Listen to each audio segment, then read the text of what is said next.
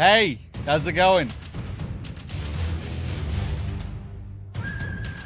Ba-da-da-da-do. How's it going? Hold on a second. I just need to change some settings and then we'll do this.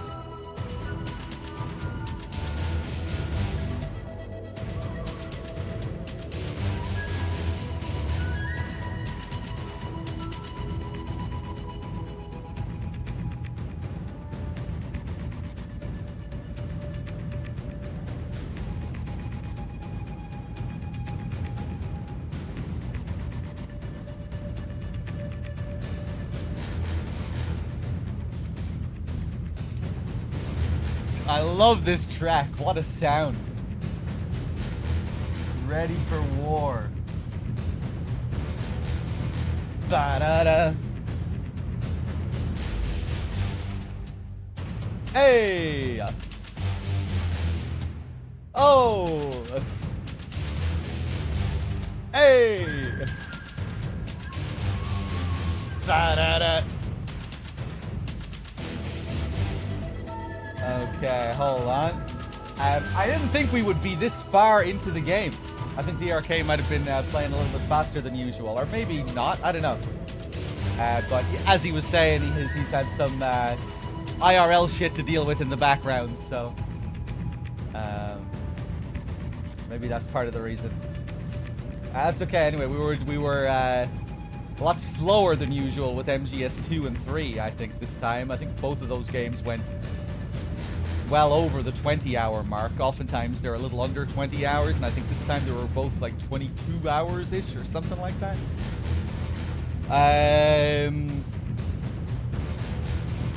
But there's still quite a bit to do after this ending as well. Of course, this game has 2 endings. Ba-da-bum.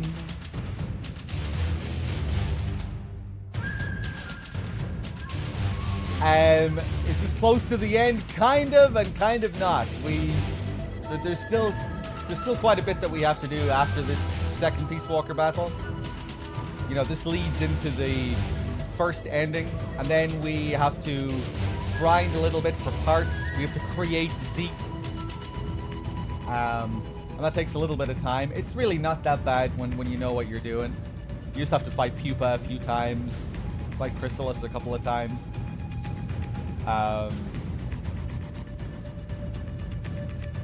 And yeah, then we have the Paz Diary, and it really depends how much extra stuff we want to do regarding tapes. I don't always do the EVA tapes because I think they're a bit of a slog. And yeah, it can just be kind of hard to naturally pace everything out if you want to do all the tapes at the end of Peace Walker. Doing all this stuff in one sitting can be tricky to pace all that out smoothly. So I might just not do some of those EVA tapes. Maybe we'll just jump into Ground Zeroes. But we'll make sure to do the Paz Diary and most of the stuff. We might just leave the EVA tapes.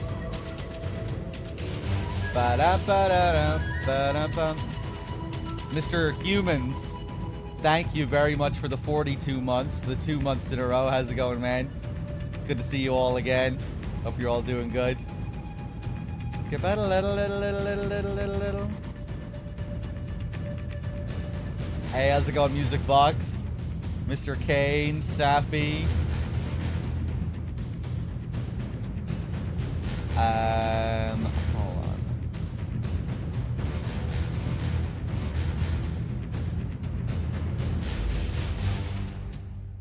Hey. Oh. Right, let's do it. Snake, don't let it launch the nuke.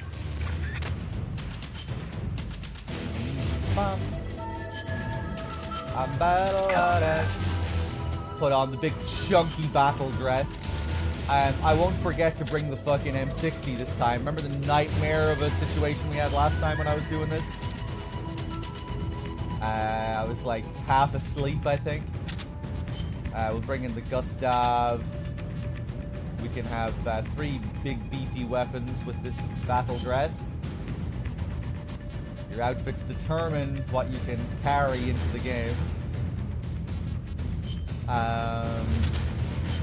Some rations. Oh, what a fucking full sound that is.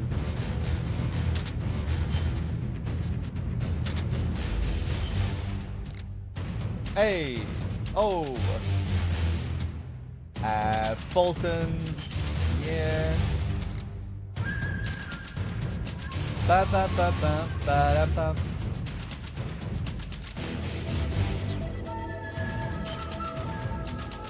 We want some chaff for the annoying bullshit. Some regular old-fashioned grenades as well, just for the hell of it.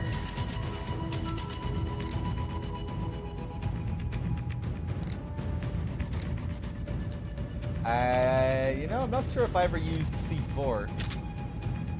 Fuck it, let's bring in some C4 too. Why not? Couldn't hurt.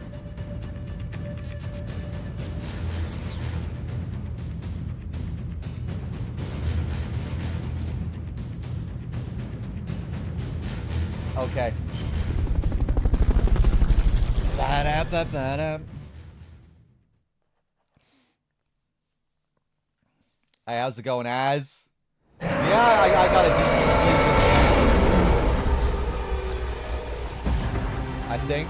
I don't know. It's always hard to know, really.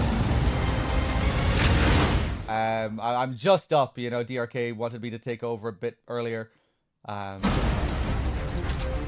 I tried to get here even earlier, but are you gonna have enough ammo? didn't pan out. Maybe you should pull back and reorganize things first.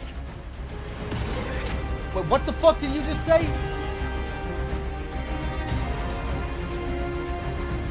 Oh yeah, I don't have my supply markers. Right, back to the mission select menu. I thought I had my supply markers.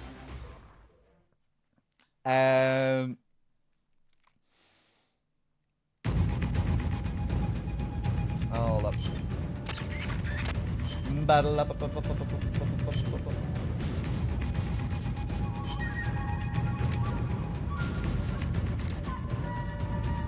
Oh man, do we only have level 1 supply markers? Ugh.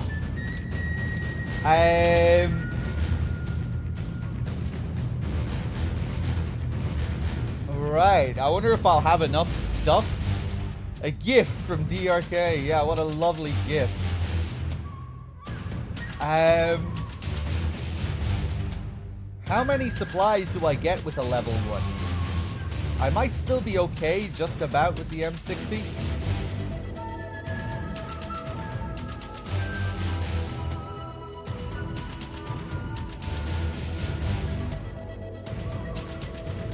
Yeah, I think I did show the launch one last time.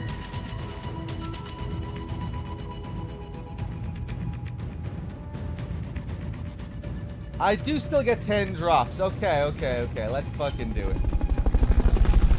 Yeah, the only difference is the speed. Right, okay. I thought it was less. We'll be okay then. We'll be cool.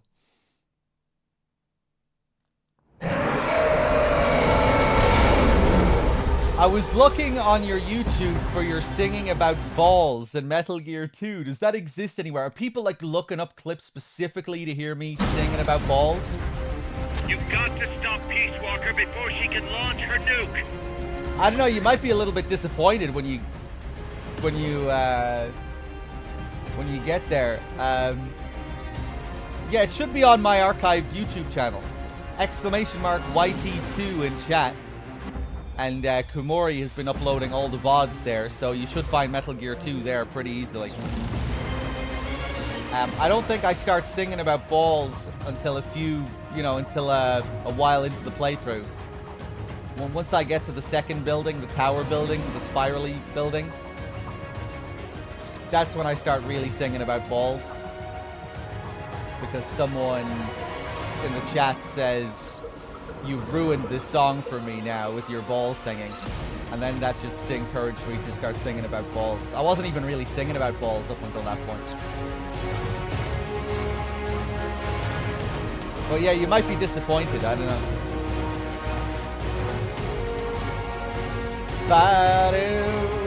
1 minute to launch. Self-defense system online.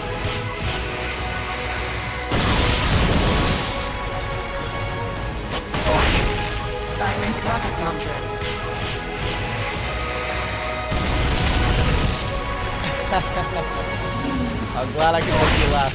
Firing rocket launcher. Yeah, but oh, are you hitting your own leg? 30 seconds to launch. We're running out of time. It's about to launch. Hurry! Switching to self-defense mode.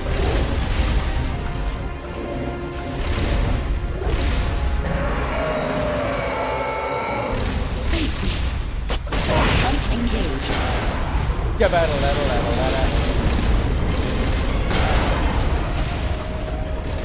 place that down for later. They've okayed your request for cardboard box. I'll be sent out shortly. Flamethrower engaged. Baiting the flamethrower and the laser is probably the idea in this fight.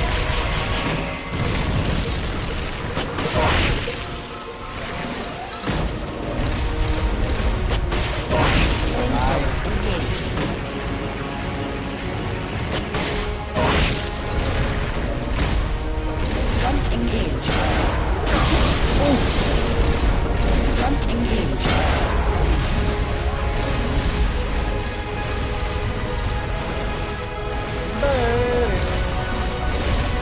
Initializing nuclear launch sequence. Launch and launch.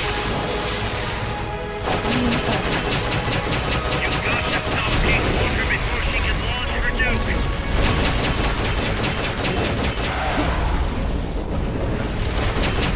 Firing rocket launcher.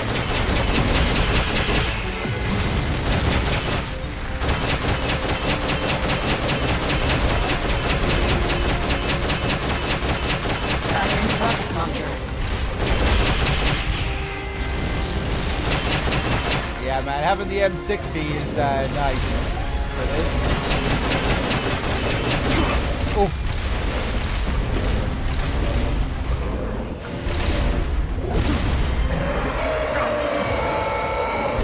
Face me. Jump Do engaged. you have enough ammo and items? Send us a support request. EM pulse. Oh, here we go.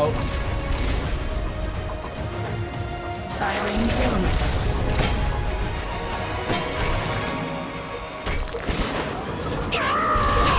Pain in the balls, this attack. No!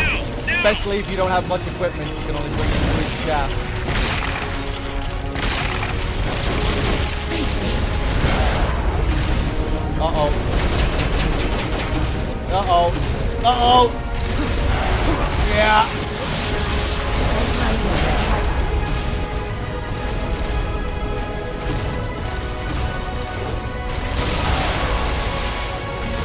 Firing drill missiles.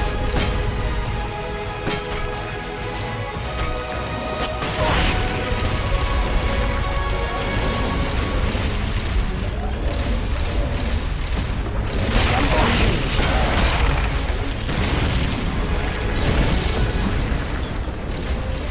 EM pulse at maximum. Oh, so annoying. Firing rocket launcher. They've okayed the request for support. They're sending The out a game is cardboard drowning box me as out. we speak. Yeah, I'm not surprised. I won't really be talking much during this fight anyway, so I'm just going to leave it as it is. The battle music for some of these fights can be, you know, once we're out of a fight like this, it'll be fine. The HD collection is just like this. It can be incredibly loud during bosses, and then it's fine outside of bosses. My volume is turned down to almost 50% on OBS now. So it's just crazy loud, the HD collection.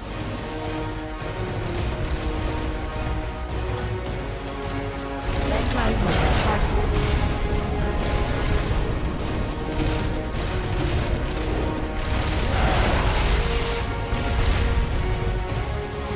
Even in the menu? Yeah, well, I guess we had an extremely bombastic menu theme as well. Hold on. Right, okay, I'll turn it down a little bit.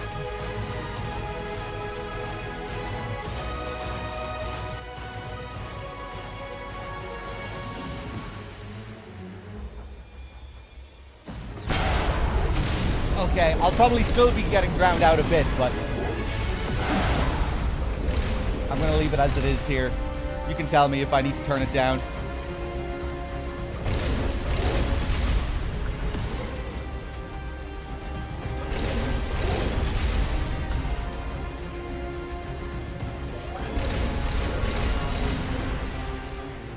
Firing drill missiles.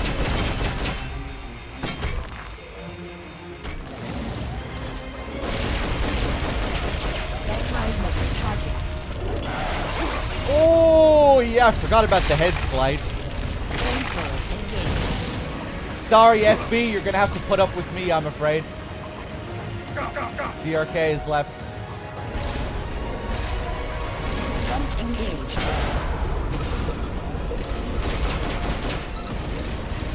EM pulse at maximum. You dirty bitch. Firing rocket launcher.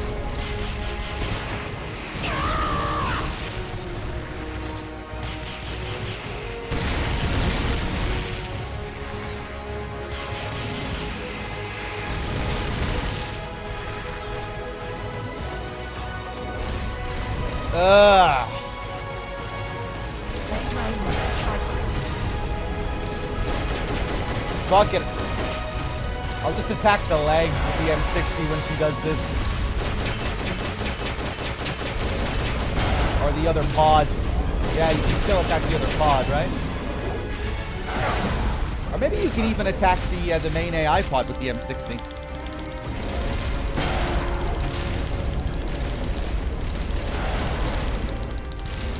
Launching S-mines. Launching S-mines. Launching S-mines. No, it has nothing to do with his solo marathon. He's just had IRL shit to deal with in the background. Launching S-mines. I mean, it was just for the last stream. Launching S-mines. Launching S-mines. Launching S-mines. Launching S-mines. Launching S-mines. He's still been doing, like, normal shifts up until this very last shift. And this last shift was still long. I'm only taking over, like, 2 hours before my normal time. Jump engaged. Freeze.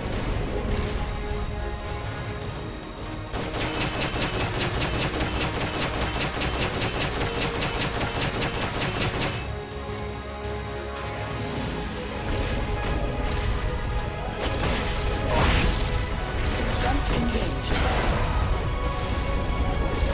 Initializing nuclear launch sequence. Oh, here we go. Launch envelope set. Oh, no. Opening missile hatch. She's going back into nuclear launch mode. Stop her thing. Firing rocket launcher. 1 minute to launch. Switching to self-defense mode. Jump engaged.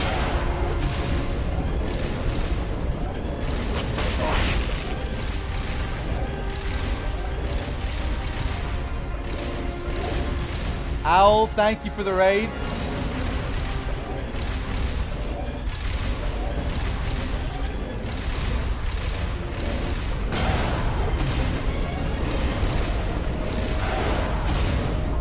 Firing drill missiles. There we go. Starting to deal some damage.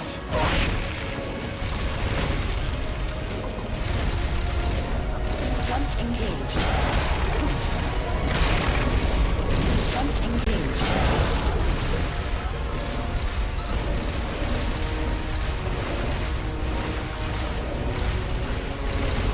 Initializing nuclear launch sequence. Launch envelope set. Switching to self-defense mode.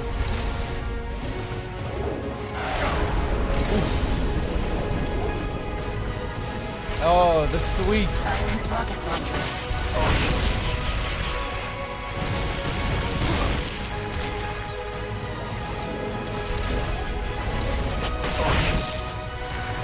Firing rocket launcher.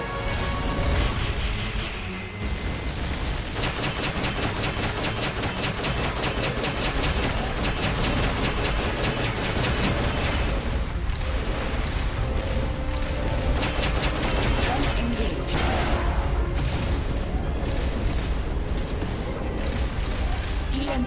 Maximum. They've okayed your request for a cardboard box. It'll be sent out shortly.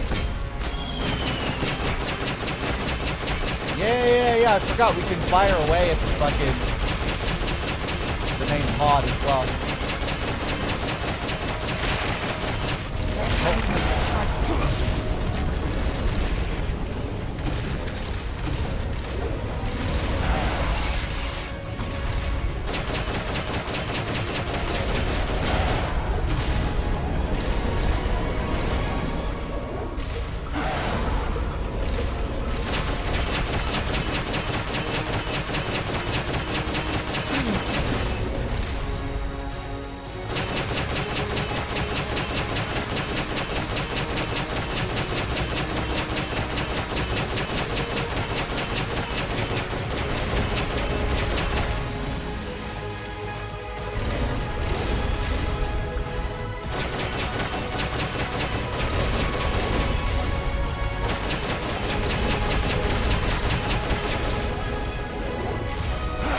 Oh fuck! Oh! Use the left stick to resist. Oh, now I'm getting lasered. I switched to claw formation to mash properly afterwards, and he stopped me in the middle of the transition. You can't stop mashing for a second, for a millisecond. Firing drill missiles. God damn it!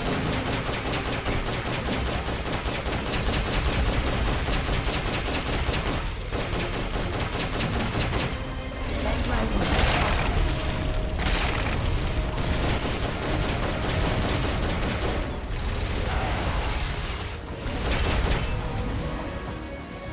Leg drive missile charging. Ooh, fuck. Firing drill missiles.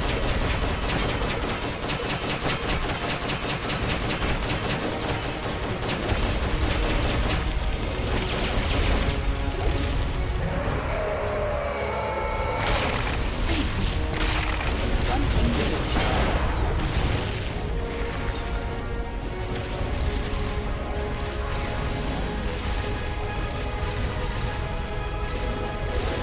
They've okayed the request for support. They're sending out a cardboard box as we speak. Front engage. Initializing nuclear launch sequence. Launch angle set. 1 minute to launch. You've got to stop Peace Walker before she can Okay, launch her nice. We're getting close.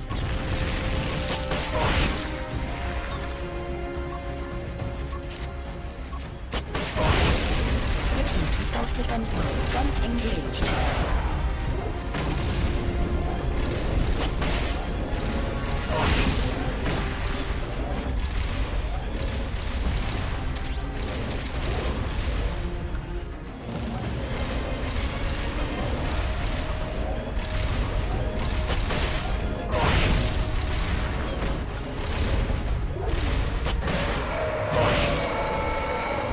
Face me. Front engaged. Initializing nuclear launch sequence. Launch angle set. One firing rocket launcher. She's going back into nuclear launch mode. Stop her, Snake.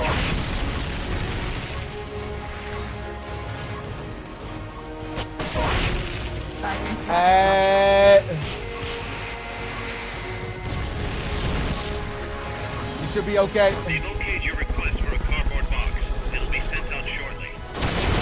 Ah, there we go. Self-defense mode. Front engaged.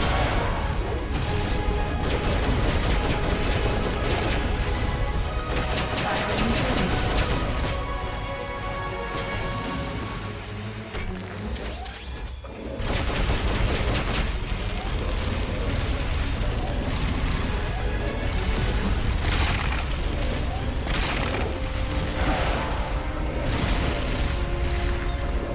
Launching S-mines.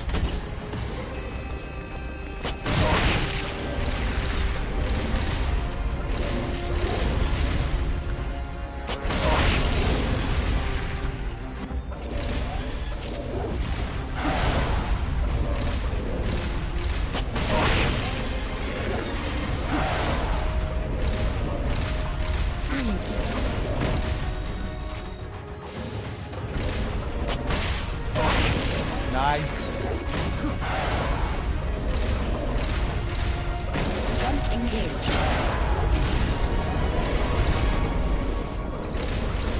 EM pulse at maximum.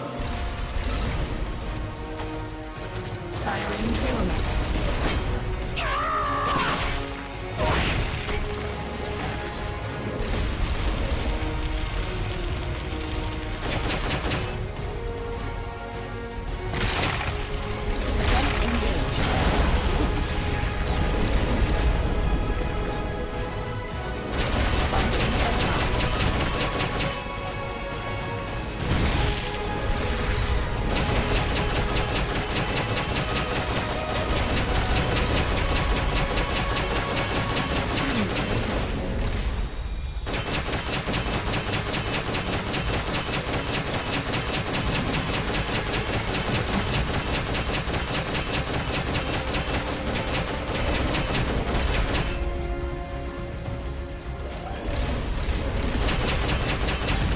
Nice. Woo, Jesus.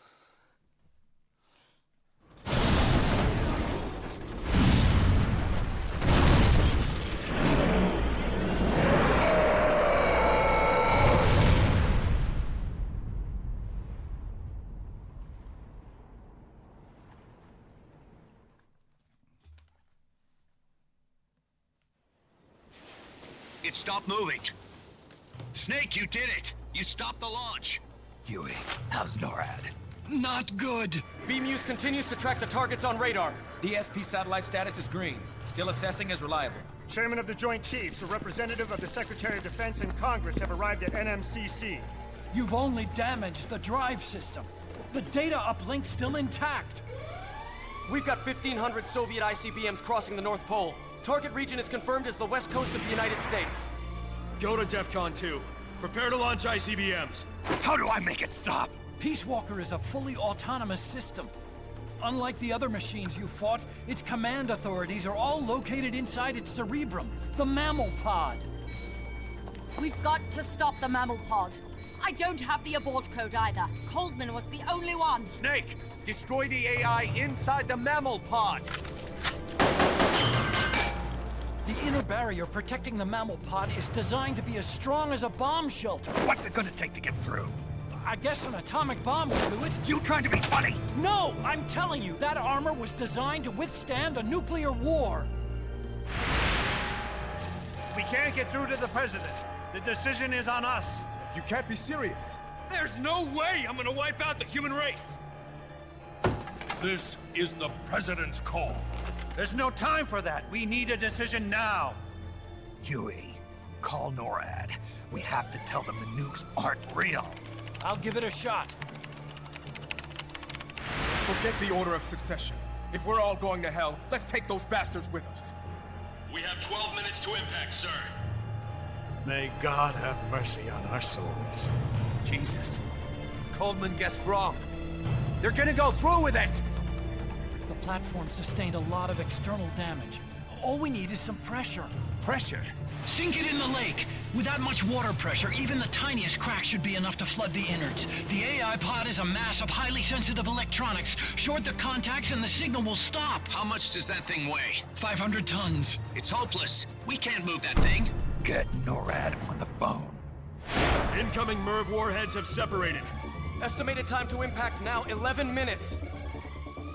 Sir, we've got a call. The President? No, sir. Then who? He, Spit it out! he claims to be Big Boss. Big Boss? Patch him through. Mr. Chairman, I'll get straight to the point. Cancel the retaliatory strike now. What? The radar blips you're seeing are all fakes. No one's launched any nukes. How do you know?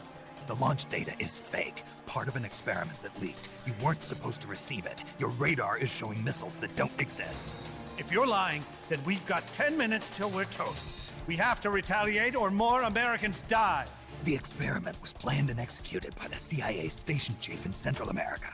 Then put him on! He's dead. I can give you his name, though. We need more than the authentication code you gave the switchboard. We need proof you're actually Big Boss. Do you have any? All right. If You know the name Big Boss, and maybe you were there at the ceremony when I received the title from President Johnson. Indeed I was. We don't have time for this bullshit! Hold it! Let's hear him out. You were saying? At the ceremony, the DCI tried to shake my hand. I refused. What happened in that room is classified, top secret. Only a handful of people would know. He's making it up! Don't listen to it! Wait! Why did you refuse to shake his hand? Because I knew where my loyalty belonged. Everybody, listen to me. Those Soviet missiles are fakes. What? You're actually going to believe him? He's right. This is some sort of commie trick. No, it's the real Big Boss. Trust me. How can you know for sure?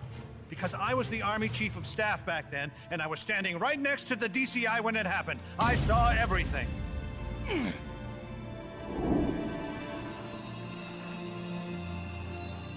You saved us all, Big Boss. We'll stand down the alert. Thank you. When we meet again, I hope you'll shake my hand. Oh! What are you doing? Sorry, Chairman, but we are not standing down. Damn it! Those worthless sacks of... Wait. Jack. Jack. Oh, it's opening. She's calling to you. Destroy the mammal pod and the data will stop flowing. Please, stop her. Here we go.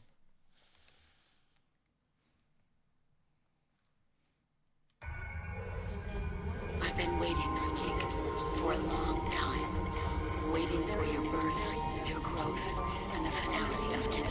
Boss. I didn't raise you and shape you into the man you are today, just so we could face each other in battle. A soldier's skills aren't meant to be used to hurt friends. So then, what is an enemy? Is there such thing as an absolute timeless enemy? There is no such thing, and never has been. And the reason is that our enemies are human beings like us. They can only be our enemies in relative terms. The world must be made whole again. The philosophers must be reunited. I will devote my skills to that purpose.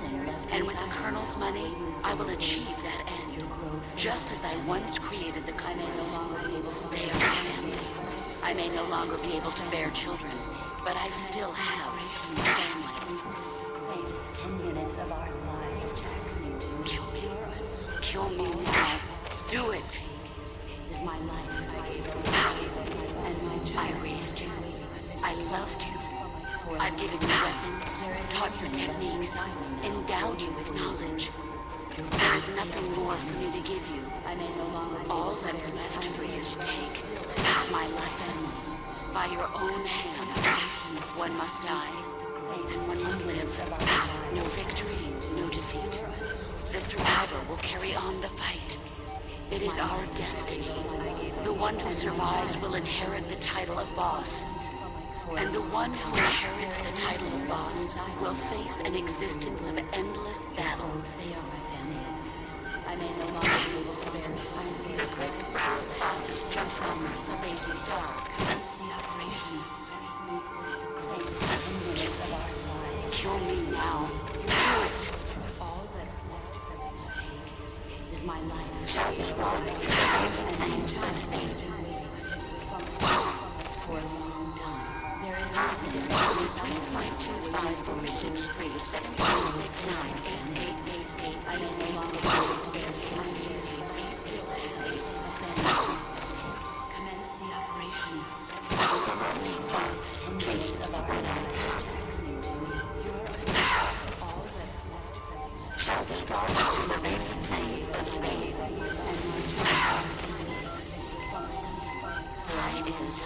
There is about 3. Your growth, they are my family. I may no longer be able to bear children, but I still have a family. Coronation of the Uchikuri Wakabashi, Takiyama, Replacing the Lord, Suzuki Gataki, Tada, Yurano, Ichinutori, Unino, Yamashita, Sasabe, Kofudai, Tokimanai, Yakin Uchi.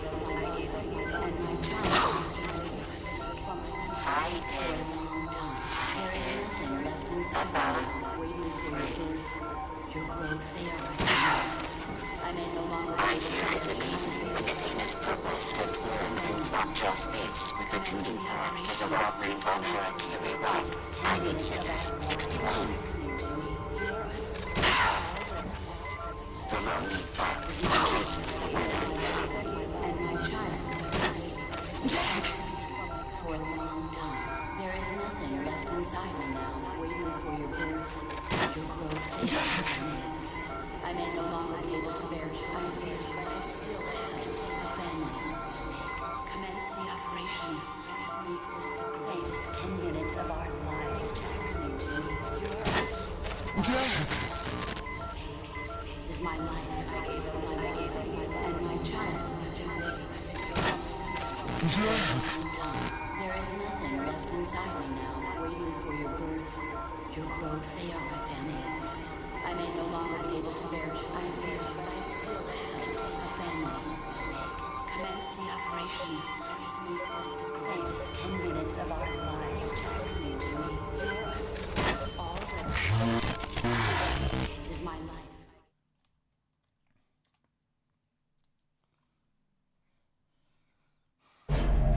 Valid data regions. 0. Exit all done. It stopped.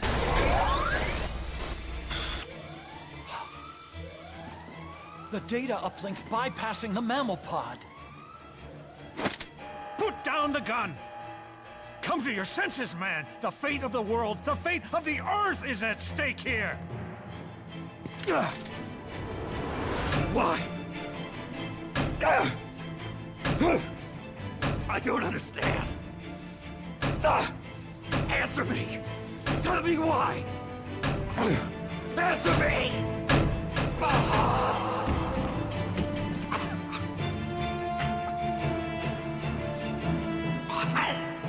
6 minutes remaining. Wait. Authority rests with me now. I'm ordering a retaliation. No, don't! It's the end of us all! Who gives a damn? I'm not gonna sit here and die like a dog! If the Russians are gonna kill my family, destroy my country, I'm taking them with me! You've seen now, Chairman. Deterrence is just a fool's dream. Why? Why won't it stop? Sometimes the body continues to live even after the brain is damaged. The boss AI isn't doing this. I think it's something rather more primitive. Reptile has taken up Mammal's dying wish. No. Stop it. Don't just sit there. Stop it!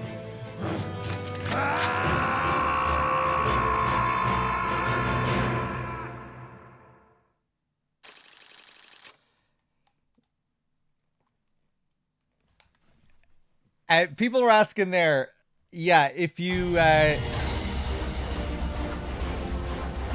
just spam out all the memory boards and you do it as fast as possible, you'll miss some of the dialogue there. It's very easy to miss some of the lines that the boss AI says, so that's why I take it slow. And for dramatic effect, of course, waiting until the last fucking second to take out the last board.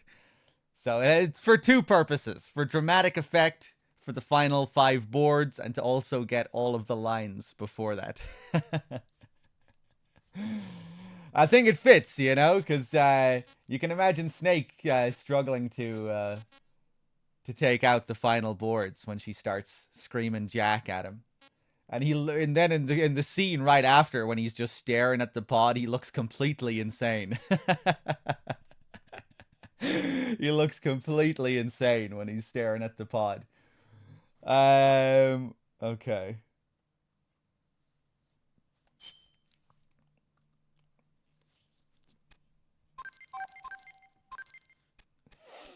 Metal Gear Zeke parts obtained.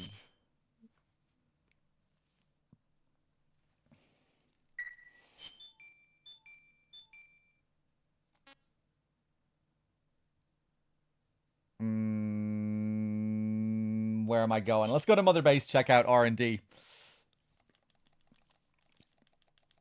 And then we'll jump into this final fight. Quote unquote final fight. Yeah, we got our Zeke parts. Yeah, fuck it. We can look at that later.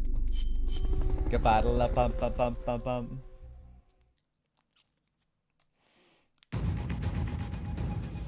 You won't get to hear the Scissor 61 line. Yeah, and at the very beginning when she's actually speaking normally, you won't get to hear all of that either if you go fast. She'll break too soon. So you'll miss stuff at the end and you'll miss stuff at the start.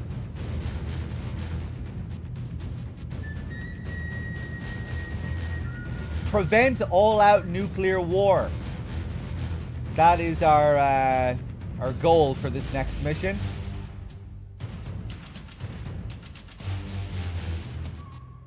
Pretty handy. We can sort this out. Snake, you have to stop that data from being sent. Ba-da-ba-ba-ba-ba-ba.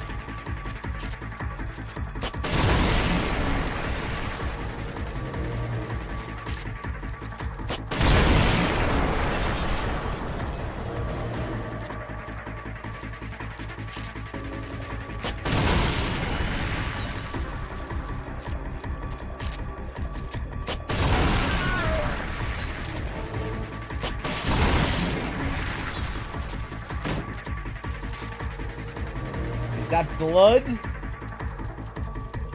I really like the this oil that seeps out of it. This bloody looking oil.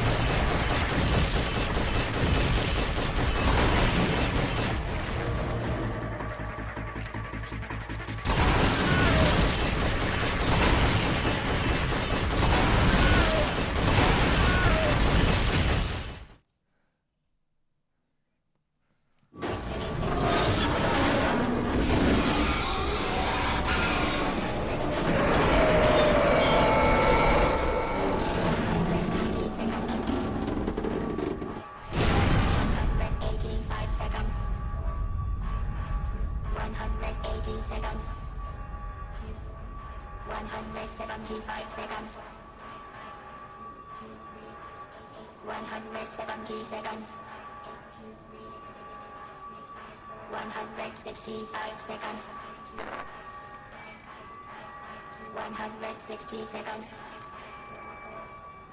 155 seconds. 150 seconds. 105 seconds.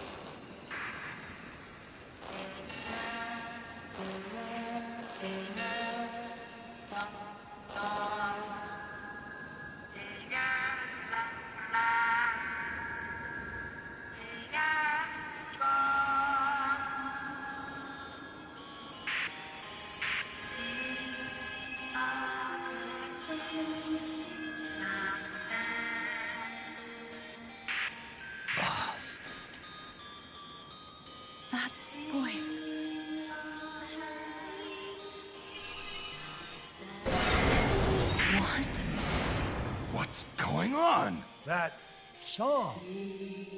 Boss, is that you? How in the...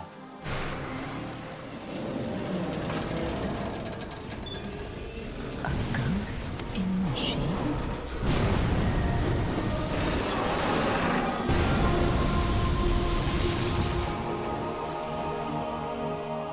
She's drowning herself to stop the transmission. Look!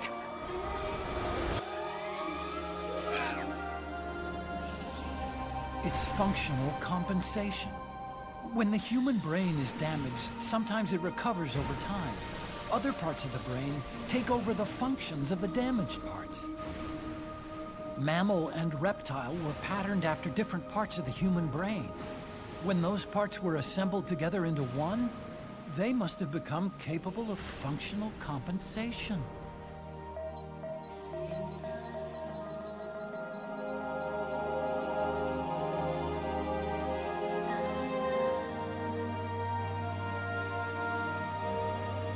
Her memories remained with her. Is this her answer? The song. It's clearly not thinking rationally. It's not using its head. It's using its heart. This is the fate she chose for herself.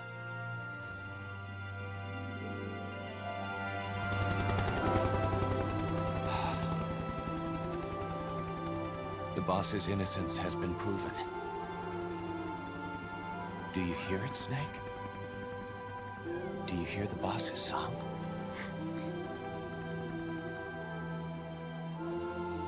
You saw it, didn't you? When you went to space, that there's beauty outside of battle.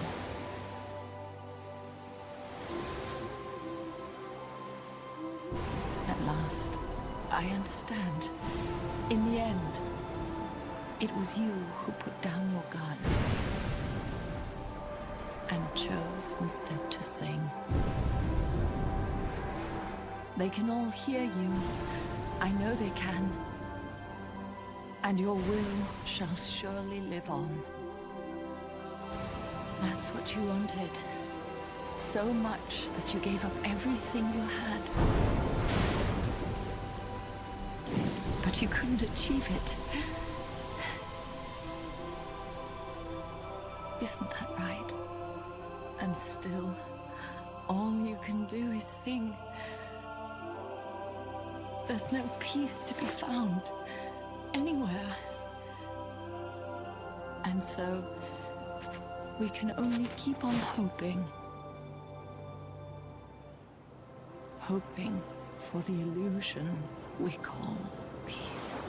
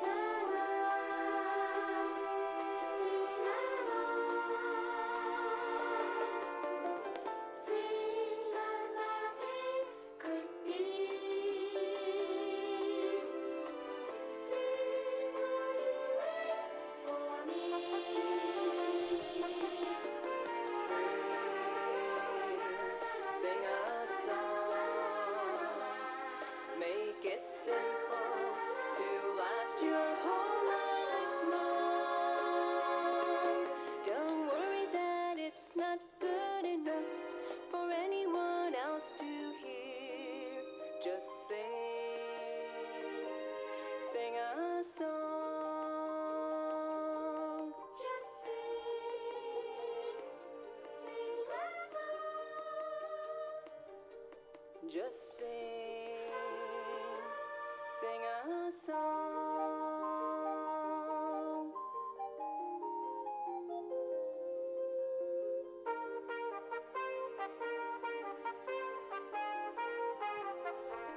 I love that trumpet. Thanks for watching, everyone. More Peace Walker up next after the credits. It's not over yet.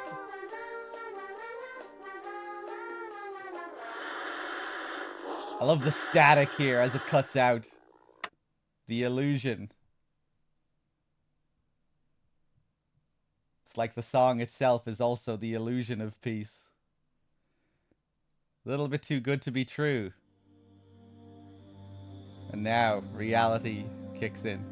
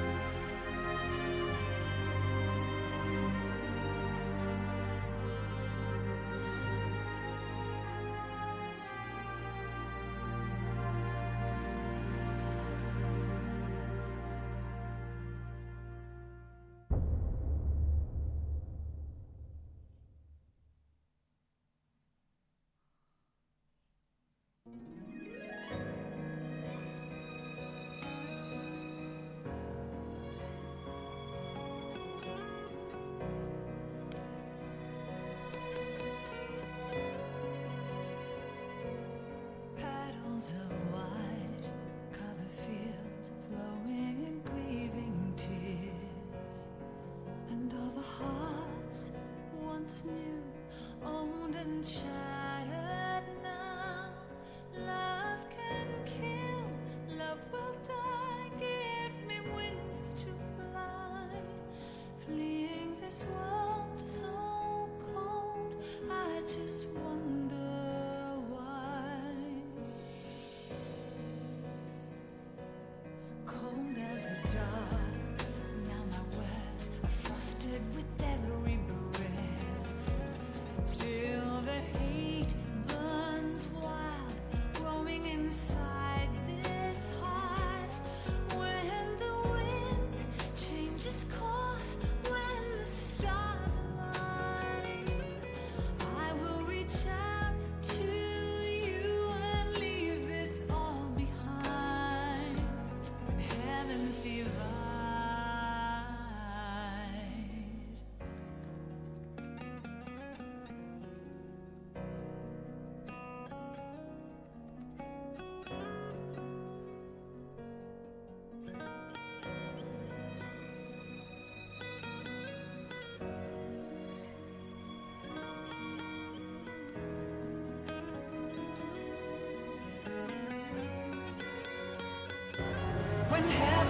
divide, I will see the choices within my hands.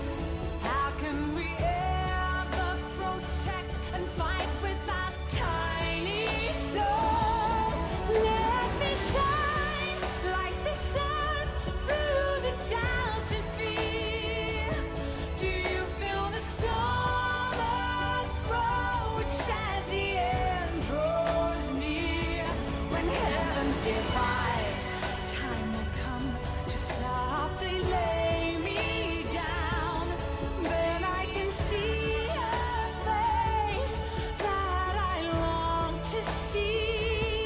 And for you, only you, I would give anything, leaving a trace for love to find a way. When heavens divide.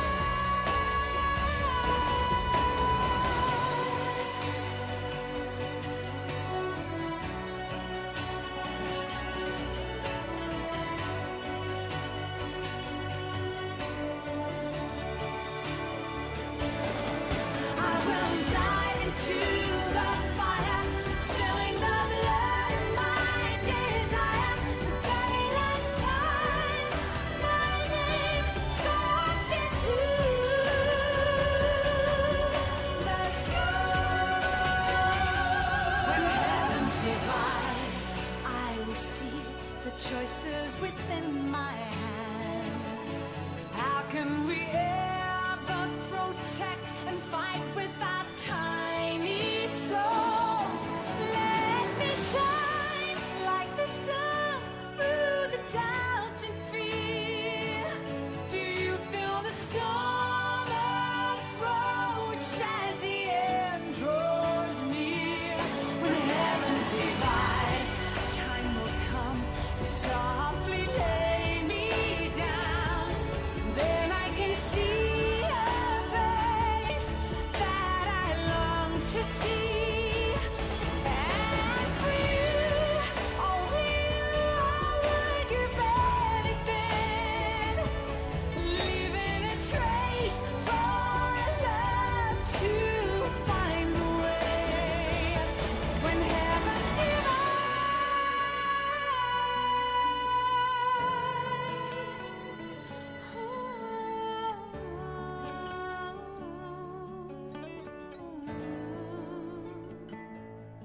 And for you, only you, I would give anything, leaving a trace for love to find a way. When heavens divide.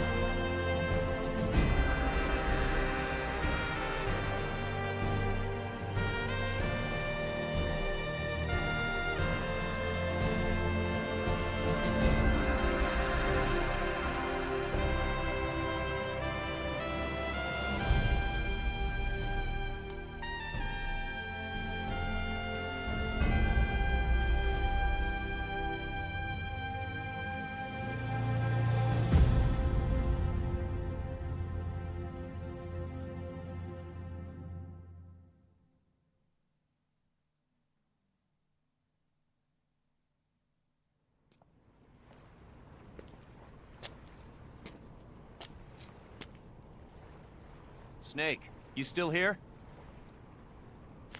Come on. Let's go back. I'm not going back. Huh? I'm done. Snake, you don't mean... I'm done looking for the truth. What are you saying, Snake? I was wrong. Come on, boss. Everybody's waiting for you. She betrayed me, Kaz. She what? In the end, she put down her gun. And when she did, she rejected her entire life up to that point, including me. What do you mean? In giving up her life, she abandoned everything she was as a soldier. And you consider that betrayal? I won't make the same choice as her. My future is going to be different. Then? Yeah, that's right. From now on, call me Big Boss.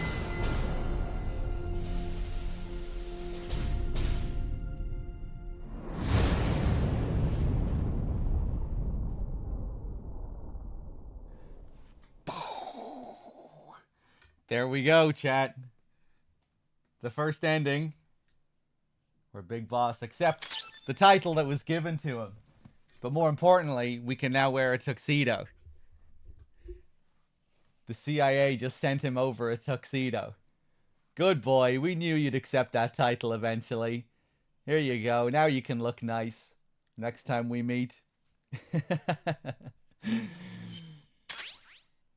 There we go.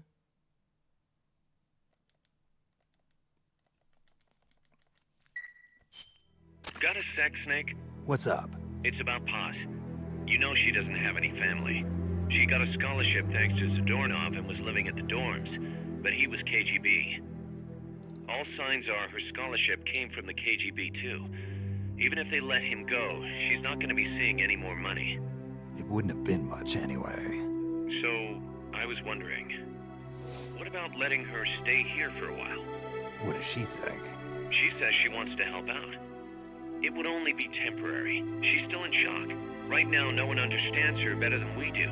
Okay, but Kaz, don't take your eyes off her. What do you mean? It won't be easy getting used to this kind of life. I know, Snake. I'm not trying to turn her into one of us. You should talk to her yourself later. Okay. And, Dr. Strangelove wants to come too. Strangelove? Well, she's out of a job now, and she'd have a problem returning to England. You can talk to her about it. Anyway, you don't need me to tell you how good she'd be for R&D.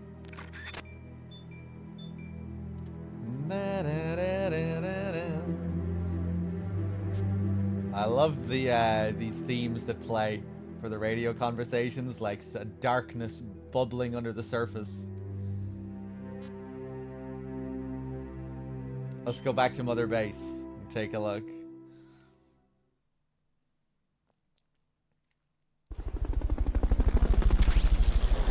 Paz Ortega Andrade has joined. Strangelove has joined. Vladimir Alexandrovich Zadornov being reasoned with in the brig due to intense hostility.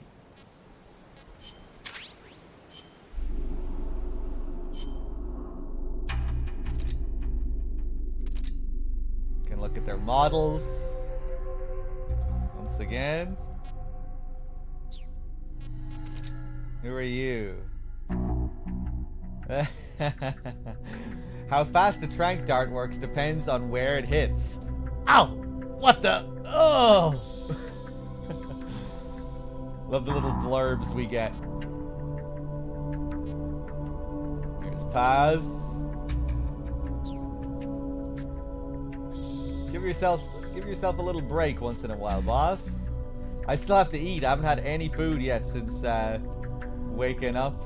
I think I'll wait until the Paz diary and then I'll get some food. Alright, let's auto assign.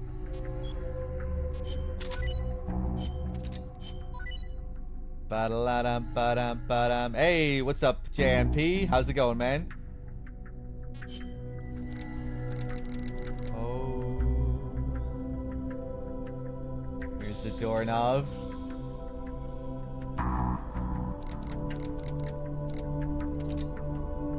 Intel being his best stat. Makes sense.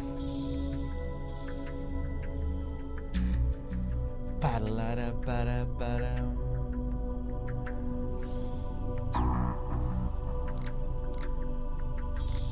Finally bit the bullet and bought a PC. Nice one, JMP.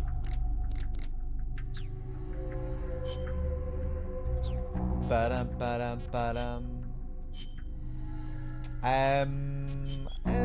don't think I really need any of this shit, but can develop it anyway. Not sure if DRK looked at these magazines earlier. A weekly pulp magazine filled to the brim with outlandish and absurd sci-fi horror stories. Roughly half of the stories are about men fighting Martians and are written by amateurs, not to be taken too seriously. Lurid and sexually suggestive themes are a given.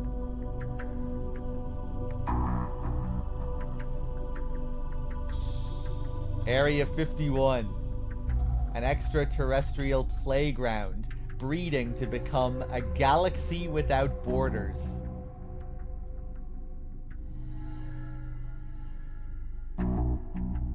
Kept you waiting, speaking in the dark, because people refuse to see. UMA sighted.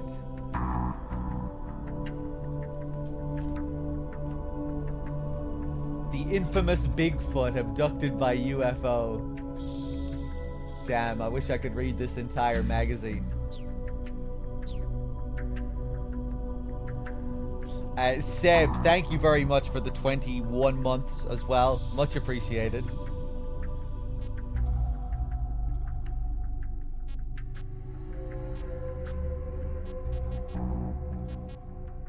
Ba-da-da-dum, ba-da-ba-dum.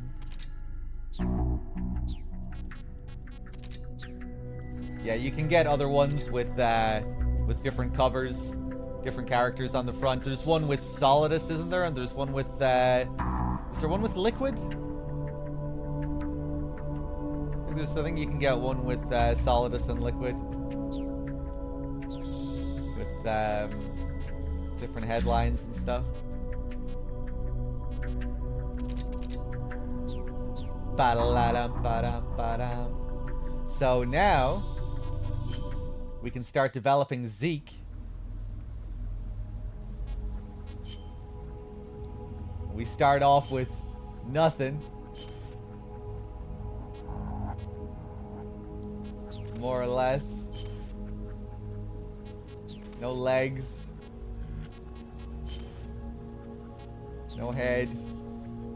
But we'll get there. We'll grind some parts. We'll do some pupa fights, some chrysalis fights. Do chrysalis to get ourselves a railgun. Yeah, Liquid, Solidus, and Solid. It's been a while since I've seen the covers for the other ones. They are Famitsu, Dengeki, PlayStation, and Shonen Jump in the Japanese version. Ah, they're actually real magazines in the Japanese version.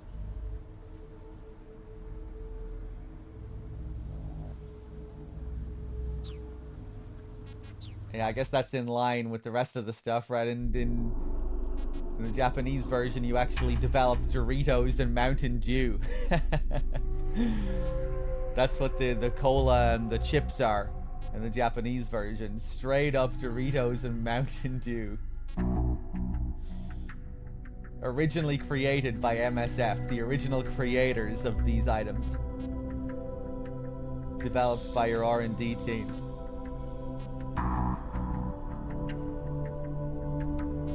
That's Kaz's doing, of course, you know, our resident capitalist.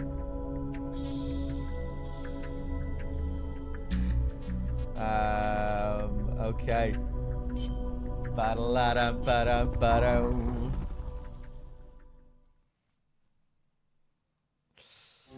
There's also Pepsi Nex and Bon Curry, right?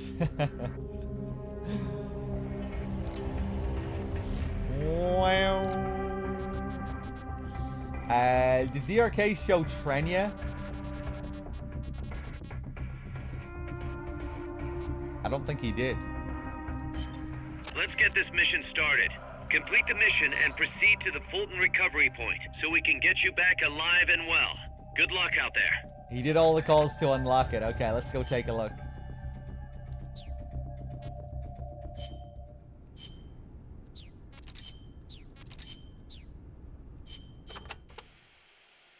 Sabotaging enemy bases is another principle of guerrilla warfare. You will need explosives for that. And naturally, once they detonate, the enemy will know you're there. So you need to make sure you have enough time to get to safety before they go off. Best to plan your escape route before you go and plant the explosives. Okay. Stealth.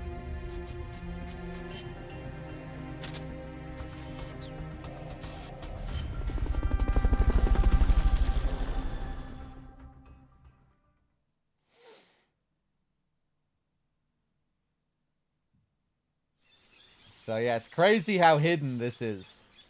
Tucked Stay out of away. the enemy sight as you recover those supplies, and don't get lost. Tucked away in just a random ass side op. Who would have thought Extra Op 29 would have something like this? That's probably another little hint as well for you to go off the beaten track. Don't get lost. Kind of a weird thing to say.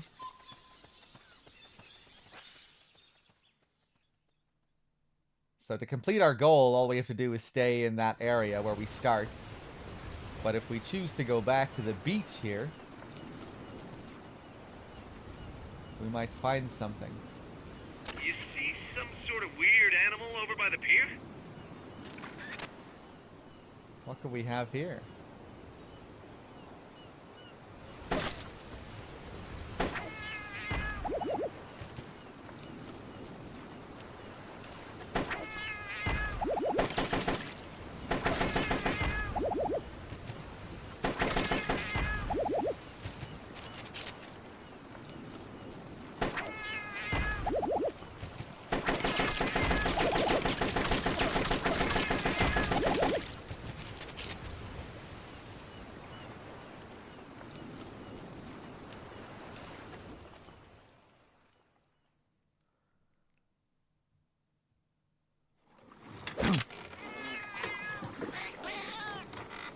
Talking cat.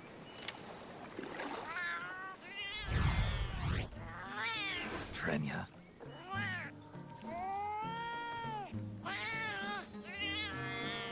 Creatures, even rarer than a talking cat.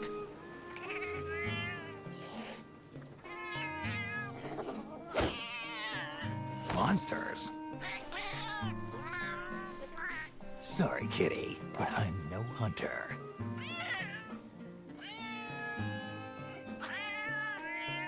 Not exactly ordinary yourself.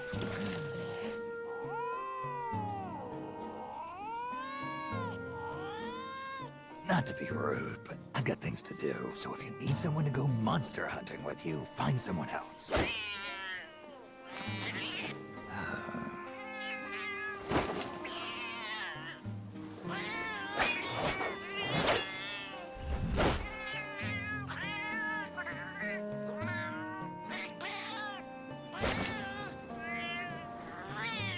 Sounds perfect.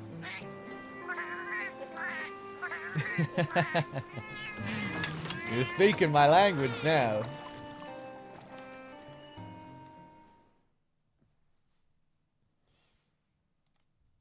So look at this madness. Now that we've encountered Trenya, we can travel to this island, Isla del Monstruo, which Chico heard tales of earlier in the game, and he was talking to us about it. He was also talking to us about this cat. So let's see if we can ask him about it now.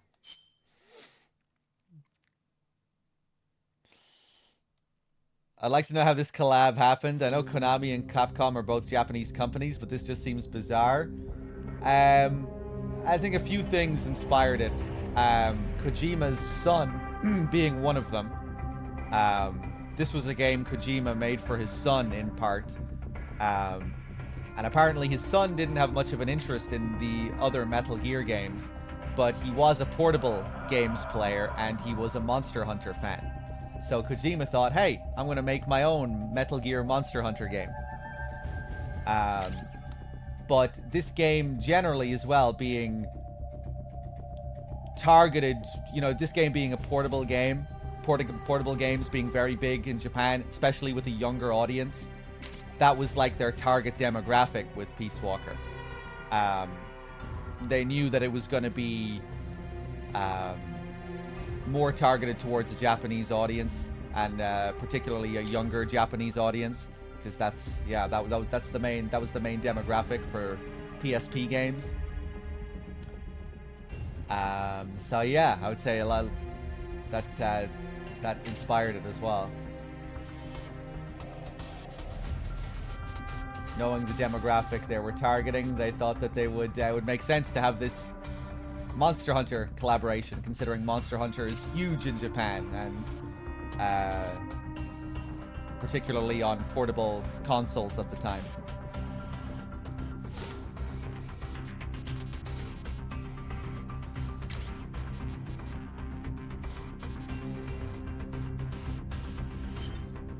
This is a high-risk mission. You'll be facing some powerful opposition, but it's nothing you can't handle. Believe in yourself. All Monster Hunter games have collabs with other IPs in their games too. Yeah, so now once we meet Trenya, we unlock this mission in our extra ops list. We get a little Capcom trademark at the bottom. Mission location, Isla del Monstruo, hunt the Rathalos. And there are several of these that you can unlock. I'm just going to show this first one. But, yeah, they're really tough missions. They get harder and harder. There's like a dinosaur Rex that you can fight that looks kind of like Metal Gear Rex with a big blockhead. The big blocky Metal Gear Rex kind of head on it. And, just like in Monster Hunter style, you can cut off its limbs and develop new weapons. It's surprisingly fleshed out.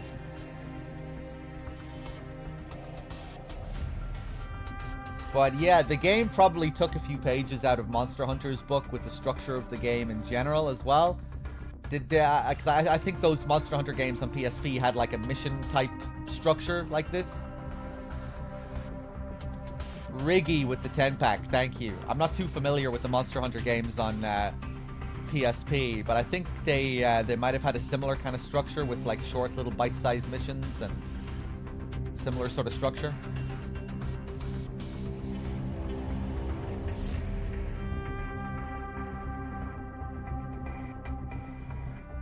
They had concept art for a Monster Hunter Ray too, yeah, but they didn't end up using it.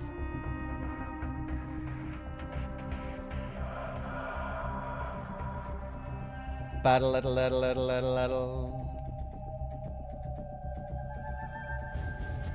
Not short, but missions, yes. Kefka, you really need to start putting fucking spaces after your commas, man. Why do you do this? Driving me crazy. Combat. Come on, man. That's just sheer laziness. Start putting spaces after your commas.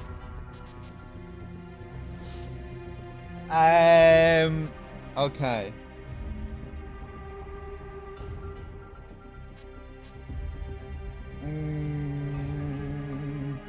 Let's go fight Rathalos. Actually, first let's speak to Chico. Chico, I met that talking cat. The legendary Trenya? Really? Trenya, yeah, that's what it called itself. Is it famous? In certain circles, yeah. I'm still having trouble believing it. In certain circles. I never thought I'd be talking to an animal one day. What a world. Amazing you could understand his language. Picking up the local lingo is one of the basics of intelligence work. That's what makes you the boss. Hey, say something in Trenya's language, will you? Meow. Meow. Meow, meow, meow. Wow. I have no idea what you're saying. Of course you wouldn't. So what did Trenya say? It said it would take me to that island you talked about. Really? Oh, take me too, boss, please. I know you must be excited, but we don't know what's out there. Could be dangerous. I'll scout it out first. No fair. Come on, Chico. This isn't as cut and dry as you think. You can come next time, depending on what I find. I'll take some photos if I get the chance. Sorry, kid, but that's life.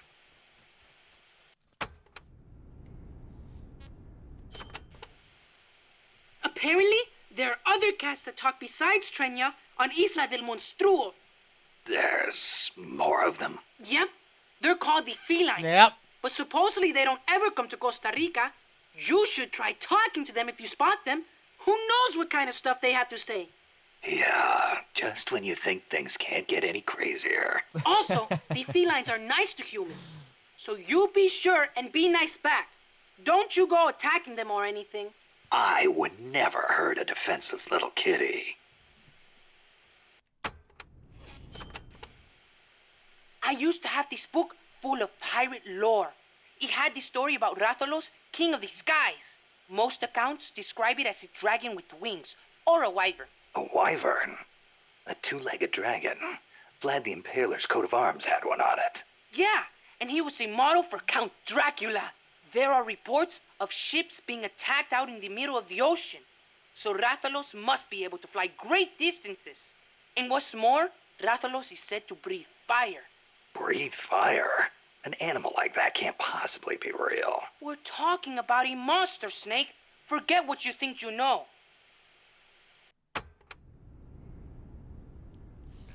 Okay, let's do it. Ho. Yeah, we want to make sure we have some rations.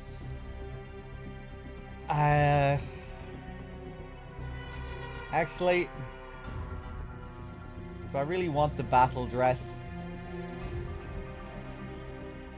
go on, fuck it.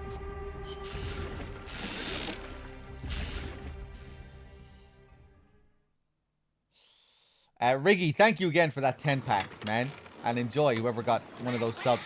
It's about time. Let's go, Trenya.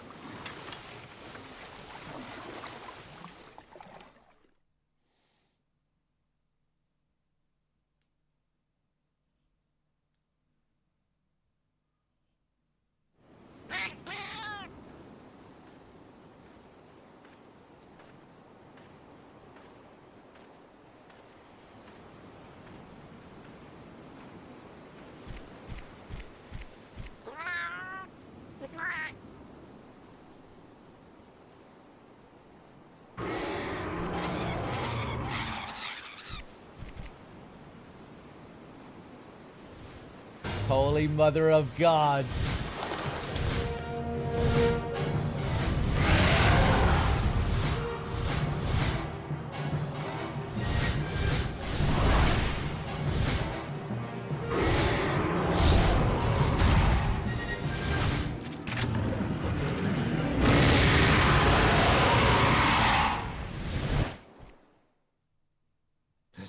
Holy Mother of Kajimballs.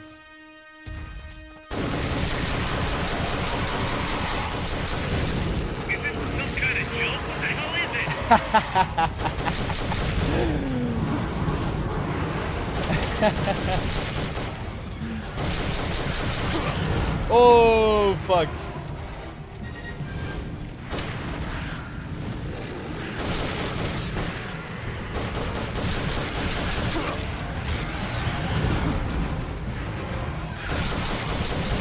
These little shits. Oh, fuck off, Rathalos.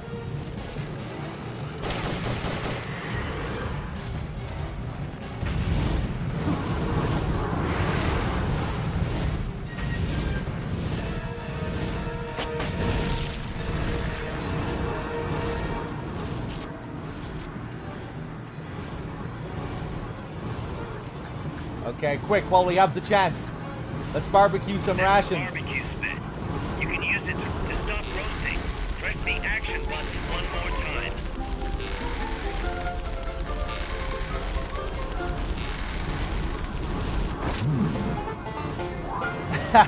Hey, that looks delicious. You gotta be careful, because you can't overcook them.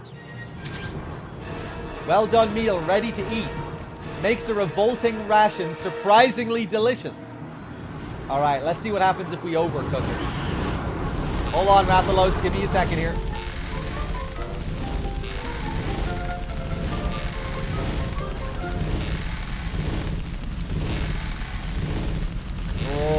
looking good. Hey, your food, it's burning.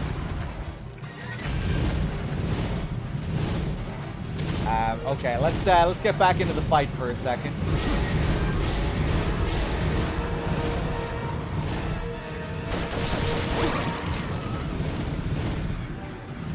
I played a bit of Monster Hunter World, but you really need to sink a lot of time into those games to really get into them. And I just couldn't commit, you know?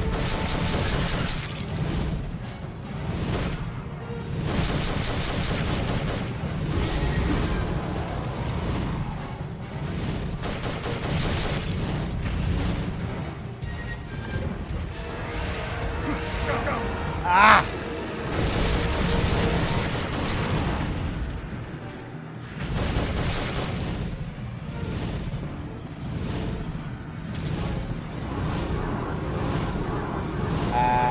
Let's see if we can get some more supply markers. I'm not gonna go for the tail, I'm just gonna take him down normally. Sent out shortly.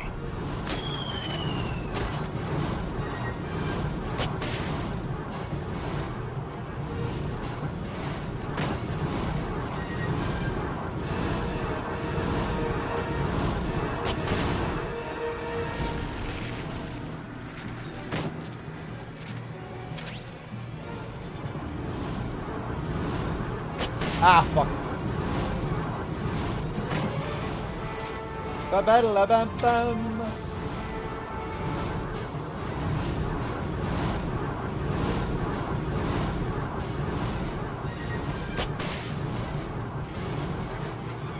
There we go.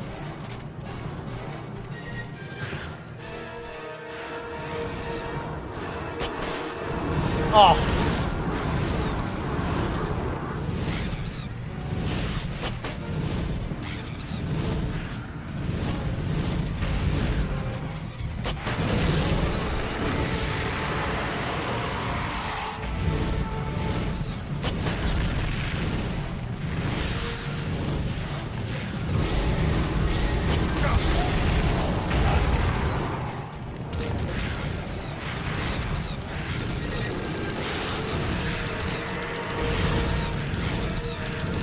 No, God.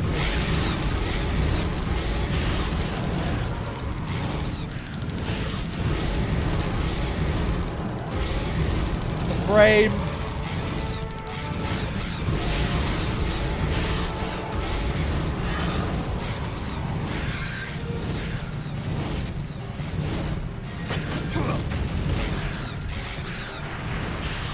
Oh!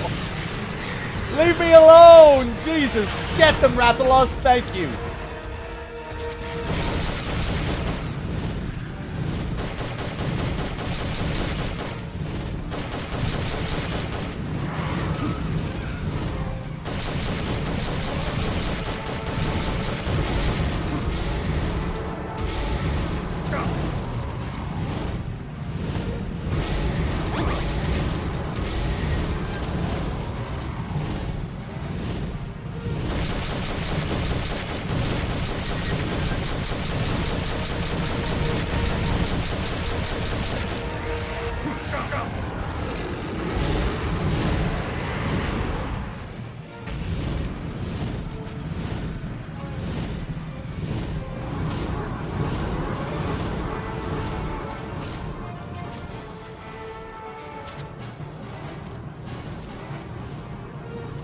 They've okayed the request for support.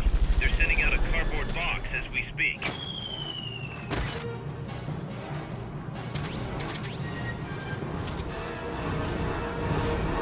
Okay, you bastard. Let's try and deal some decent damage.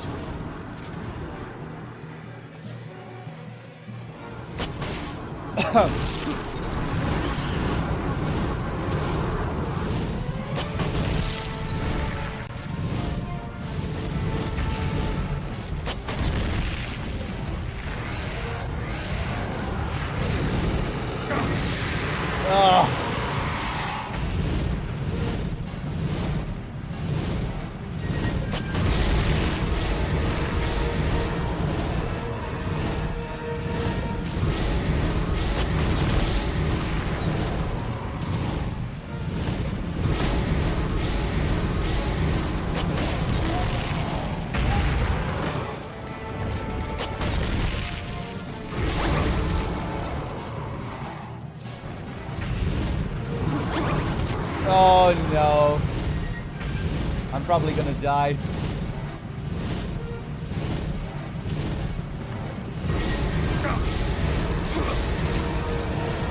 Do we get less ammo from these level 1 supply drops? I think we do, don't we?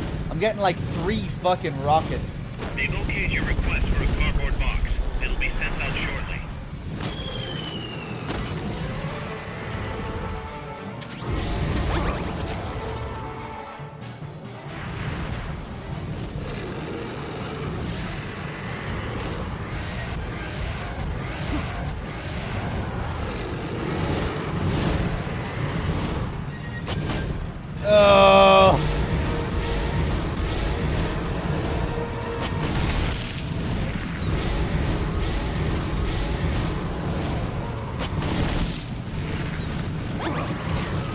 Oh, please. This is painful.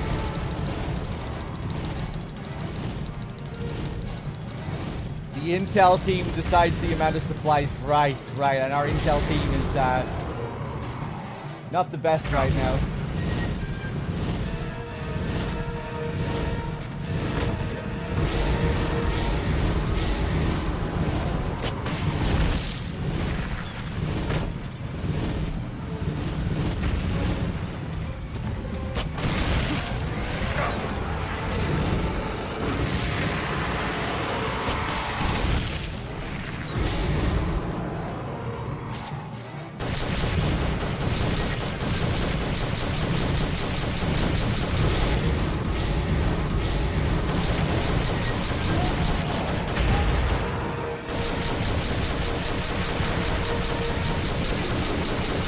Fuck it, I'm just gonna go all out with the M60. It might be the best idea.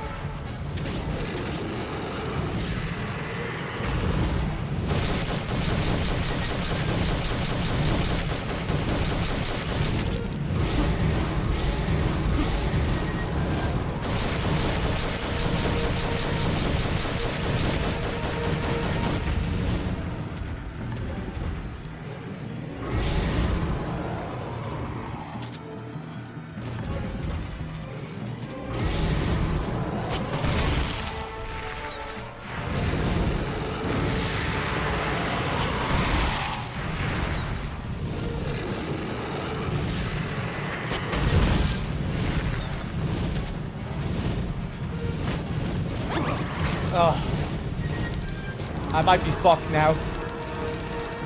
I didn't equip my ration.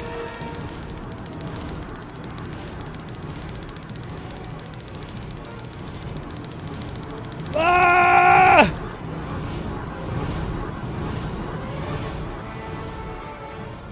Oh, I still have my well done ration here. I thought I got another one with my last supply drop. I guess not.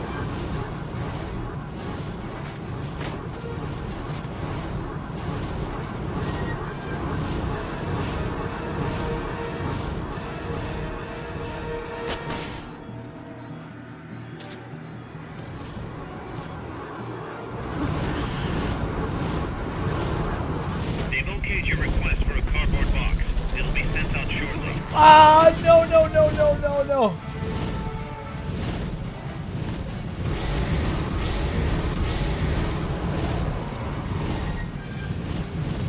Yeah, what?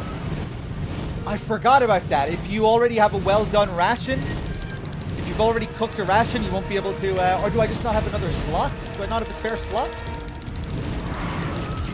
Oh, God. Ah! Oh, what a nightmare. Oh, I'm dead. Fuck off.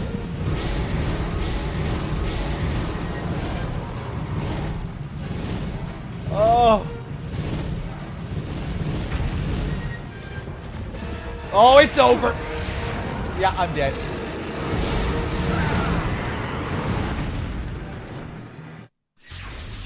Snake, get up, please. Okay, well, there's no way I'm doing that again.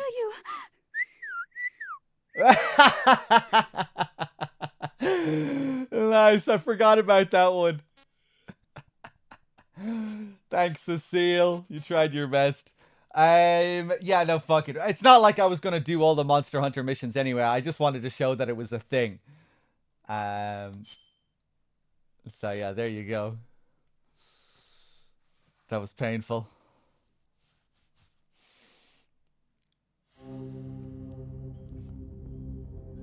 Yeah, it was pretty rough with those level 1 supply markers and a shitty intel team getting 3 fucking rockets every time.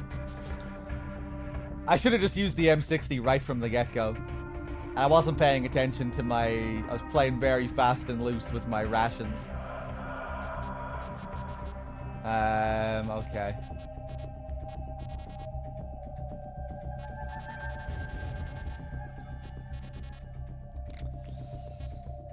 Right. Let's grind some parts for Zeke. I guess I also still need to eat some food. I haven't had anything to eat since waking up.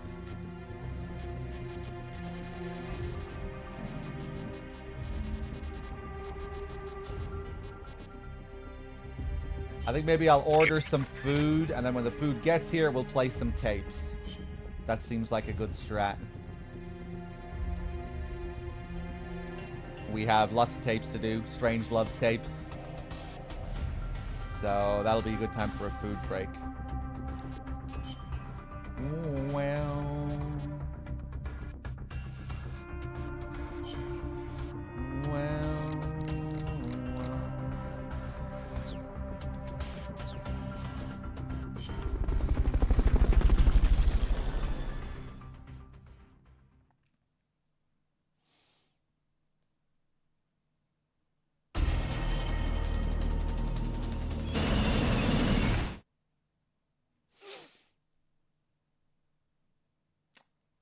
should I turn down the volume a bit more, chat? Am I still getting drowned out in these fights? I guess if there are a lot of these fights, I should turn down the volume a bit.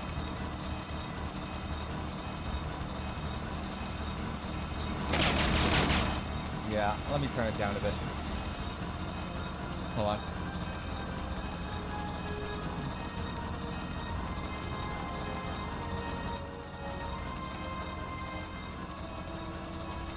Jesus Christ. Crazy how loud the HD collection is. I have to turn it all the way down on OBS. I always underestimate it. No, I'm not touching my mic. I'll turn down the game. That's an AI weapon. The Pupa. It's fast, so be careful.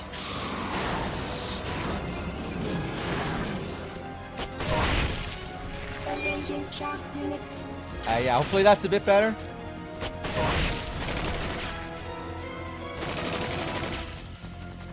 Line flat to avoid getting hit when it charges. Oh god!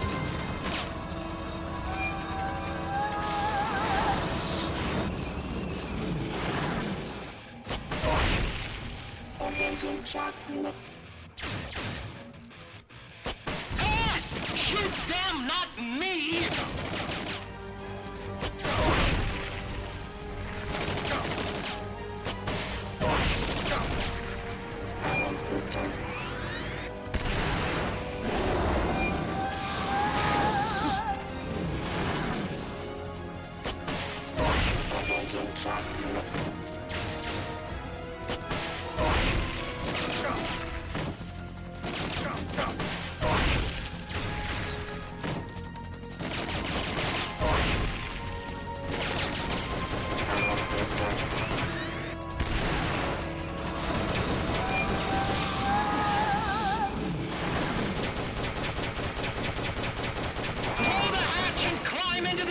Blow the hatch and climb into the AI pod!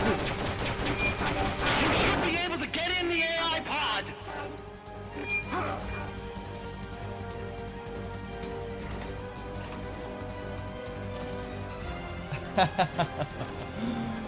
So yeah, we just have to do this a few times to get parts. We'll have to do Chrysalis a couple of times as well to get a railgun, and then we'll have Zeke up and ready. Pull out all the AI's memory boards before the pod's ejected. The black memory boards are locked. Go after the boards with icons over them.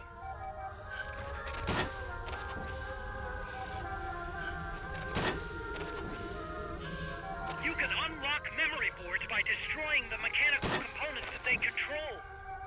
Any boards you remove can be used to build our own AI weapon. Memory boards have different functions according to the icons displayed over them. Go ahead and take whichever ones you want. Okay, this is the worst part of this. We have to now wait for the timer to run down. Really wish you could just skip this. Wish you could just fast forward it. You notice there, I got a little QTE there to get an extra memory board. That's for some secret tapes.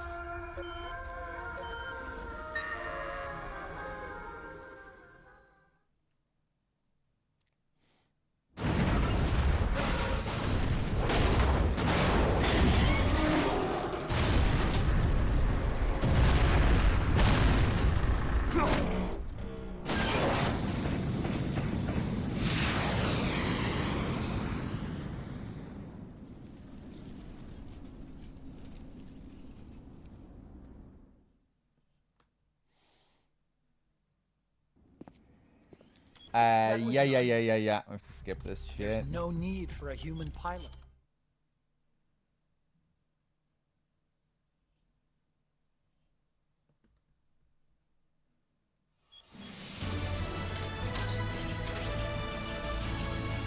Bum, ba, ba, ba, bum. Snake, the doctor's safe here with us. Huey, how are you feeling?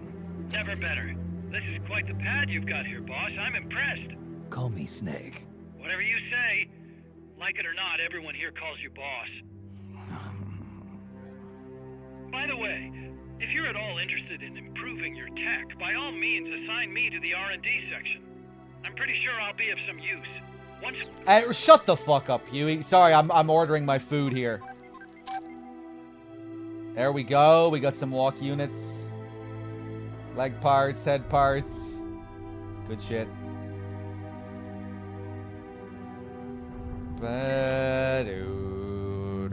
Snake, we fitted Zeke with its own AI pod. We were having trouble adjusting the AI, but that... Shut the fuck up. Oh, wait, shit! Actually, was that a new one? Oh, I think that was a new one. That was a fucking new one. So I thought it was another post-mission tape from the original mission. It's confusing, man. Don't mix in the new ones with the old ones. Ah, fuck. Well, you kind of got the gist of it. Let's just go back and check in.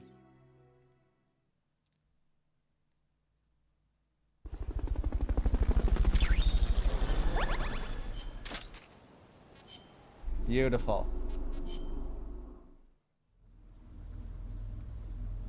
There we go. Now it's looking like something. We got some legs.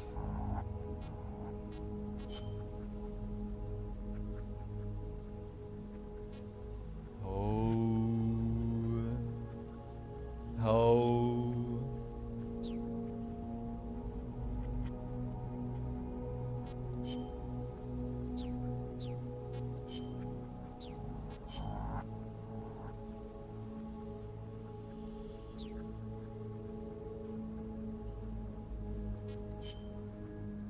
Cool.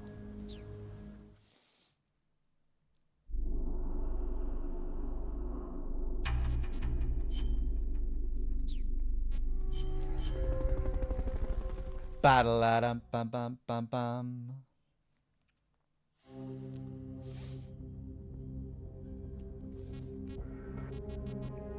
There are some important calls later that I definitely don't want to skip. Well, one in particular. But that one's okay.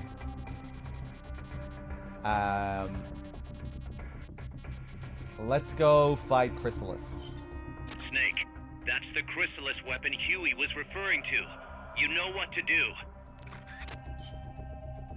Bucket.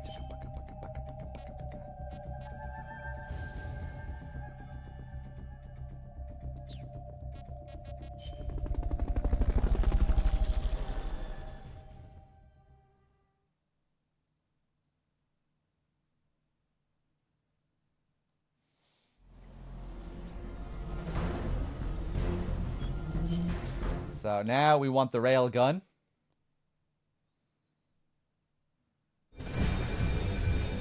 Take out the Chrysalis. That thing needs to be eliminated once and for all.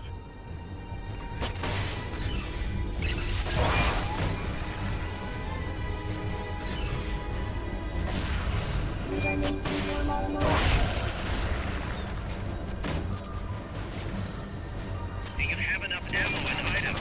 Send us a support request. Need to be careful. I don't want to damage the railgun. It's easy to damage it by mistake. Careful you don't lose sight of that chopper. If you lose sight of the enemy, look for the red light.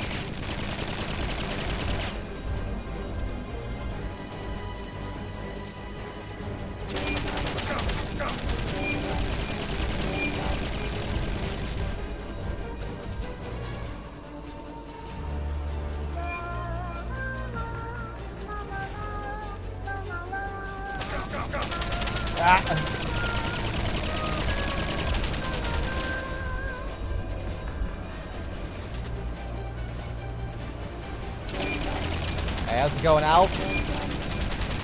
Ah, fuck it, do it. Oh! Did that make contact with the railgun? Very easy to get it by mistake.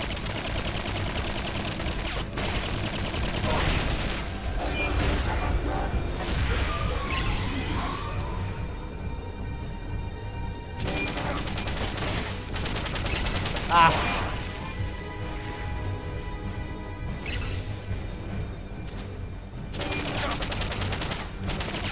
They've okayed your request for a cardboard box. It'll be sent out shortly.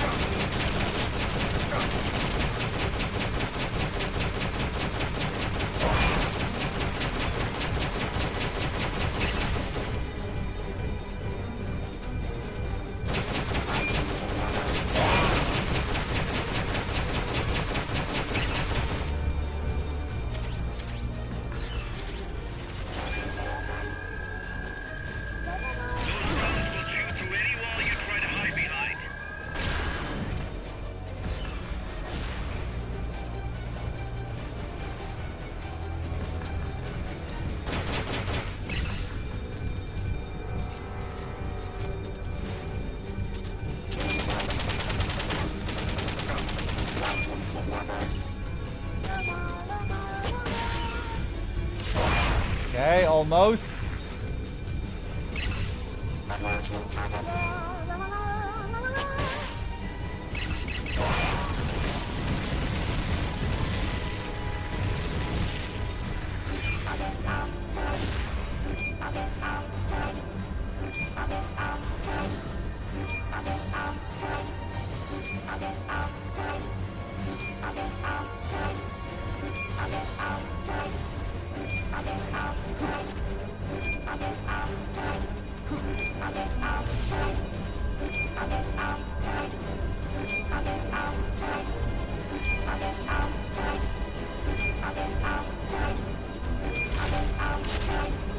Attack the AI and get in the AI pod. Otherwise it'll reactivate. Okay.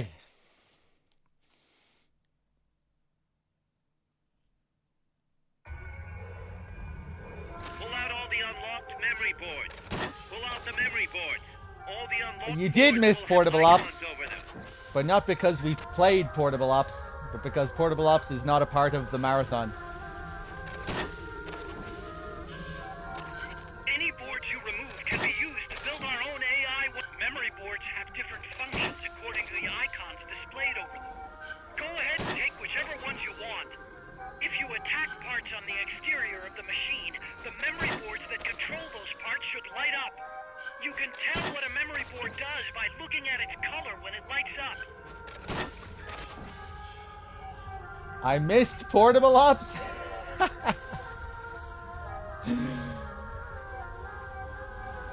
Yes. Yeah, you did. Another person just missed Portable Ops, it seems.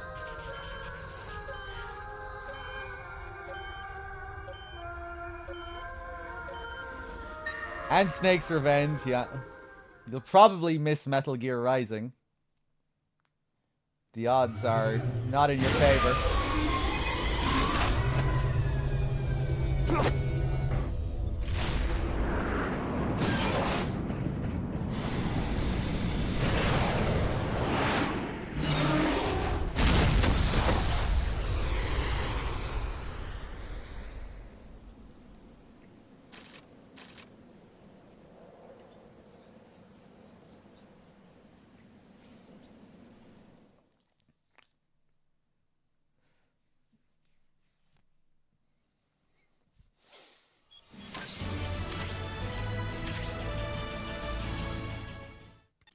Snake.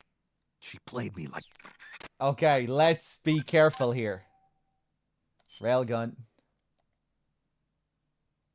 Let's not skip anything by mistake. Snake, we've got a problem. Zadornov's not in his cell. Here we go. What? He must have used his prosthetic as a blowtorch to cut through the bars, but we've managed to narrow down his location using a transmitter we planted on him. I'm adding a new mission. Find the KGB agent Zadornov. Snake, I'm proud to announce that preparations for Metal Gear Zeke are complete. Nice. We can activate it any time. Got it. Thanks, Huey. No need to thank me. At least now I can finally say I helped you with something. You can use it in Outer Ops, too. Just select Zeke when you're forming your unit. Be sure to take it out for a field test. Okay. You can change weapons and check memory boards just like before. Use your observations from a field test to make any adjustments. A work in progress, huh? Did we get really good RNG that we only had to do 2 missions to get Zeke up and running?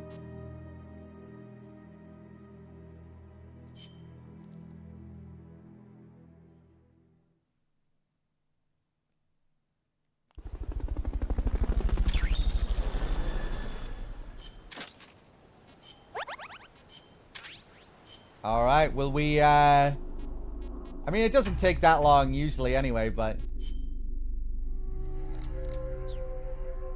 I think we got good luck with the pupa fight. We send it out for a test run in Outer Ops, see what it's like.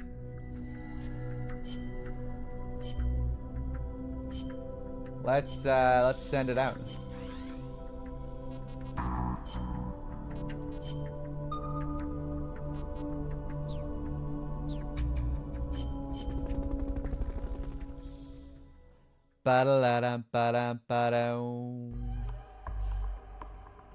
We're at the end of Peace Walker already. Well, we still have a bit to go. We have a big chunk of tapes. We have the second ending to do. But we're getting there.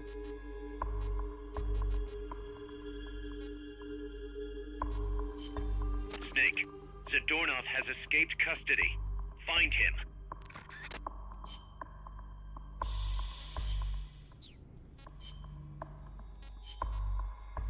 Stealth.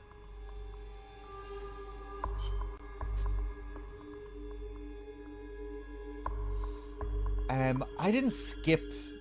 We still have to get the call where they talk about retrieving the nuke, don't we? That wasn't the one I skipped by mistake, was it?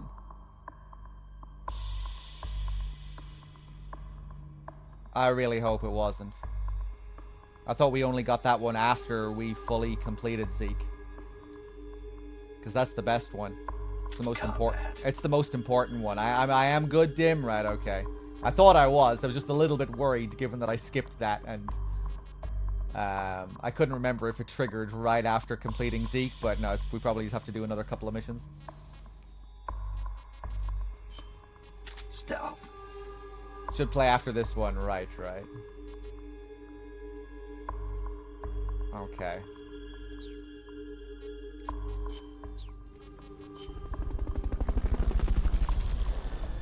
Bum. Ah, right, of course, because now we're really entering chapter 5.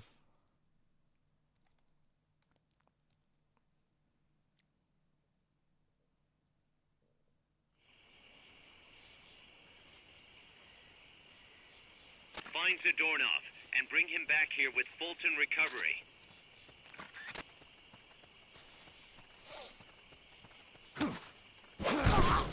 Freeze.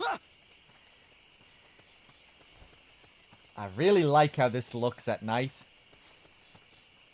That foggy haze at night. Really comfy. Cozy vibes.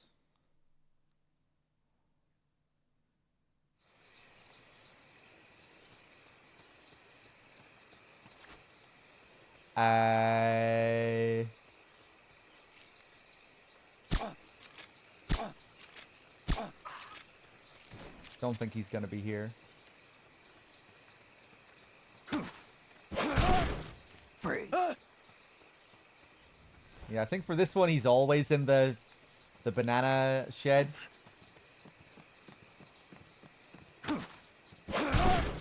Freeze. Maybe it is randomized for this one as well. Are all of them random to an extent, Dim? Maybe I just get such bad luck with this one that I figured it was. Helicopter is complete. I figured he was always in that one spot.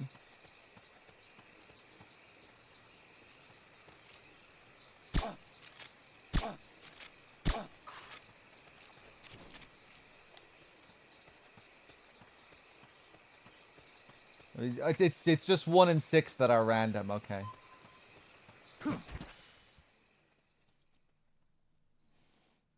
6 is the surreal one where he's hiding in boxes.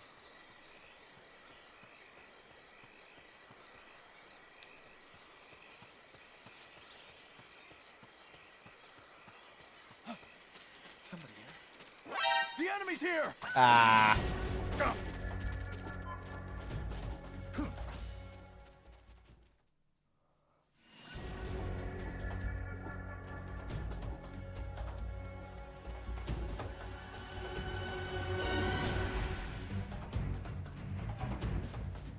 I'm not used to hearing the alert theme.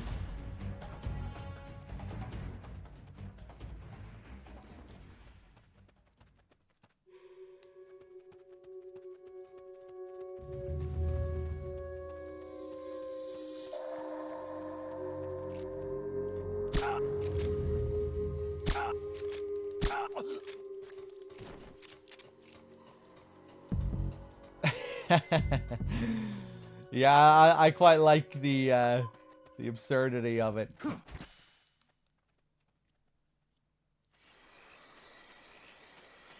I think there's one where he's just prone in some random bush as well, like this. Which I guess makes a bit more sense. Freeze. The enemy's here. Fuck, I was reading the chat, man. I'm not paying attention here.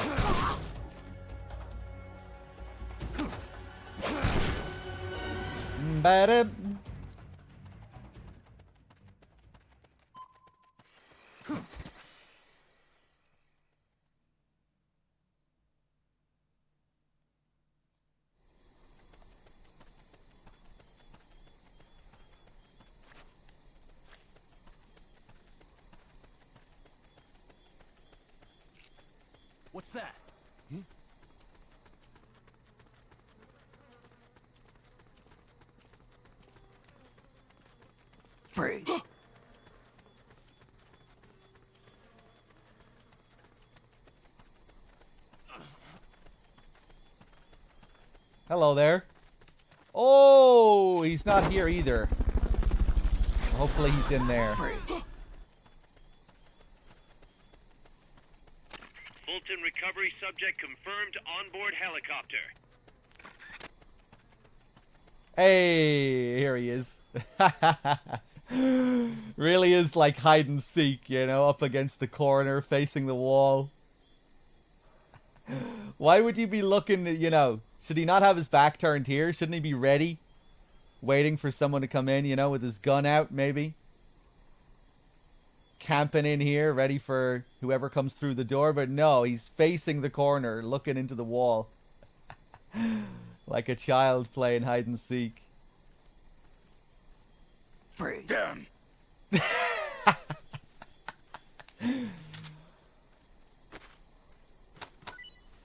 Let's give him a spanking. No more of this, Zadornov. Come on.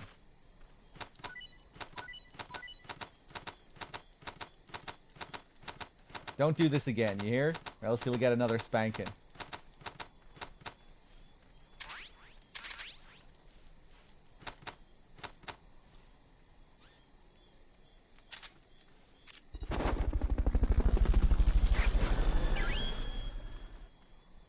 Head for the recovery zone. We'll pick you up there.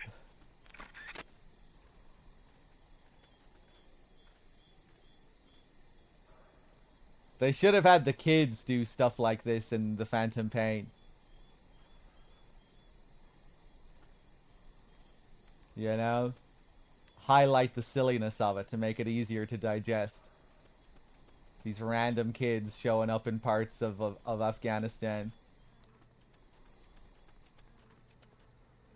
All these random parts of Afghanistan. How did they get here?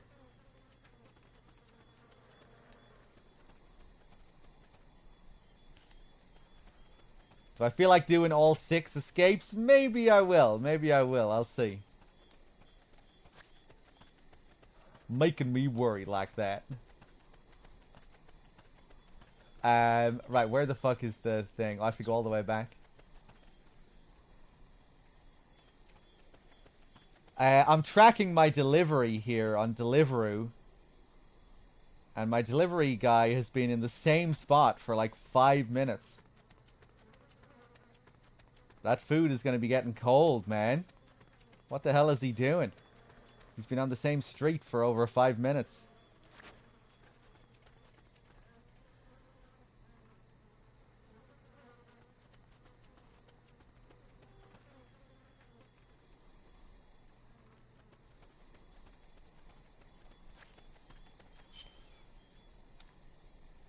Oh god, wait, it's back there. God, I'm blind. The enemy's close. I'm blind. I don't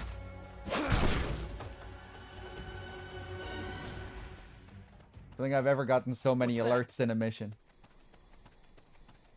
There we go. We were right beside it. Mission complete. The folks back at Mother Base will be thrilled. Yeah, maybe he's eating it himself.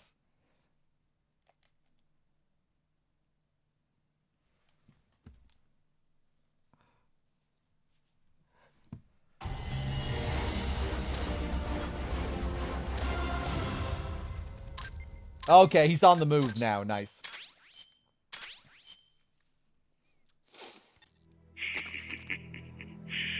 So, you found me. It wasn't hard.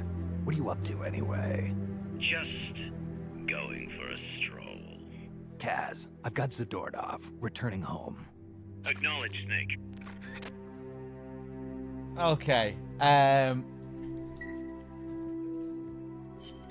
Package for you, boss. What? Yeah, looks like a cassette tape.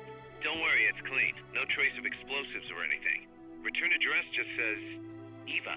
Eva? Someone you know? An old acquaintance. Oh, the plot thickens. Tidings from an old flame. Don't start, Kaz.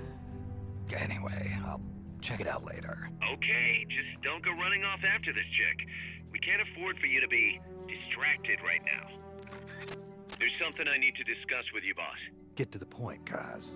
We recovered the nuclear warhead that was loaded onto Peace Walker from the bottom of Lago Kosibalka. What? Warheads are radioactive, even if they're relatively stable. If we just left it there, it would contaminate the lake, or fall into the hands of terrorists. Creating another crisis. Right. So while the White House is figuring out how to cover its ass, I thought we'd take some precautions. What did you have in mind? Load it onto Zeke. What? What else would we do with it? Zeke is our deterrent. To protect ourselves from nuclear attack, we need a nuclear weapon ourselves. Of course, if you're not on board, we could always dispose of it. But it won't be easy getting another nuke. This is a golden opportunity. We could always get rid of it later. Load it onto some fishing boat and leave it out in the middle of the ocean. No one would ever know it's there. But if you want to get rid of it, boss, we'll get rid of it. No, don't. As long as there are nukes out there, we need one ourselves if we're going to be a world power. I knew you'd see it that way, boss. So as long as we stand apart from nations, we need something to put us on equal footing. In a way, MSF is a country itself. And we just became the world's 7th nuclear power. Nuclear power.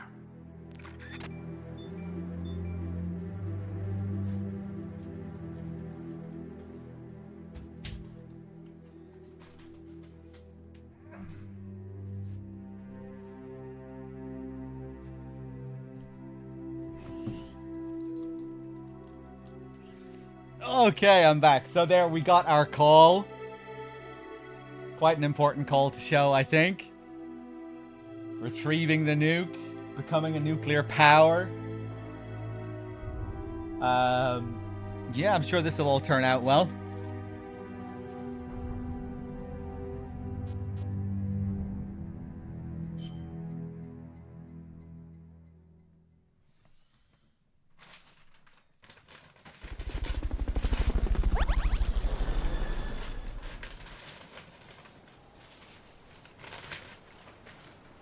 Okay, I'm going to play some tapes while I eat. I got myself another incredibly expensive Nando's. That cost almost 20 fucking pounds.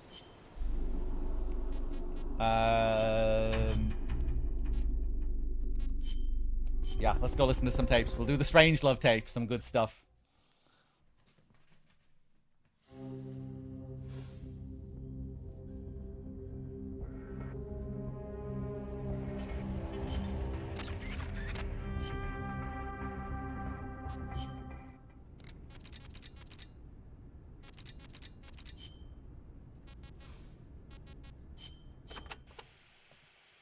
AI stands for artificial intelligence. It refers to a man-made machine possessing an intellect on par with that of a human being. Is that even possible? Possible. You've seen it with your own eyes.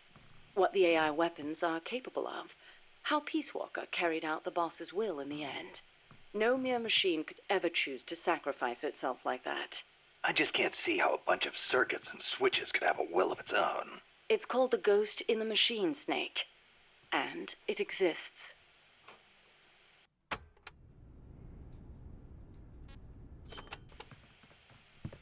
What did you mean by the ghost in the machine?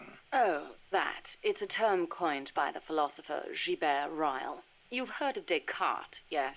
I think, therefore I am. That is the one. Descartes espoused the dualistic theory of mind and body. He believed that our thinking minds exist in a separate dimension from our bodies, which are governed by the laws of physics. But if that were true, then couldn't you say that a mechanical body, inhabited by a ghost mind, is a human being? Ryle criticized Descartes on those grounds, saying such a thing surely wouldn't be human. Why'd you bring it up? I wasn't thinking of Ryle in particular when I said it.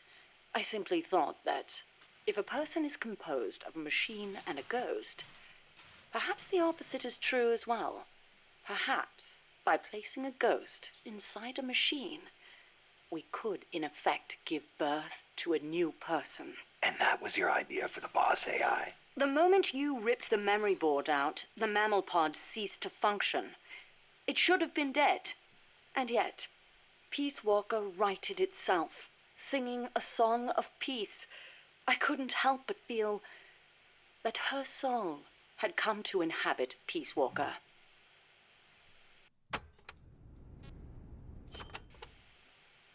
Let's say, hypothetically, there really was an intelligent machine. How would you prove it? What's the difference between a high-level computer and an AI? It depends on what you choose to define as intelligence. For example, Snake, listen to my voice talking to you now.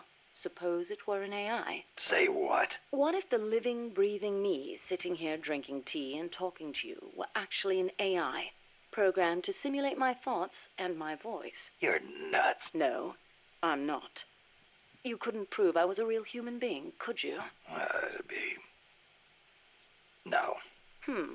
So if an AI is so advanced you can't tell it from the real thing, wouldn't you call that intelligence? I'm not quite convinced. But that's only one way to look at it.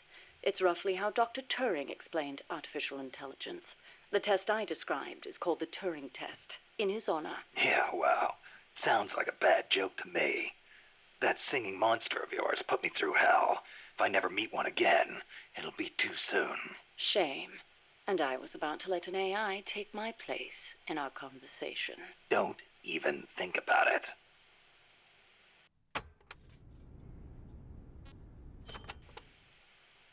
Dr. Alan Turing is known as the father of computer science. It was he who formulated the basic theory of AI. During the war, he worked for GC and CS. The government's cryptology school. The one that broke Enigma. The very same. Without him, they might never have been able to decipher the Germans' code. But then, they arrested him. Why? Weren't his some of the greatest contributions to winning the war? Homosexuality was a crime in Britain back then, and he was gay. I know exactly how crushed he was. I feel it's my duty to further his AI research. Like the Imitation Game, huh? Huh. You know it then. The clue that inspired the Turing test came from a trifling little party game. You exchange written notes with another person behind a screen and try to guess their gender, whether they're a woman or a man, pretending to be a woman. It's surprisingly difficult to tell the difference. Man or woman, human or machine. What do the differences even mean? Dr. Turing was fascinated by the differences between men and women. Perhaps that's what led him to formulate his test.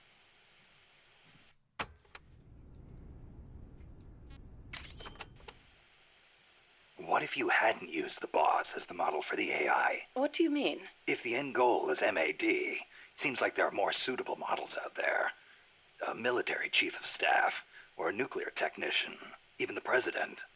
Patriotism, leadership, good judgment. Each of those qualities is essential when deciding whether to launch a nuke. And she had them all. Wouldn't the president, too? It's not enough. She had the will for it. Will? Let me explain, Snake. Peace Walker is a standalone weapon. It has to decide on its own whether or not to launch a nuke. It can't turn to anyone else for advice. It can't do its job if it's not prepared to take sole responsibility for the fate of the world. I know of no other human being who could bear that burden. That's it? There were technical considerations, of course. To begin with, the female brain is a more appropriate model for an AI. Oh, wait, the female brain?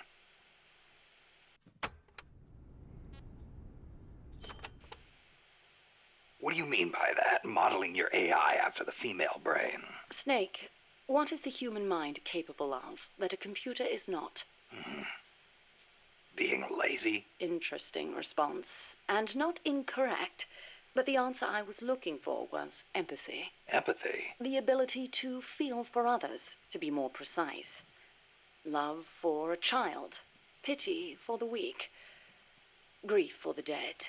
All of these are particularly well developed in the female brain. That's stretching it a little.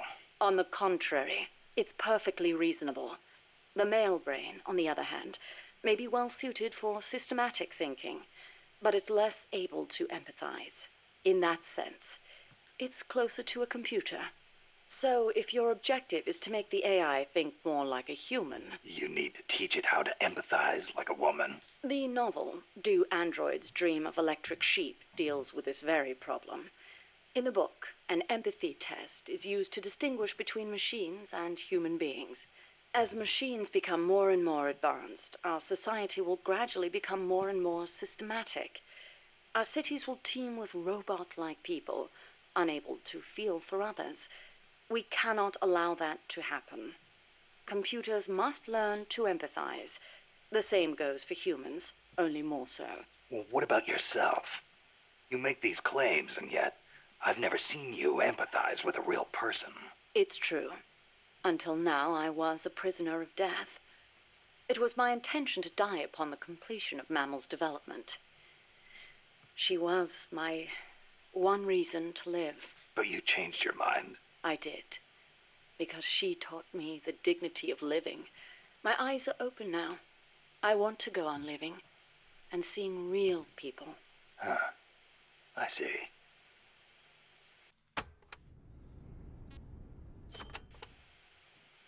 Is it really necessary to make machines think like humans? I think empathy would get in the way of making the decision to retaliate. I admit, human thought may not be fully compatible with level-headed decision-making. Then again, is there such a thing as non-human thought? The moment computers became so advanced that they could calculate faster than human beings, a new dream was born. Dream? If we can create a machine that can do advanced mathematics, why can't we create one that can think like a human? The 19th century author, Auguste Villiers-L'Isle-Adam, wrote a book called Tomorrow's Eve, in which the protagonist fashions an artificial woman to serve as his ideal lover. I believe the idea of creating an intelligent being with our own hands is one of mankind's oldest dreams. So AI is a product of people's dreams, then? Not only AI, civilization itself is the process by which mankind gives form to its dreams. But not all dreams are pleasant. Some have expressed fears about non-human intelligence. Yeah, they want the benefits with none of the risks. Some fear that intelligent robots might rise up and rebel against their human masters, as portrayed by the Czech writer Karel Čapek in his Rossum's Universal Robots, or in the 1970 film Colossus, the Forbin Project, where intelligent supercomputers in the US and the Soviet Union join forces and plot to subjugate humanity. Isaac Asimov offered a specific solution to these fears with his 3 laws of robotics, which demonstrated that while robot intelligence is different from that of humans, the two can coexist. In order to endow computers with intelligence, we must first have a thorough understanding of what intelligence is, and that is where the need for a practical and feasible expert system arises.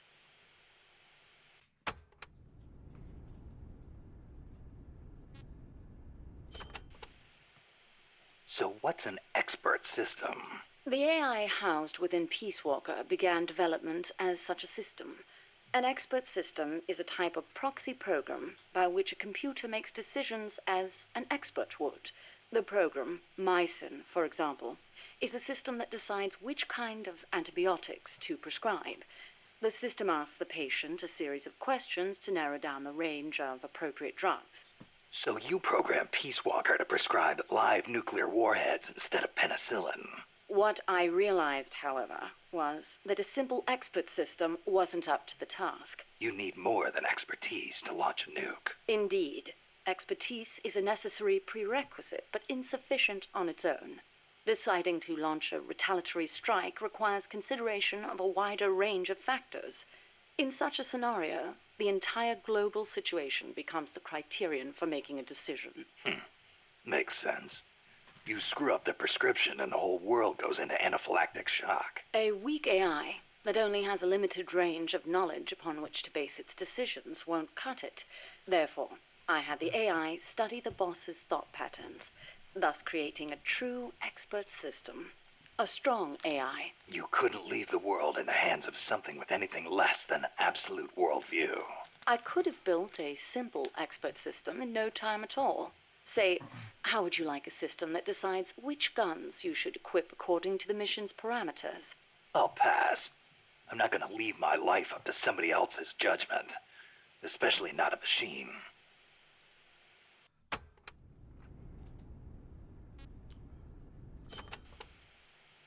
With current technology, AI are inevitably enormous in size.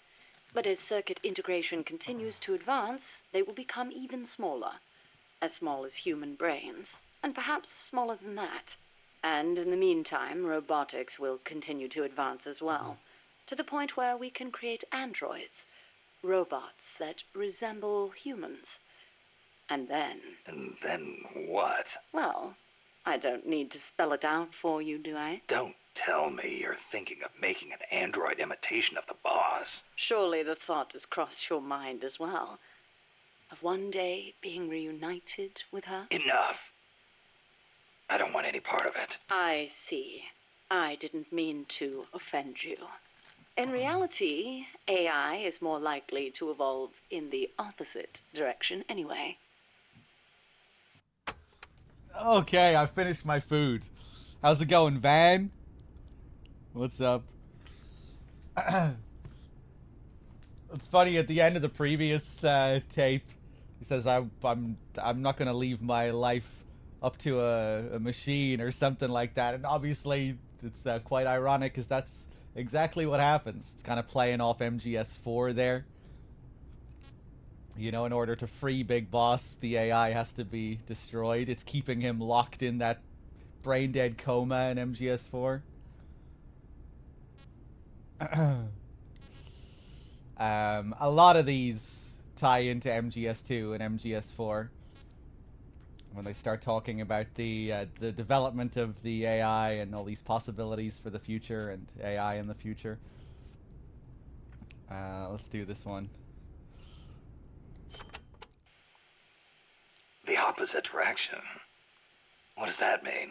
More and more, AI are becoming systems that specialize in mass information processing, without human intelligence, thought, or emotion. A machine that has no individualism or sense of self, but rather behaves as a collective, exhibiting the qualities of a society. Like a beehive. Yes, it aggregates data collected by individuals and determines how the collective will act, just as honeybees travel between the hive and flowers. The key to achieving that will be networking AI together. I don't know how to say this, but that kind of gives me the creeps. But if your goal is to control society, it's the better model to use. It lets you filter data, disseminate only what you want disseminated. Of course, I myself have no interest in an AI without a shred of life to it. So this one is interesting. They start comparing the development of the AI to bees and a beehive, and all this stuff I think ties into what the real meaning of the hexagons are in MGS. You know, there's a lot of hexagonal symbolism. Now, if we go all the way from here and go and talk to Miller, Miller will have another call that ties into this.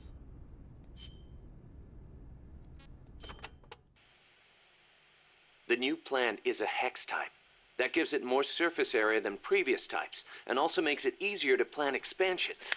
We're gonna make this place huge. Hex, huh? Like a beehive. Nothing wrong with that. They say the honeycomb design is one of the strongest. I hear they're even thinking of using it in tank armor. Good enough for me. I'll see about finding us some worker bees. Appreciate it, boss.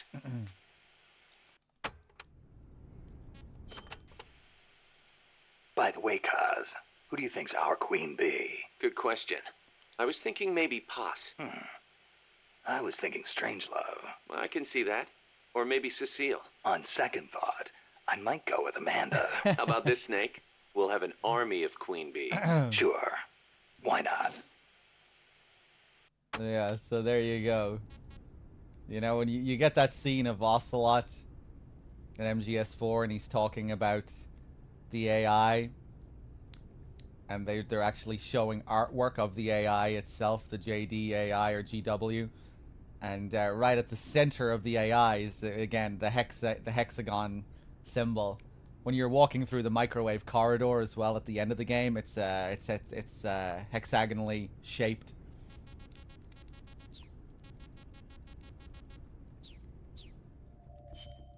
So yeah, interesting how it seems to tie in with that.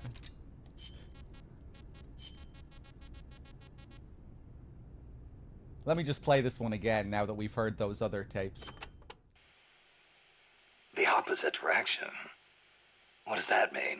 More and more, AI are becoming systems that specialize in mass information processing, without human intelligence, thought, or emotion. A machine that has no individualism or sense of self, but rather behaves as a collective, exhibiting the qualities of a society. Like a beehive. Yes, it aggregates data collected by individuals and determines how the collective will act, just as honeybees travel between the hive and flowers. The key to achieving that will be networking AI together. I don't know how to say this, but that kind of gives me the creeps.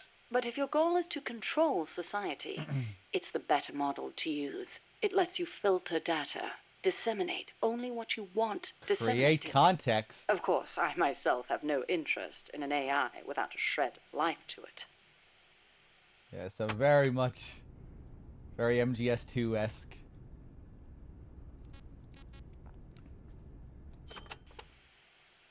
Earlier, you called the mammal pod a butterfly. Not a pupa or a cocoon, but an imago. Yes, the AI that came before the mammal pod were works in progress. Works in progress. They were enough to keep the frame running, but not enough to make decisions about nuclear retaliation. They weren't quite complete. They were pupae. Only when I added the boss's data did the AI take on its true form, becoming a butterfly and taking flight. And that's why the nose art on Peace Walker was a butterfly. I gave the mammal AI the code name BS Imago. BS is short for boss.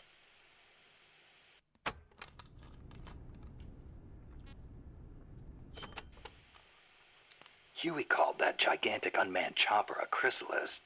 Is that another one of your AI code names? Yes, you're referring to the TJ Chrysalis 6000. There's also the GW Pupa 5000, the TR Cocoon 7000. I get it. A hovercraft type and a treaded type. And those letters on the front. TJ, GW, or whatever.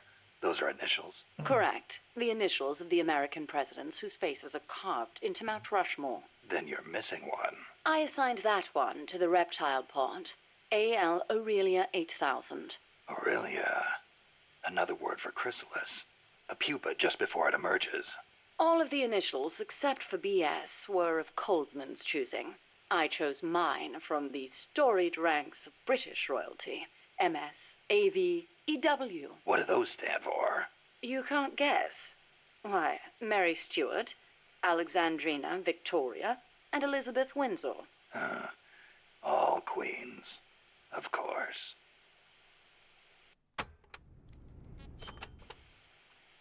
Are you familiar with the film 2001: A Space Odyssey? I've heard of it, but... Of course not. I didn't expect you to be cultured enough to appreciate such things. Yeah, thanks. Anyway... 2001 So blunt. features an AI called HAL, a highly advanced system that controls an exploration spacecraft.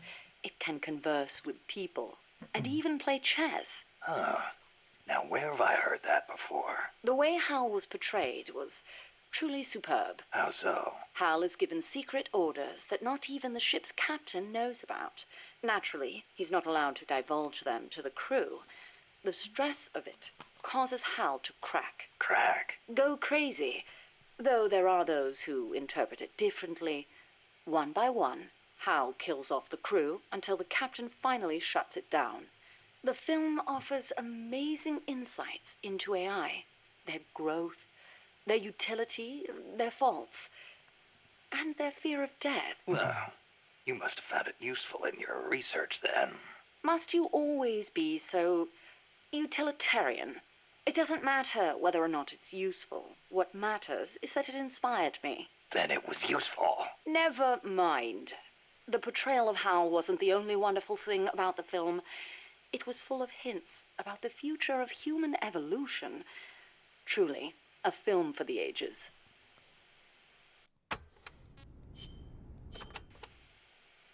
Strangelove, when did you and the boss first meet? Did she ever tell you about what she saw in space? Yeah. I saw the same thing along with her.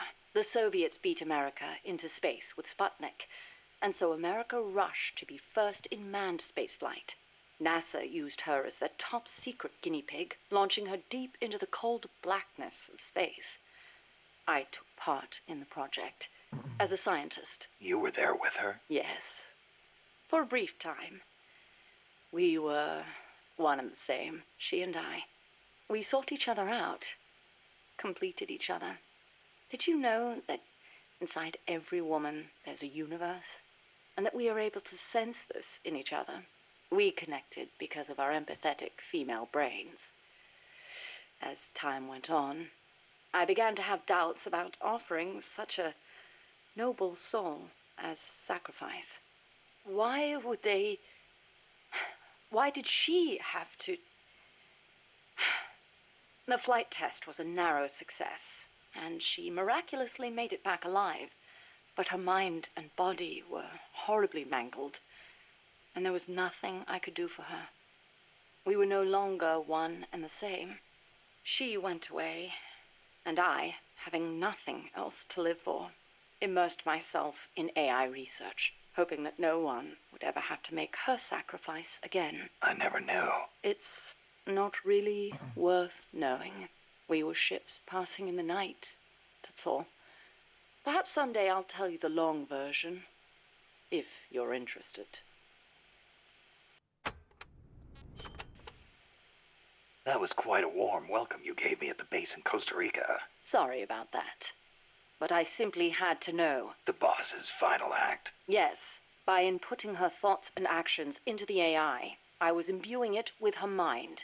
The only thing I couldn't understand was her final act. Operation Snake Eater. Official history says she betrayed her homeland and defected to the enemy and was killed by you. But it didn't make sense. The boss would be the last person on Earth to betray her country. It was logically inconsistent. It was, wasn't it? That internal inconsistency prevented the AI from activating properly. Just as HAL malfunctioned in the film, I understood the reasoning, but I had to have proof. Proof of her final act, her true intentions, one way or another. So you tried to squeeze it out of me, huh? As a matter of fact, I did. Your silence was the very answer I was looking for.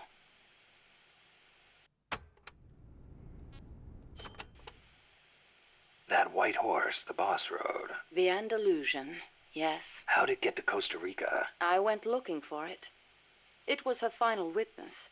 Even if it couldn't speak, I found it and brought it here. Where? I thought for sure it'd be blown to ashes by those MiGs. I searched the ends of the earth for that horse, and found it at last in a horse market in Britain. Britain? Are you saying it came all the way over the Ural Mountains, through Europe, and across the English Channel? Who knows, really?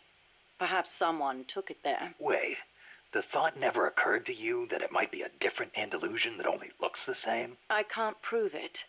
Or rather, I couldn't. What do you mean? You should know best of all.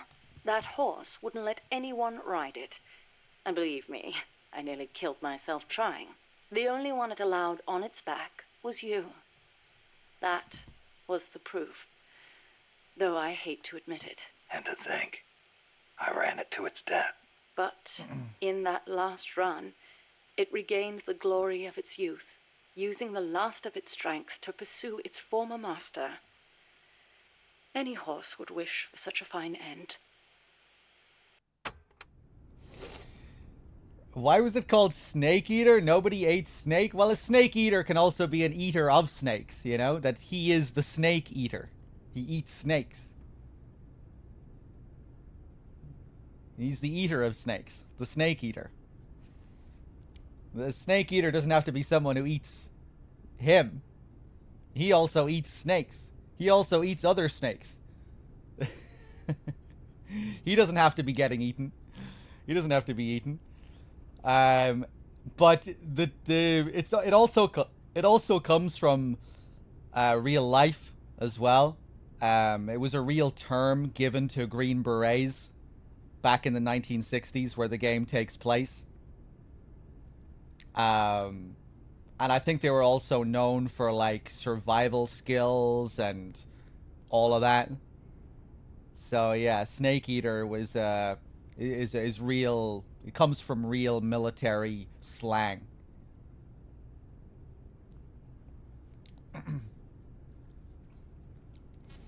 So it's kind of a play on that.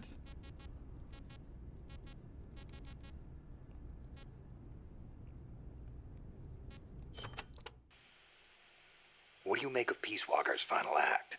I recreated her thought patterns exactly. It was exactly what she would have done. The world's most empathetic mind weighed the past, the future, and the entire world, and decided not to retaliate. Merely knowing that is enough for me. So, what you're saying is, we don't need deterrence to have peace? I didn't say that. What's important is that we wish for peace. MSF needs a way to protect itself from the might of nations. Survival requires pragmatic thought and action. But you must still retain your ideals. If the gap between reality and those ideals ever leads you to lose them, I doubt MSF will survive. Oh yeah, and what Mr. Man said, the fact that the unit you go up against is also a snake, so I guess you could look at that as symbolically Snake consuming the snake as he defeats the members of the Cobra unit. As you defeat the Cobras. Obviously you don't eat them, but yeah.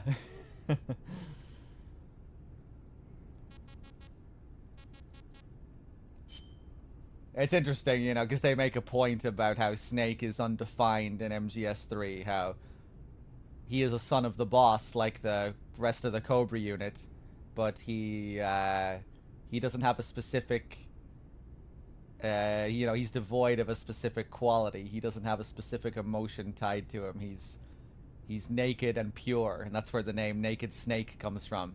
All of the other guys have something to define them, but Snake is naked. He doesn't have anything to define him. So yeah, maybe you're supposed to look at the Cobra unit like that, like he's making all these emotions a part of him or something as he kills the members of the Cobra unit. Or, you know, like he's confronting those parts of himself in order to be able to defeat the boss.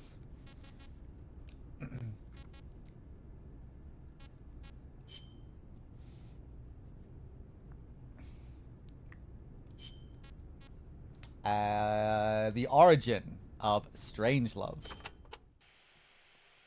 Strangelove. Is that a code name? No, just a nickname. Don't tell me you don't recognize it. From Kubrick's Dr. Strangelove, or How I Learned to Stop Worrying and Love the Bomb. It's a film that came out in 1964. A dark comedy about the absurdity of nuclear deterrence. You were in a movie? No, stupid. I got my nickname because of that movie. Why? Because you look like the doctor in the movie? No, that Dr. Strangelove was a man. So? Back when I was at ARPA, I kept a photo of the boss on my desk. I was totally engrossed in my research and showed no interest in the opposite sex. Plus, I had a photo of a woman on my desk. The fools around me turned it into a cruel taunt, calling me Strangelove. Even for a bunch of shut-ins who never went out to the cinema, that title seemed to ring true with them. Anyhow, in their eyes, homosexuality was something strange. They were incapable of seeing things outside the lens of their own standards. Being strange means you have your own unique point of view. I rather considered it an honor. A gift from your brother. So, you were with ARPA before you came here, huh? Yes, back then it was really the only place I could make a living from my AI research. And before that? I started out at NASA. That's where I met her. When Boss went into space? Yes. It was that incident that turned me away from aerospace engineering. Space is entirely too hazardous a place for human beings. That was why I felt an immediate need to develop AI.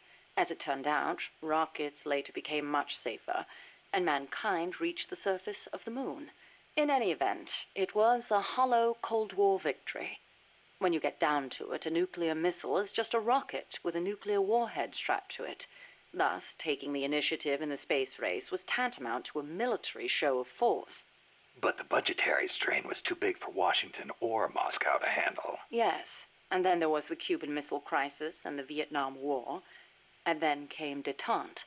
Having leapt ahead of the Soviet Union with its moon landing, America shut down the Apollo program in '72. It was around then that ARPA was downsized and renamed DARPA, the D standing for Defense.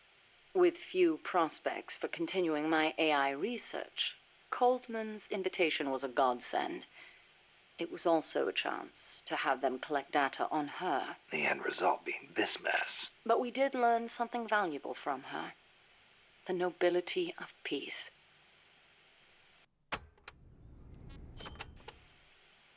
Why'd you agree to come here? To Mother Base? You intrigued me. Me? Hold on. You're not planning on modeling your next AI after me. Not a bad idea, but I have no intention of ever again attempting to transplant human thought into machines. Oh, that's a relief. You are the man who inherited the boss's will. You're gathering people around you, even now, shaping them, building a new organization. I'd like to see how it turns out. You're not planning to go back to AI research? I never said such a thing. Of course my work will continue. Here? In my eyes, the growth of MSF as an organization is analogous to the development of the nervous system.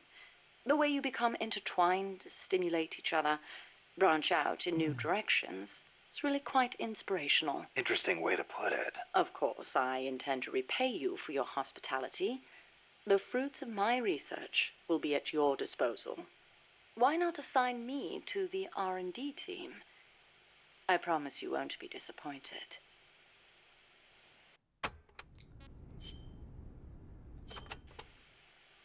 You know, that ID card I got from Huey wouldn't let me into the lab. Of course not. I deactivated it. Why? As though I'd let him into my lab. Oh, you don't seem to care for him much, even though you two are in the same field.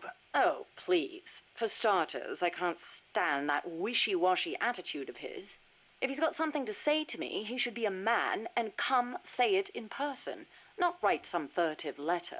But if his card doesn't work, how's he supposed to— And another thing, the way he always demeans himself.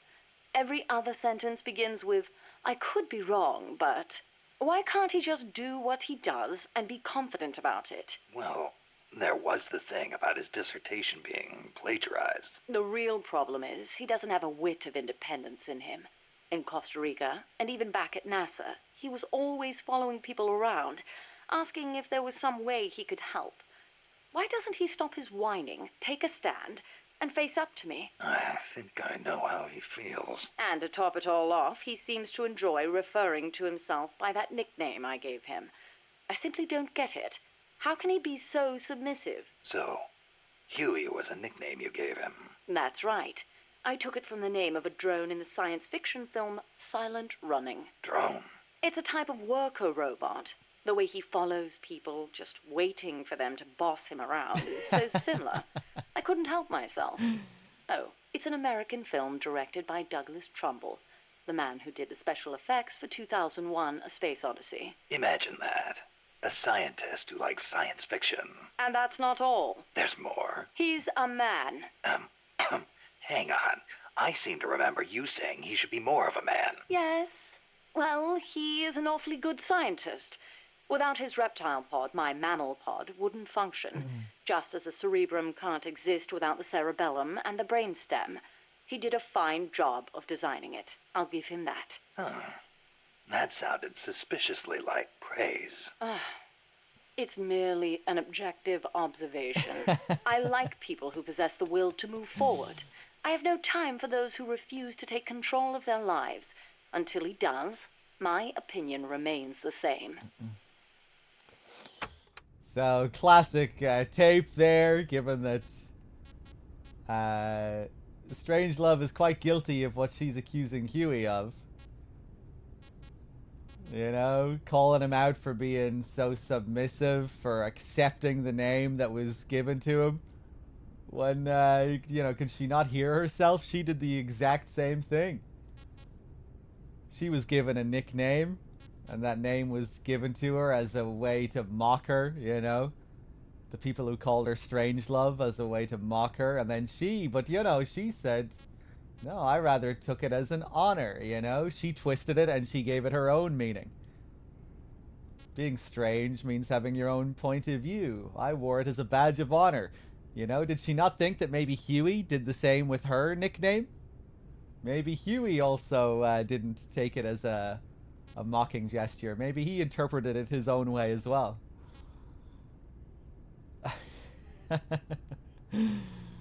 What she says at the end as well is interesting. You know, she says, "I have no time for those who struggle to move forward, or those who can't move forward." This is coming from this woman who's completely obsessed with the past and everything. People who can't take control of their own lives, people who can't move forward. That I feel like that was also written to be kind of ironic, given that Strangelove is a person who seems to be living in the past almost, in some sense, with her boss obsession.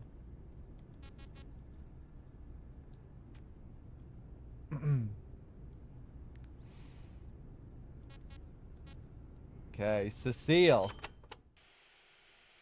So, you and Cecile seem to be enjoying yourselves back at that lab. What are you insinuating? I only kept her because I didn't want our secret to be known. And the personal baths? You could have left her in there alone and locked the door from the outside. Yes, well, she seemed anxious, so I... Now, why would she be anxious? She was beautiful. I was only admiring her beauty. She was terrified. I never meant her any harm. She knew that. I know she did. But she felt like she was in enough danger to run away. No matter what I did, if Coltman found her, she would have been... You're right. The truth is, I wanted to save her. But not if it meant forestalling the completion of Mammal. So you made it easy for her to escape? Do you really think I am that soft? I'll admit security wasn't exactly tight. It wouldn't have been difficult for her to escape from the building. Seemed like she had a rougher time after she got out. At any rate, I never did anything to her to deserve any blame. Is that clear? Okay. I believe you.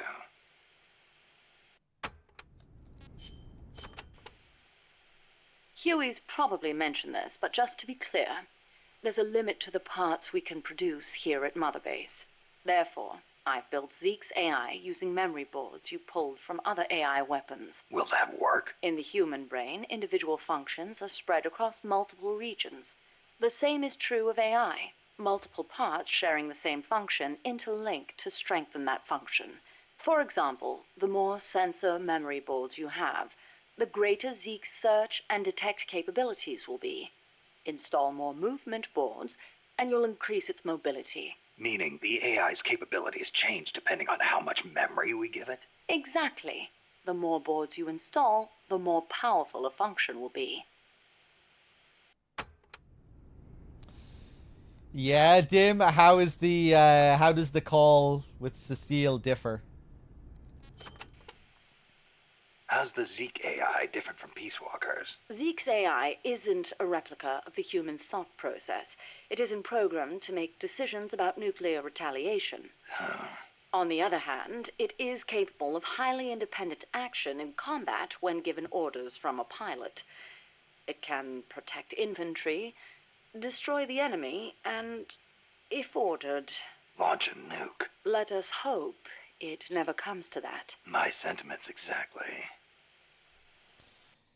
He's almost laughing in her face. Yeah, sure, let's leave it at that. Okay.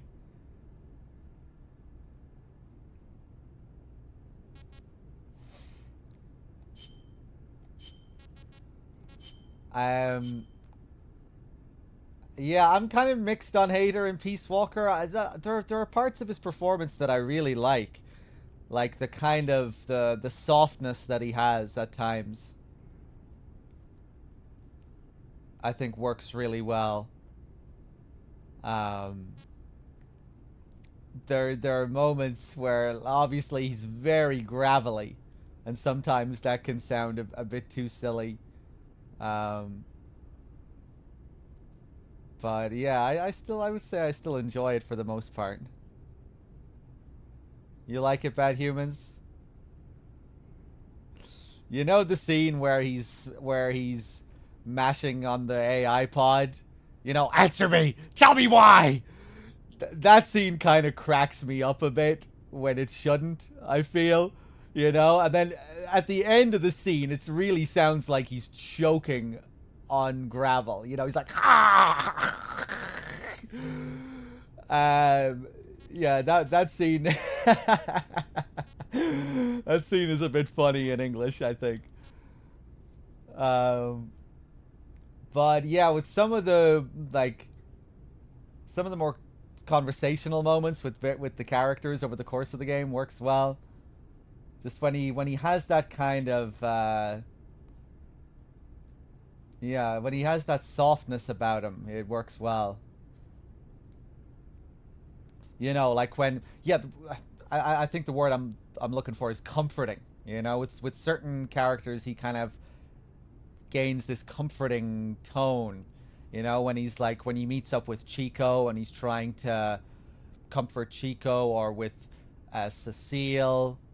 Some of the early game tapes with Paz are really good.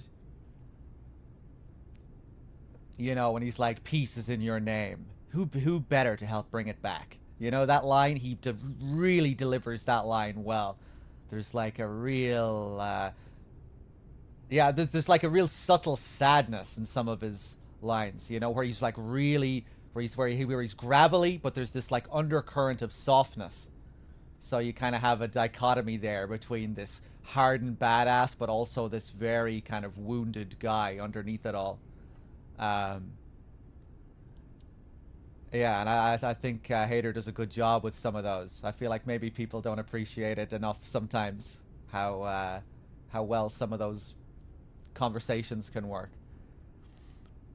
But at the same time, I think it's understandable if people think he sounds a bit too gravelly, because I definitely feel that as well during certain scenes.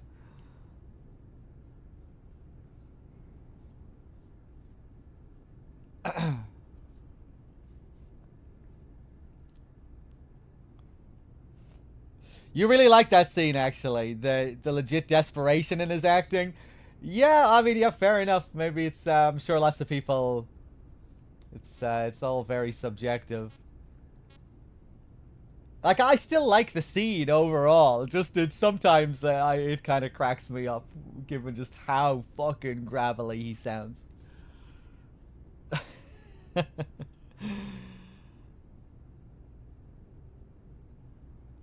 Hey, what's up, J Cash Money?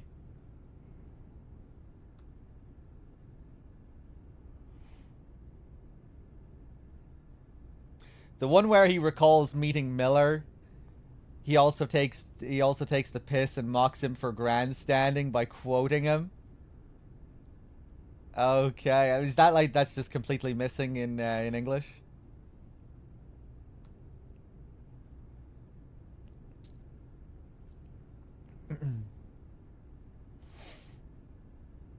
But yeah, sometimes with Hader's performance, I think there's a really nice contrast between the hardened gruffness and then the kind of wounded softness. Alright, let me just take a look here. Bum bum bum ba-dum bum bum ba-da. You know, Snake, you're right. As long as we're soldiers without borders, we're going to be a target.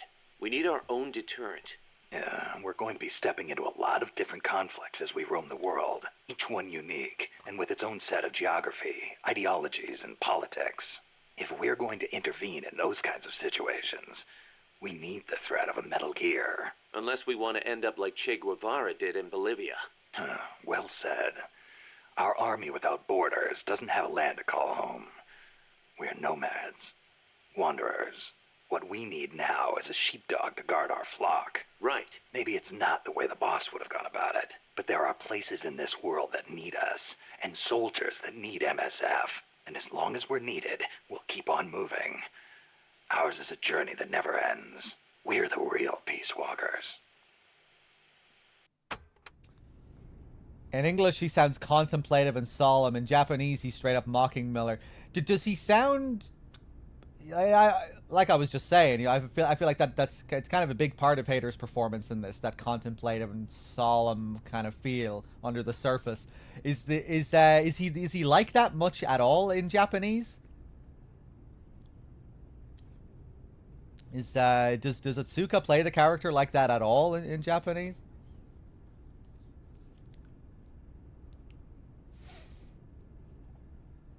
It depends on the situation. So he does, but just it's not as present as in Hader's performance. It sounds like the Japanese performance might lean more into him as like the charismatic leader. You know, where he's kind of, you know, it sounds like he's, yeah, it sounds like he might be more, there might be more focus on like his charisma and the kind of energy, the big energy he has, you know?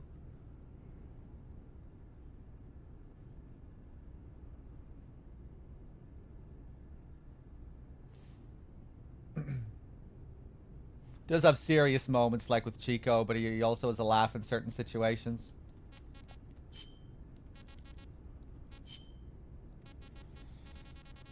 Okay.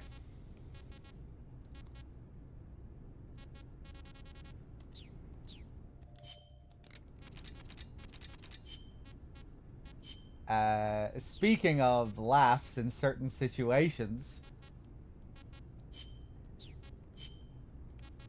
I think we have some interesting calls here with Huey. Wait a second.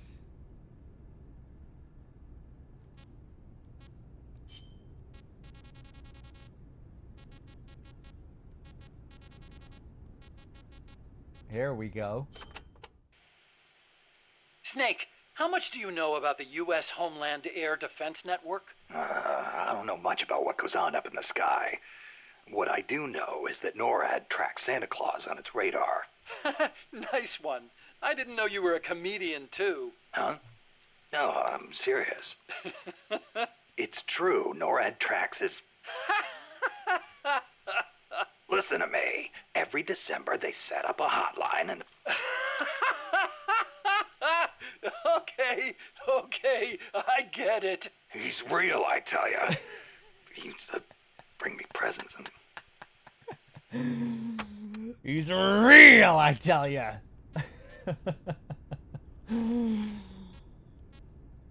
Okay, now the continuation.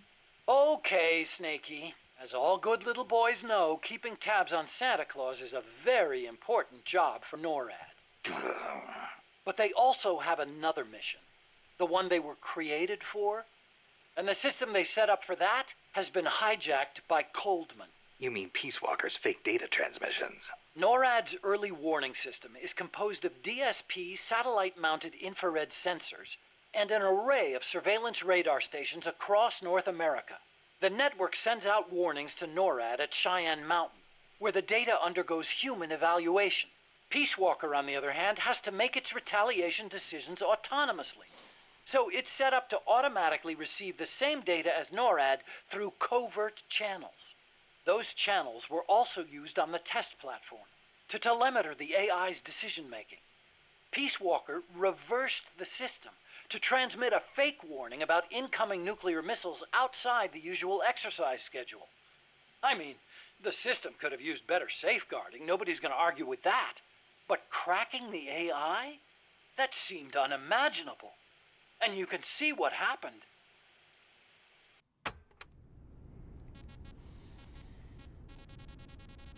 And up here, nuclear deterrence. This is another good one. Nuclear terrorism. Nuclear deterrence means preventing the use of nuclear weapons in conflicts between states. But what about other situations? Like what? Terrorism has been on the rise in recent years, from separatist movements to far-left extremists. What would happen if nuclear weapons fell into terrorists' hands? Without a state, that is, without territory of their own, the chances of having nukes used against them are slim. They have no reason to fear a nuclear strike. Conversely, they have no reason to hesitate to use nukes against their adversaries. You've got a point. All the ICBMs and strategic bombers in the world amount to nothing against a terrorist crew. Right. Of course, this is all still hypothetical. Countries keep their nukes under tight watch. There's no immediate danger of terrorists getting their hands on them. But the day may come when the proposition of nuclear terrorism makes nuclear deterrence theory a dead letter. Nuclear terrorism. Interesting. Nuclear terrorism. Interesting. Might have to try that one of these days.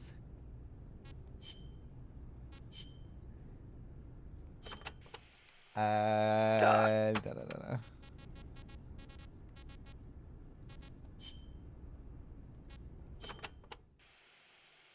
You ever see the movie 2001: A Space Odyssey? Can't say I have. Fantastic flick. The outer space special effects are incredible enough, but the depiction of AI is what really stands out. There's an AI? Yeah, a spacecraft pilot AI called HAL. It plays a major role in the story. Dr. Strangelove loves it too. Did I ever tell you about the time we first met up in Costa Rica? No. You know how she hates men, right? So we hadn't seen each other since NASA, and we just weren't hitting it off. Until we started talking about HAL. And then she started going off. The way she talked about it was so intellectual. The way she analyzed every plot detail, how passionate she was about the AI. It made me fall for her all over again. You know what? Here's to Hal for bringing her and me closer together. You should ask her about 2001 too. Then you'll understand just how amazing she is. Amazing, huh? Hal. Now there's a good name. Oh, yes, actually, come to think of it, I really like that name, Hal. Never realized until now, but that's a really nice name, isn't it? Maybe I'll name someone that sometime if I ever get the opportunity.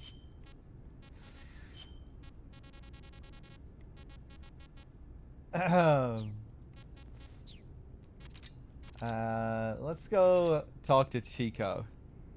According to Otsuka himself, Snake in Peace Walker is the most human he's ever been.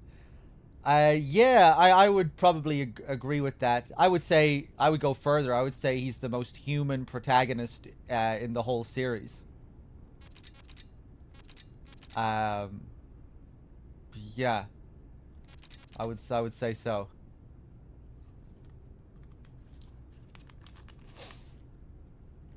I feel like he's like there's a considerable difference between Big Boss in this game and every other protagonist that you play as in the series.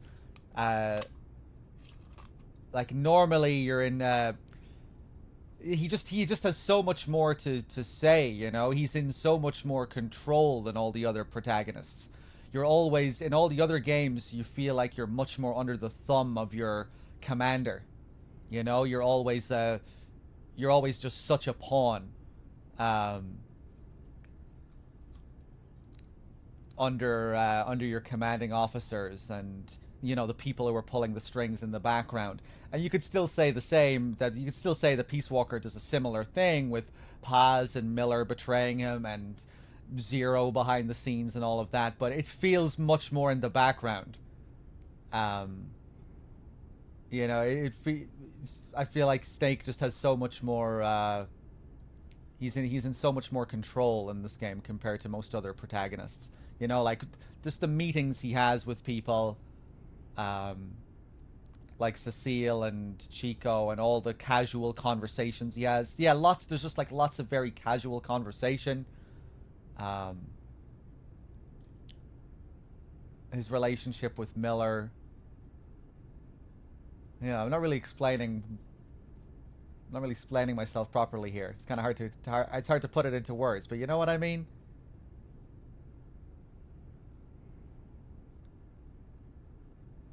You know, it's like he is the commander in this one. He's the one persuading people to come work for him, and he's just not so under the thumb like so many of the other MGS protagonists are. Where you're like completely detached from them, alone on the base doing your mission with everyone else in another world, you know? Hundreds of miles away. Where you just have no real choice but to follow your orders, and the games often really put... like, they really put a focus on that aspect, you know? You as the pawn. Peace Walker doesn't really do that, I don't think. Or not nearly as much.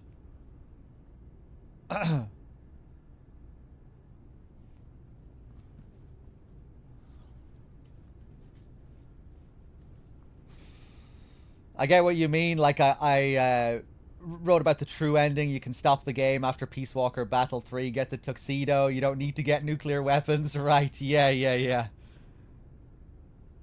need to go through a lot of steps to fight Zeke too, yeah. Yeah, but just generally over the course of the game, yeah, he just kind of feels more... he just feels freer than the other protagonists, you know? He just has an openness about him, and a kind of... there's a freedom to what he's doing. The control he has, what he's building at Mother Base. The more casual conversations he has. Yeah, I guess there are a lot of scenes where he's kind of... where he seems to be the one who has the power over the other person. Rather than the other way around, which it more often is.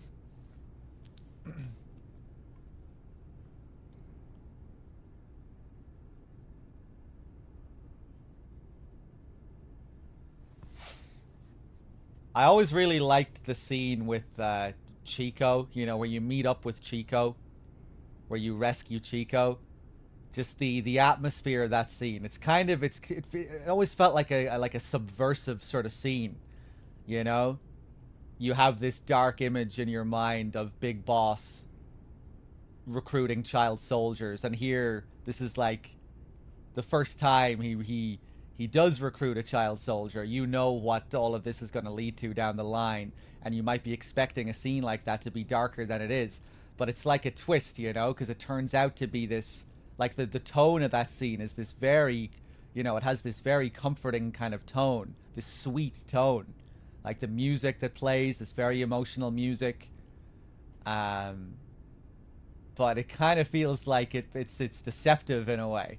You know, are you getting lulled by is the game trying to lull you there? Is it trying to manipulate you in a way to be like, oh, you know, look at Snake. Isn't this great? He's being so nice to Chico.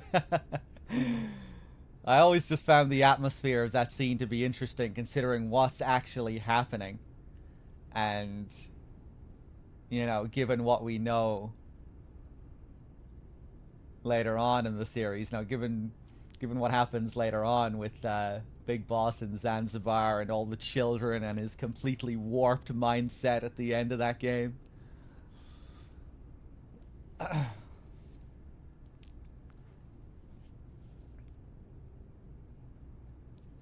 Hey, what's up, Monty?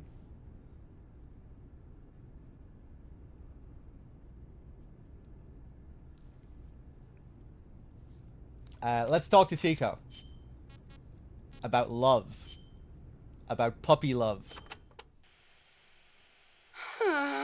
Hey, what's with all this sighing? You're not your usual self. Oh, Snake. Something on your mind? Huh? No, not really. I guess... Hey, Snake. Girls are funny, you know? You can never tell what they're thinking. They're always doing their own thing. Maybe they really are different from us men. Whoa, what's this about now? Chico, do you have a crush on somebody? No, it's not that. I just... What? Go ahead, you can talk to me. Whenever I talk to Paz, my heart starts pounding and everything I say comes out wrong. Paz? I guess she is pretty close to your age. That ever happened to you, Snake? Well, sure. Happens to everybody. Well, how do I talk to her? That is a tough one.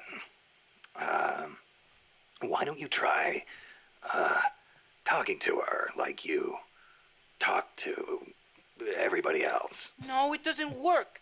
I freeze up every time I'm around her. Our eyes meet and my face starts burning for some reason. Well, it's like living on the battlefield.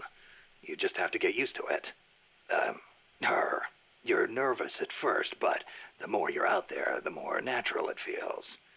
Get your courage up and go talk to her more often. Oh, okay. Man, girls are more full of mysteries than UMAs. Oh, you got that right. I really like this one. I just love how the only thing Snake can think of is to make an analogy to the battlefield. Really highlights, you know, this is the only thing Snake knows. It's the only world he understands.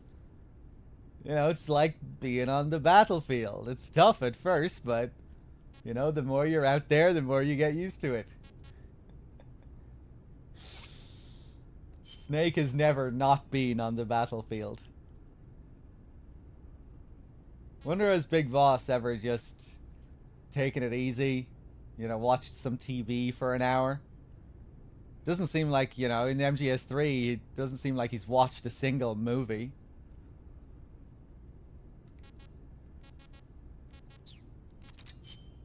Let's see here.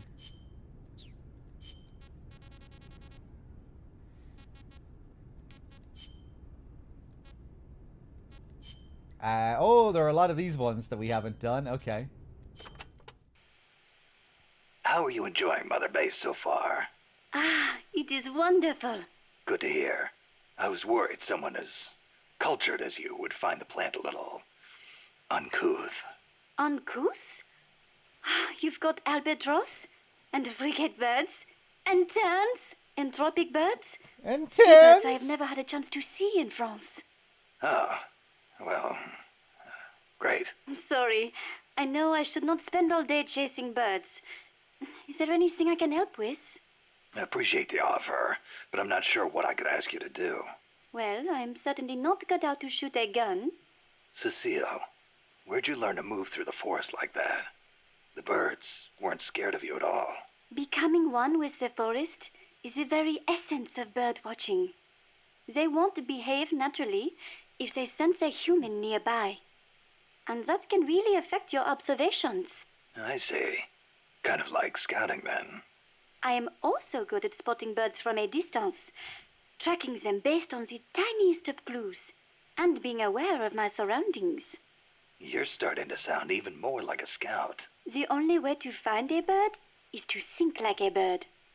Now, think you can find a place for me? Yeah. Okay. Dim, what do you say here? Snake's stats in the game also reflect that.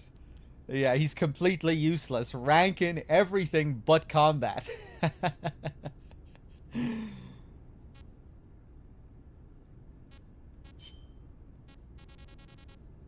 Let's see.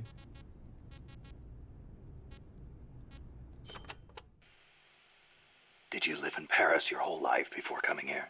Ah, yes. It is my favorite city. Paris is the world capital of art and culture. It has the latest fashion, the best cuisine, and the most elegant, refined people. The beauty of the Champs-Élysées at night is almost unearthly. The name comes from Elysium, the name of paradise in Greek mythology.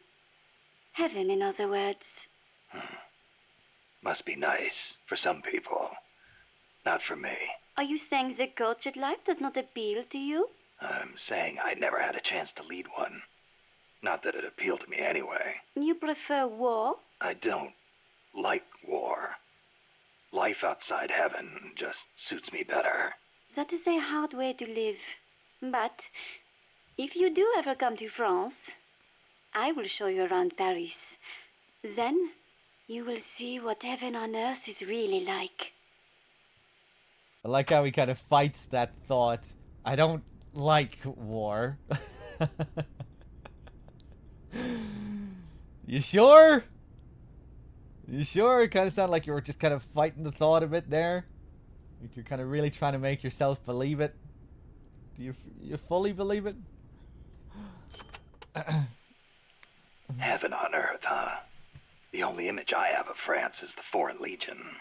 Ah, that is how you view France? What do the French think of them?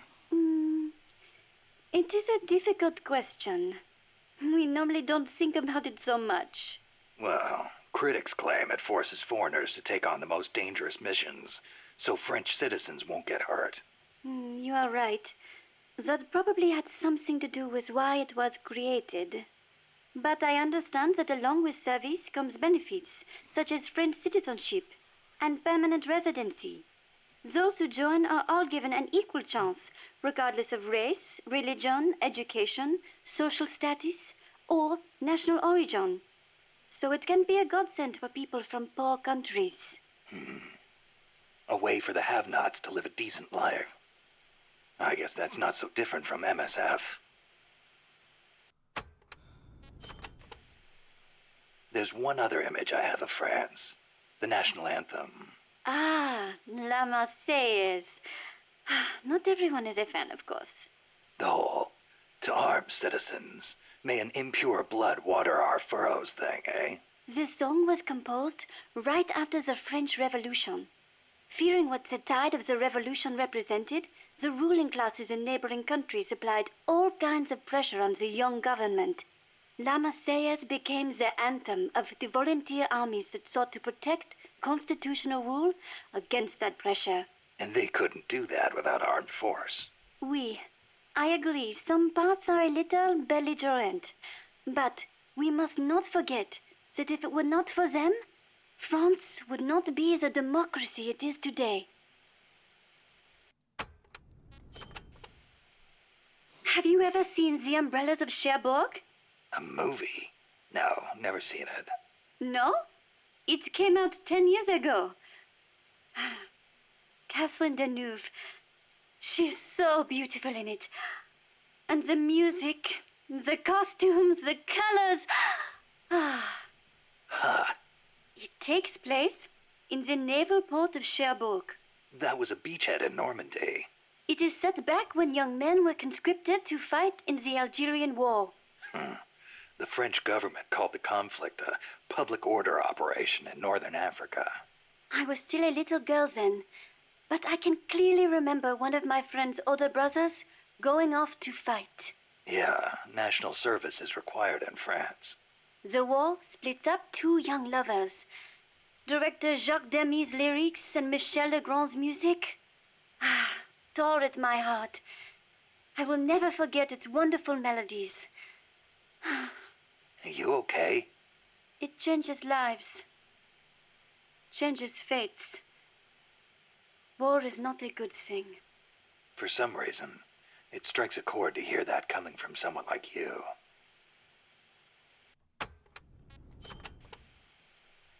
Speaking of the Algerian War of Independence, you ever hear of the Day of the Jackal? Ah, you mean the novel that was made into a movie last year? The OAS, a militant French underground group, plots to assassinate de Gaulle, hiring a hitman known as the Jackal. Readers know that de Gaulle was not killed, but it is still so exciting. If someone was going to try to eliminate me, I would hope they would be as thorough as the Jackal, to know everything about me without me suspecting a thing. Oh, yeah? I wonder if my birds feel the same way. I wonder. I watched that film a while back, actually, a few months back. Pretty good. Pretty good. France conducted its first successful nuclear test in the Algerian Sahara in 1960. A lot of French scientists took part in the Manhattan Project. They defected to America to escape wartime occupation. Correct. And once the war was over, they returned to France and continued their own atomic research. President de Gaulle did not want to have to rely on the American nuclear umbrella for protection. Thus making France the world's fourth nuclear power. Some say the test's success pacified the Algerian rebels. The civil war was undoubtedly held in check. But never have I equated nuclear weapons with peace.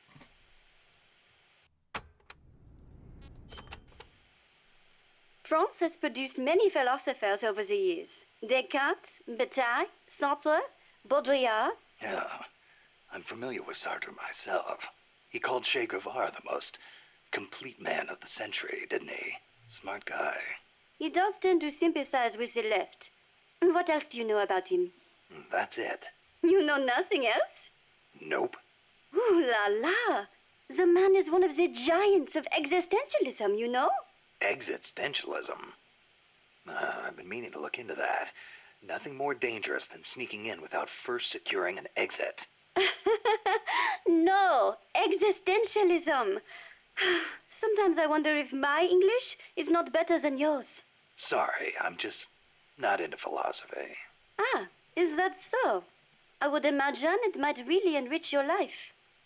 I'd rather take action now than spend time thinking about what we are or how we're supposed to live. I guess you could say I live my philosophy. Interesting.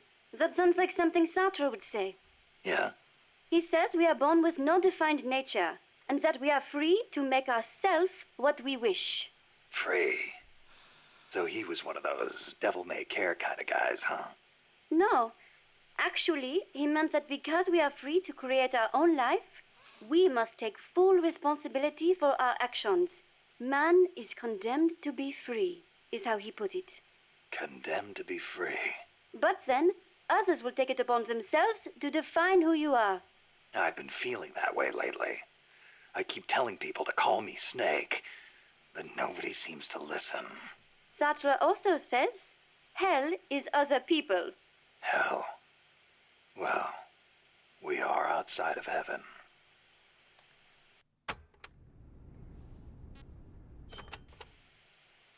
Do you have an interest in the visual arts, Snake? Not really. Please, no deep conversation. But you have heard of Picasso, yes? Yeah, I've heard the name. Sadly, Monsieur Picasso, co-founder of Cubism, passed away in the south of France last year. France was his home, you know. Huh? I thought he was born in Spain. Do you know his full name? Pablo Picasso. Anyone would know he's Spanish with a name like... Huh. Shows what you know. What do you mean? Okay, here we go. Pablo Diego José Francisco de la Pala Juan Nepomuceno Maria de los Remedios Cipriano de la Santísima Trinidad Ruiz y Picasso. What do you think? That was his full name. Still, I don't see how... A master of modern art. A genius who crafted over 100,000 works in various styles, spending the greater part of his life in France. The man is a part of our culture.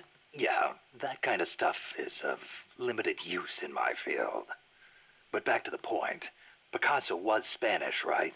Or am I missing something? He wasn't French, right? Right? Cecile. What difference does it make? It does not matter if he was from Spain or from Mars. Picasso is Picasso. It does not change the fact that he lived in France, nor does it take away from his monumental legacy. Why do you care so much about where he was from, anyway? Whatever happened to the sans frontière part of Militaire sans frontière? You started it. France was his name. What was that? Nothing.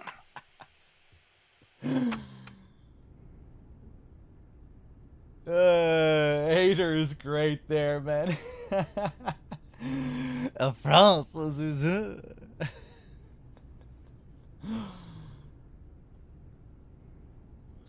It's kind of a funny commentary on nationalism or patriotism, whatever you want to say. Like my entire self-worth is wrapped up in this.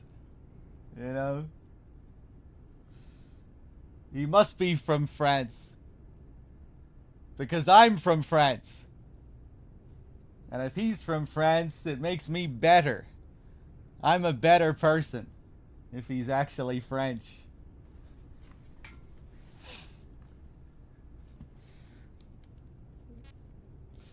Alright, macaroons. Tell me, Snake, do you ever put sweets in your rations? Never thought about it before. Why? Ah, I simply love them. French sweets are très délicieux. Everyone knows crepes, but there are also profiteroles, eclairs, madeleines, financier. Then there's tarte-tatin, and you can't forget Savarin. Oh, and millefiori, crepes, blancmange. Yeah, you already mentioned crepes. Soufflés, croquembouche, cannelle, Florentine, Queen Amagne, peach melbas, Right, Wexford. Finished. and macaroons. I love those the most. Macaroon Parisian are the best. They are so cute and colorful, and they contain meringue, so they melt right in your mouth. Wow. I'd no idea macaroons were that popular in France, too.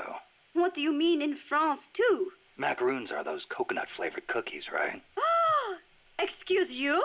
Macaroons contain almond powder, not coconuts. Don't they have peanuts in them? I've had them in Japan a few times. I thought they were called macarons. Macarons? Some cheap imitation, I am sure. French macaroons have a long and distinguished history. They date back to the 16th century when Catherine de' Medici of Florence married into the French royal family. The story goes that her pâtissier shared the recipe after they arrived. That is a history of over 500 years. So, they're originally from Italy, then? Well, Don't macaroons come from Italy, too? look, I do not really think. Keep in mind, macaron is almost identical to macaroni. Well, that settles it. I cannot believe this. To associate macaroons with macaroni? You, Monsieur Miller, are an insensible oaf. Hey, why am I the bad guy?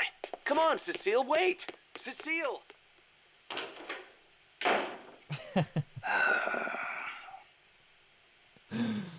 The snake is all alone in contemplation. Okay, are we ready? We ready?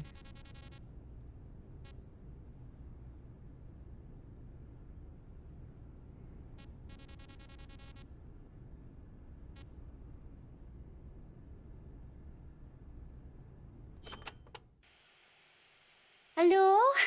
Snake? Mon chéri? You been drinking, Cecile? Can't you please do something about this pest? Who? Monsieur Miller! What's he done now? Wine. Wine? He said he thought the soldiers might tire of having beer all the time. So he's brought in some wine instead. And then he gave me a bunch. Well, that was nice of him. But the past 2 years have been bad for French wine. Perhaps it is the bad weather we have had. But whatever the case, I told him the last thing you want to be drinking right now is French wine. Well, California and Chile have good wine, too. But then he goes and stocks the pantry with nothing but French wine from 72. The stuff is a disaster. Then he says, "Come on, Cecile. Have a taste of the old country." I had a terrible feeling about it. So I decided just to taste it at first.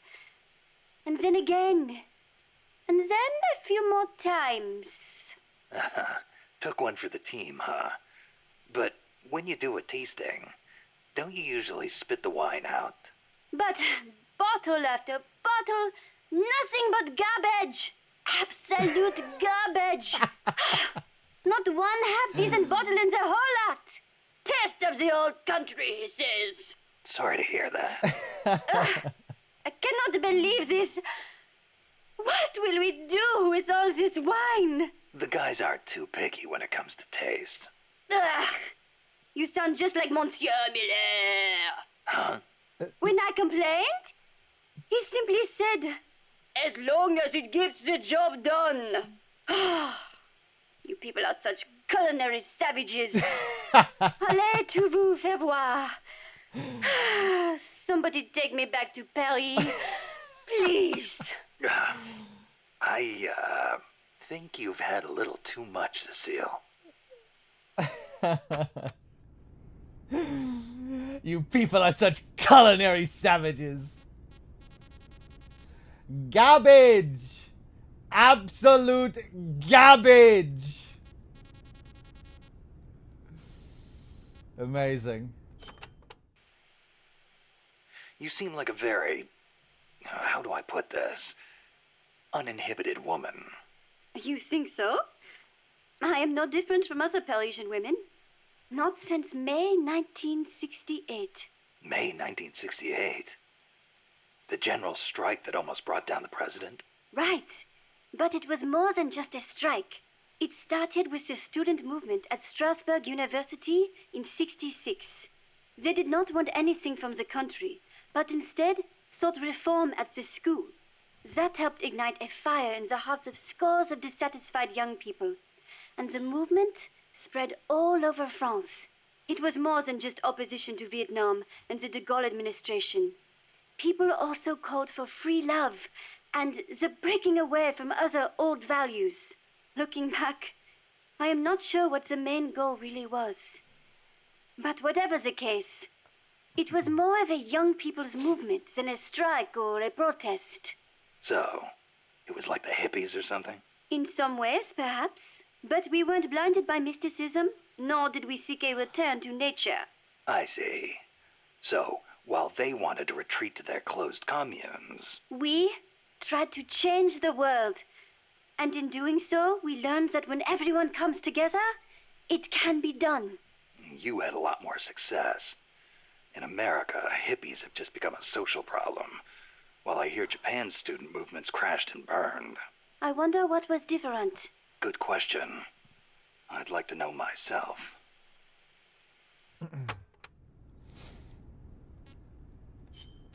Okay, let me see here. We didn't do all of the bird calls earlier. I guess I'll leave them. We're done with the Strangelove tapes.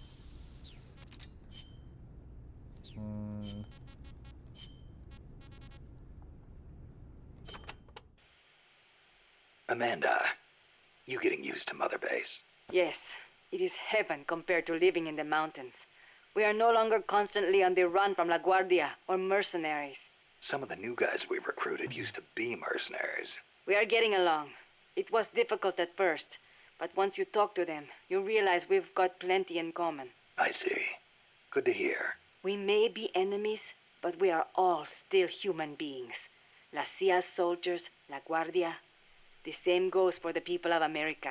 What's gotten into you? Mi viejo got involved with drugs in order to scrape together money for La Revolucion. He did whatever the KGB said, all for Nicaragua, or so he told himself. But I realize now, in the end, all he did was help poison young people of America. Yeah. I have made up my mind.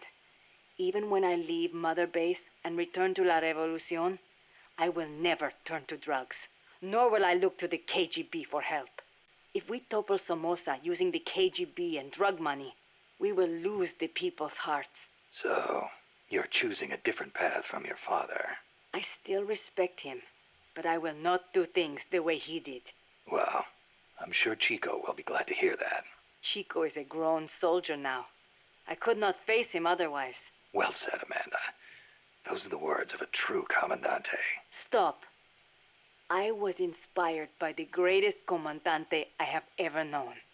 Boss.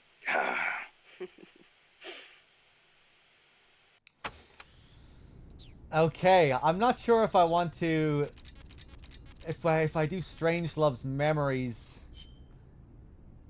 Oh, it's just gonna be so much tapes. So many tapes.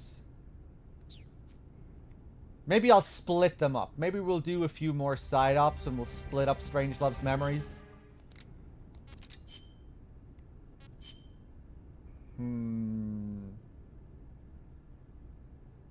Yeah, we'll do the first one. We'll go do a couple of side ops, unlock the last tape. Do a couple more Zadornov missions.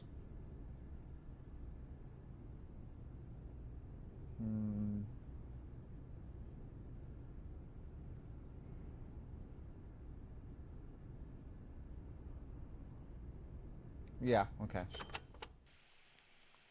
I'm about to leave for Costa Rica, a place completely unfamiliar to me, and on a top-secret mission for the CIA, no less. No guarantees I'll come back alive. Might even get rubbed out by the CIA itself. So I'm leaving behind this record. For her sake. For the boss's honor. Ever since I was a child, I've loved to look up at the night sky. I'd go outside after sunset and drink in the cold air.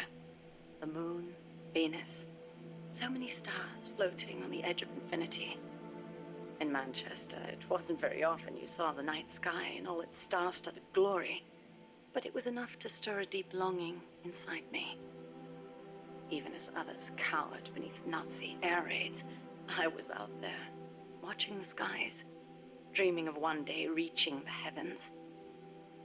There were, of course, more practical concerns. My skin was incredibly sensitive. Even the slightest bit of sun would turn it an angry shade of red. Playing outside during the day was completely out of the question.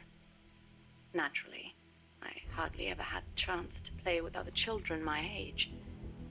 But I never felt lonely for it. Their way of thinking was irrational, making them simple, easy to predict. The boys would talk of tanks and aeroplanes and creepy, crawly bugs. The girls of pretty dresses, glass beads, and tea and cakes. Of boys they liked. I never had much to say on such matters. The curious thing is, adults really aren't all that different. They're simple, capricious, especially men. As they get older, their heads fill with thoughts of women, and more women. Thankfully, I always did have a head for mathematics. When I was about 10, I'd visited Dr. Turing, who lived nearby.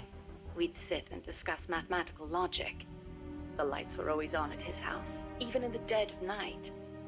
Theoretically, he'd say, there's no algorithm that a computing machine couldn't reproduce. Dr. Turing wasn't foolish like other men. Although I didn't find out why until later, after he died. The time will come, he'd say, when computers will be able to think for themselves. That idea rocked me to my core. My aptitude for mathematics brought me closer to the stars. I breezed through school, then went to America for university. While I was studying at Caltech, NASA was established. I signed up in a heartbeat. I was a pretty good computer engineer at the time, and NASA needed skills like mine. The work was enjoyable. Even though I'd given up on going into space myself, it was a pleasure just being a part of it all. I was assigned to Project Mercury, America's effort to compete with the Soviets in manned spaceflight. 7 men were chosen as pilot candidates for the program, becoming heroes overnight. People called them the Mercury 7. The project made good progress, more or less. We had all the funds and materials we needed. After countless hours of analysis, we even had plans for something on par with Sputnik. We thought it'd only be a matter of time before we caught up with the Russians. They'd sent a dog into orbit and brought it back safely to Earth. But NASA top brass dismissed that success as a fluke. The Americans recovered their re-entry capsules at sea, but the only ocean bordering the Soviet Union is the Arctic, so their re-entry capsules had to make impact on land. A dog was one thing, but human spaceflight would still take some time, or so we thought. At the end of January 1961, we successfully put a chimpanzee named Ham into orbit. He returned to Earth as healthy as ever. NASA was giddy with success. It was then that a new woman showed up for duty. She was a backup pilot and advisor. She was beautiful, with blonde hair, strong mouth, and a steely gaze. But there was something else in those eyes, a twinkle of something warmer, of affection. It was the boss. She took one look at us in our revelry and murmured, "Savor this joy today." because tomorrow you'll have to face the truth. And she was right. The next day, our project schedule was accelerated. We'd received new information that the Soviets were mere months away from putting a man into space. The brass had misjudged the Russians. We couldn't afford to allow the shock of another Sputnik. Somehow, we had to get a man into space before the Russians did. It was an utterly impossible task. We'd only just put our first chimp up. With a human on board, failure was not an option. Especially if it were one of the Mercury 7 Golden Boys. And on top of that, the brass wanted to put a window in the spacecraft. The pilot wouldn't be a test animal this time, they said. And when this hero came back alive and well, they wanted him to describe what he'd seen. It was madness. Adding a window to our existing spacecraft would leave it unable to handle the stress. Not to mention the problem of shielding the occupant from cosmic rays. But the boss rose to the task, and splendidly. She claimed to be a layman when it came to space, but caught on keenly to new ideas and concepts. She was demanding, of herself and of others. She seemed rather cold-hearted at times. But I was smitten. She was beautiful, yes, but more than that, she was wise. Her mind was thoroughly rational. And yet no matter how I tried, I could never predict her actions. It was easy for me to assume that her judgments were drawn from an enormous base of knowledge. Quite simply, her life experiences were more diverse, more intense than anyone else's. To me, they seemed boundless in their breadth. In her, I saw a reflection of the night sky. Perhaps because I too was a woman, she and I became close. I couldn't go out in the sun, but she lit up my life. Her light was soft, like that of the moon. I was so happy. With her unerring guidance, the project steadily regained its footing. But one issue remained, the pilot's safety. When the day came to choose a pilot, the Mercury 7 just quietly walked out. Who could blame them? It was far too great a risk to take. Even if they'd volunteered, NASA would never have let them go.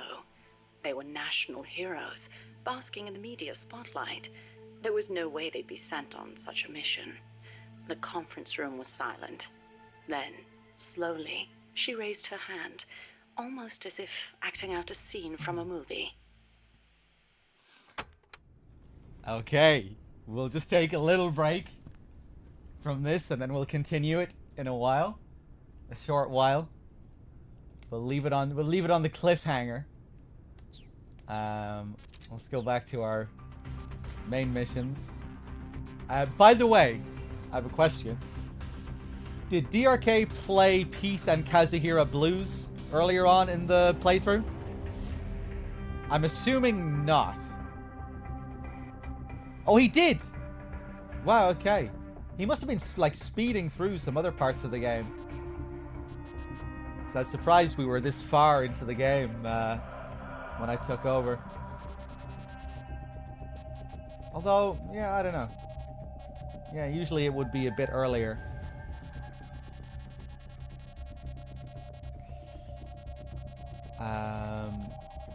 I guess he skipped over some of those tapes with Cecile, and there were probably, I think there were a good few other ones with Miller that he didn't do.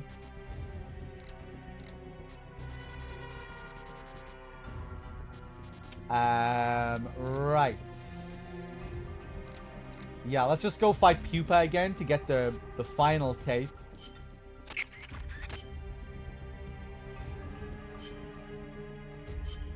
Combat. Yeah, I don't think it was just like just a little bit faster than usual. But that's okay. I think our I think MGS2 and 3 were both longer than usual in this marathon.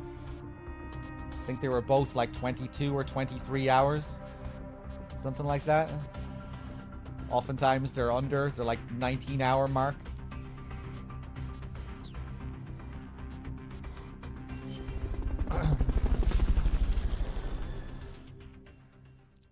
I love the beach. This is PS3.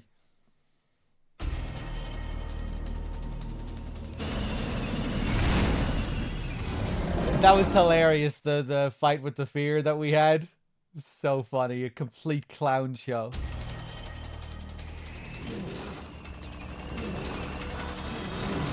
We really extended the fight with the end as well. The end won the donation war, the fight. And we really took that slow. Did the thing where we fast forward the clock by 4 days. So when you load the game, Snake is asleep and he knocks you out, takes you back to Grannon's lab.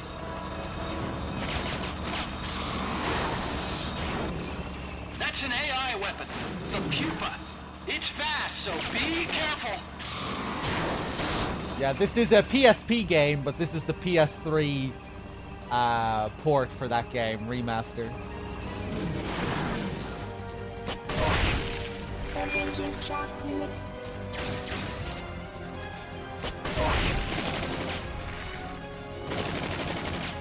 Lie flat to avoid getting hit when it charges.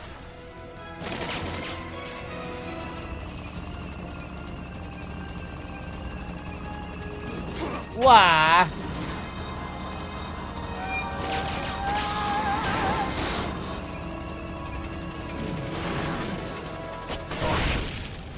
Engaging shock units.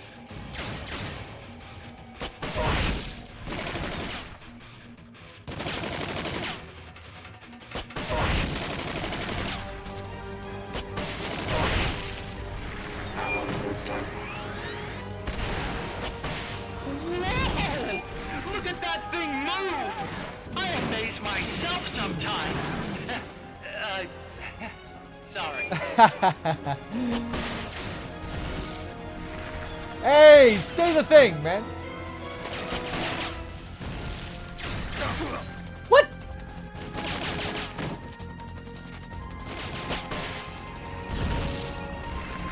Oh, I think we must have got the line, but he interrupted it immediately with his other line. I think that's what happened.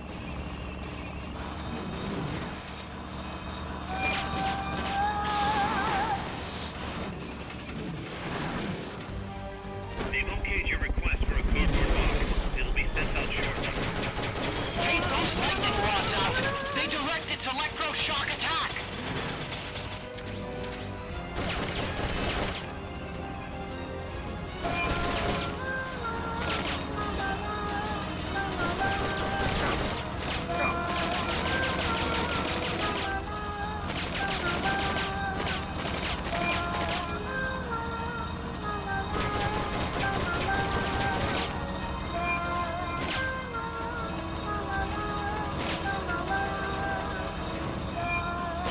Destroy the treads on the left and right to stop it from doing its punch attack.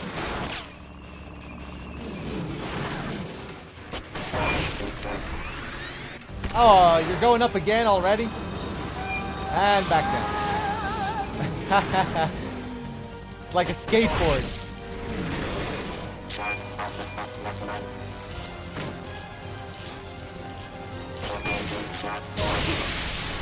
Oh, I thought I'd be out of range.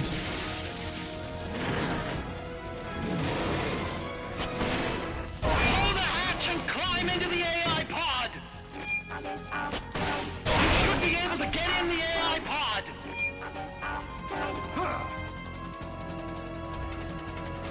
Blow the hatch and climb into the AI pod.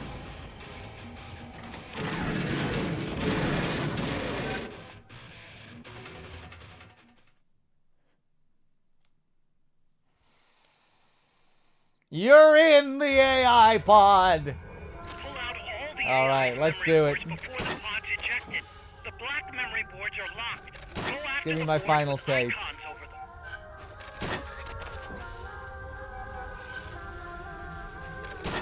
There we go. You can unlock memory boards by destroying the mechanical components that they control. Any boards you remove can be used to build our own AI weapon. Memory boards have different functions according to the icons displayed over them. Go ahead and take whichever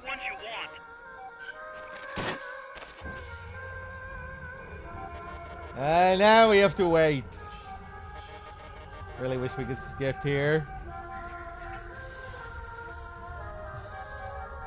Ba-da-da.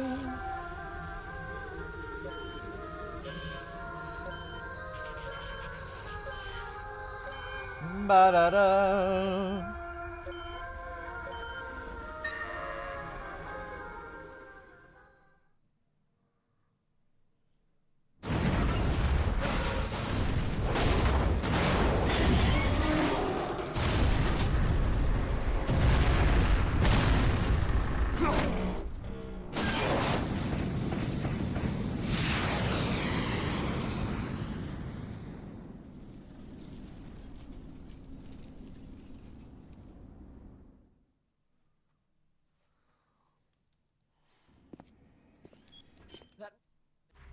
There's no need for a human.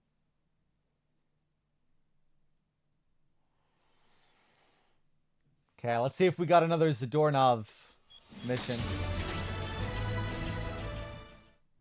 Snake, the doc.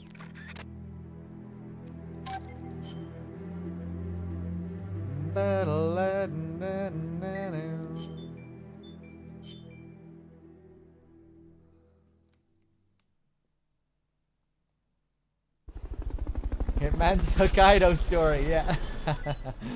Another big 2001 inspiration in that mission. Mr. Jason Portman.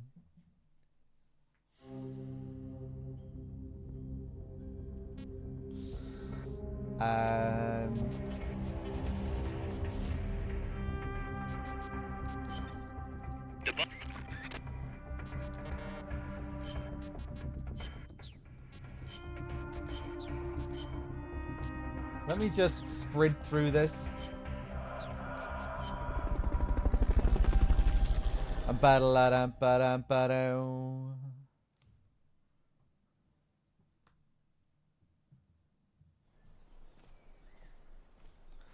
This is a really embarrassing part of MGS Saga. This game? To use Fulton Recovery on a soldier, get up next to them so the icon appears, and push the action button.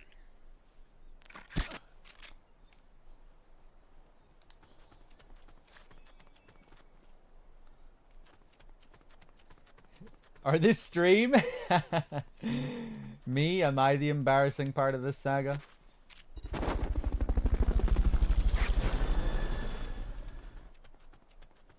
Looks like that soldier's out cold. Try using Fulton Recovery on him.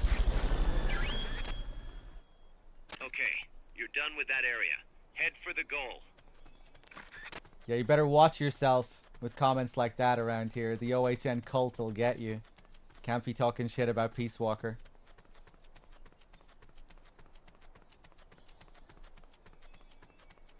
We'll be coming after you with pitchforks.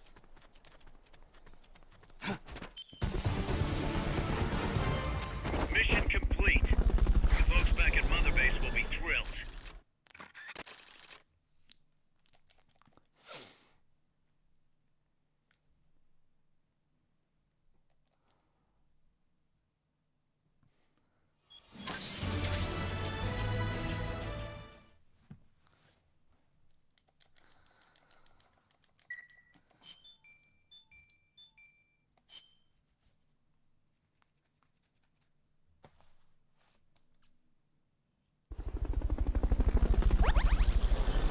Okay. Can I unlock more Zadornov missions by doing side ops that I've already completed? I can't remember.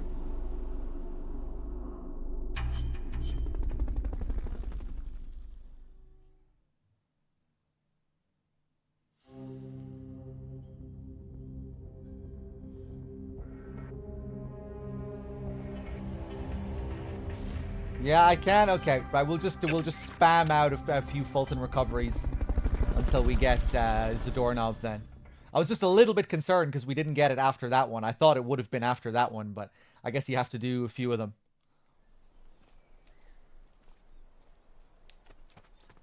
Use Fulton Recovery to bring back knocked out soldiers. To use Fulton Recovery on a soldier, get up next to them so the icon appears, and push the action button.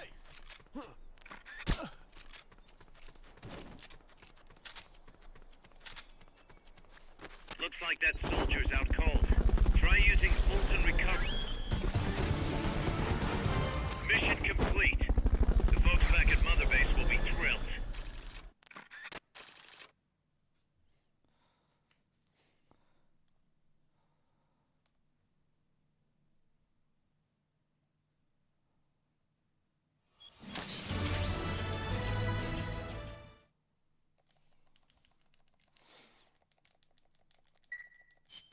Bad news, Snake. Here we go. Zadornov's on the loose. What? Again? It's funny. We took away his prosthetic and did a full body check. We even increased the guard. You think he had help? Impossible. Anyway, I'm adding a new mission. Locate and recover Zadornov. Took away his prosthetic. Is he gonna be missing his prosthetic now when we find him? Maybe he went to the Lost and Found and picked it up before he left.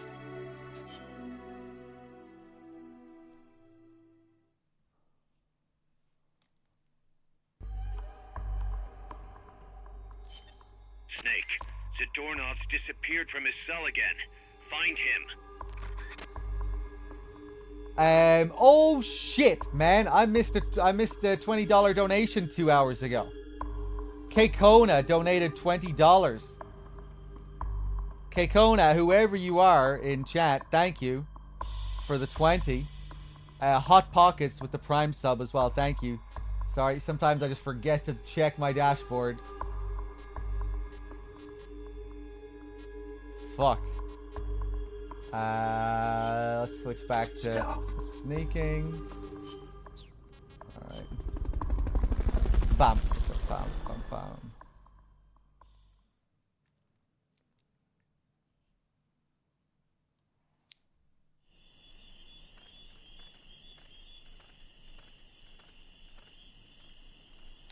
Find Zadornov and bring him back here with Fulton Recovery.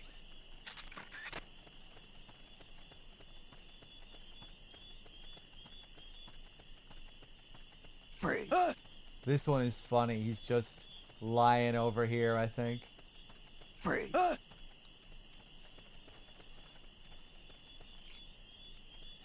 turn? I'm seeing things. Whatever.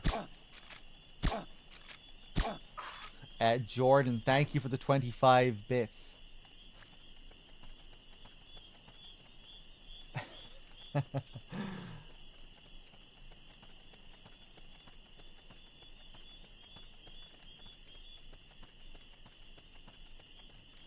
Oh, maybe I was wrong.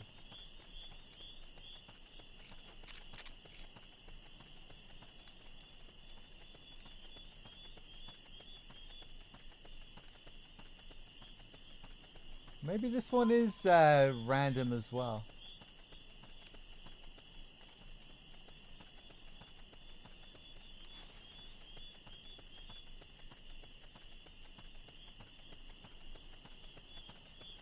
Okay, I guess we'll go up ahead.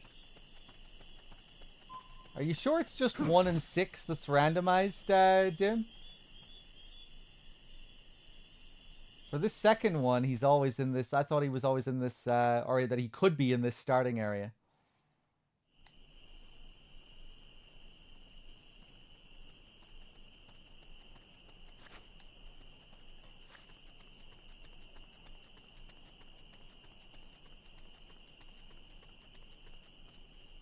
One and 6 are just the ones you remember. Yeah, I'm pretty sure he can be back in that last area.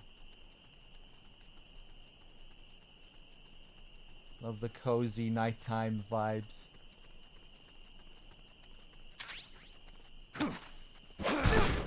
Freeze. Maybe he was back there and I just missed him. Ha! Yeah, here he is. Alright, let's give him a spanking. Freeze. Down. That's a doorknob. What did I tell you last time? No more of this.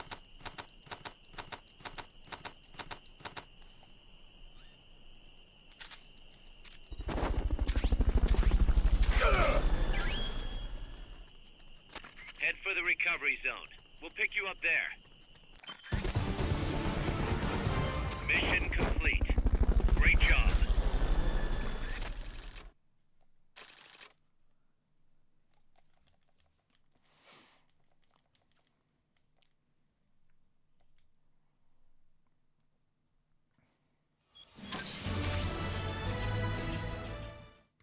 Kaz, I caught Zadornov. Impossible. I thought I'd made it. Acknowledged and appreciated.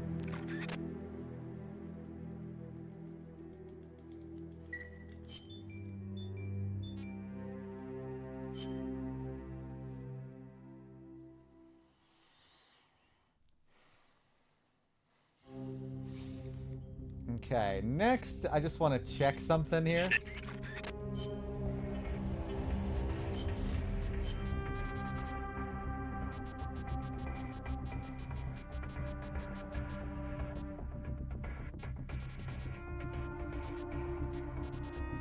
Yeah, I don't have the trunks. I forget how you even unlock them.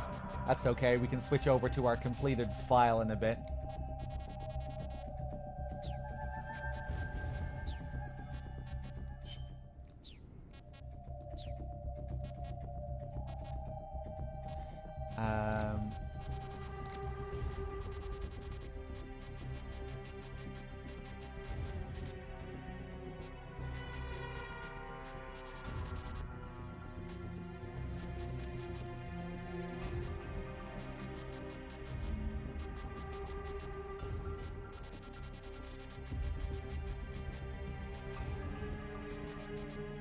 Let me do just some of these random side-offs that I haven't done in a while. Let's get this mission started.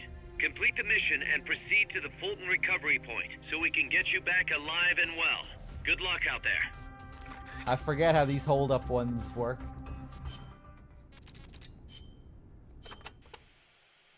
To hold up an enemy, you need to get behind them without being seen. Get close enough without their noticing. Point your weapon, and even a trained soldier will reach for the sky. No sense in holding up an enemy only to have his buddies attack you, though. Make sure you get him when they're alone. And be careful you don't shoot him by mistake. Kill a soldier here, and you fail the mission. Do you feel like hosting co-ops? Yeah, we could do some of that. Are you available right now, Dim?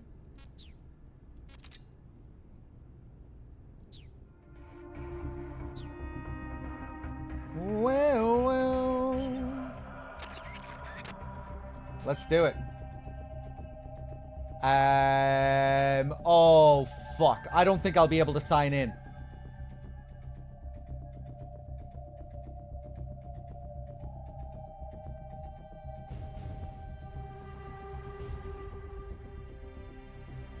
Yeah, I'll need, yeah, I won't be able to sign in. Fuck. That's okay. Sorry, Dim. We'll have to put that off.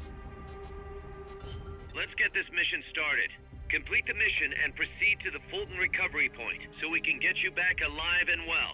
Good luck out there. Hold on. Let me just check.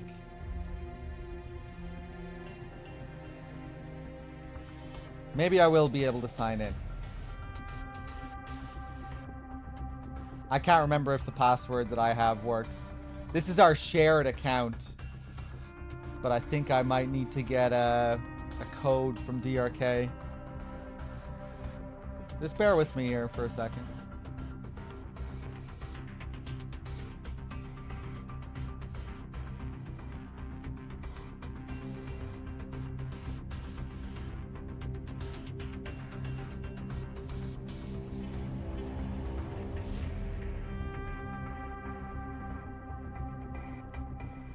Well...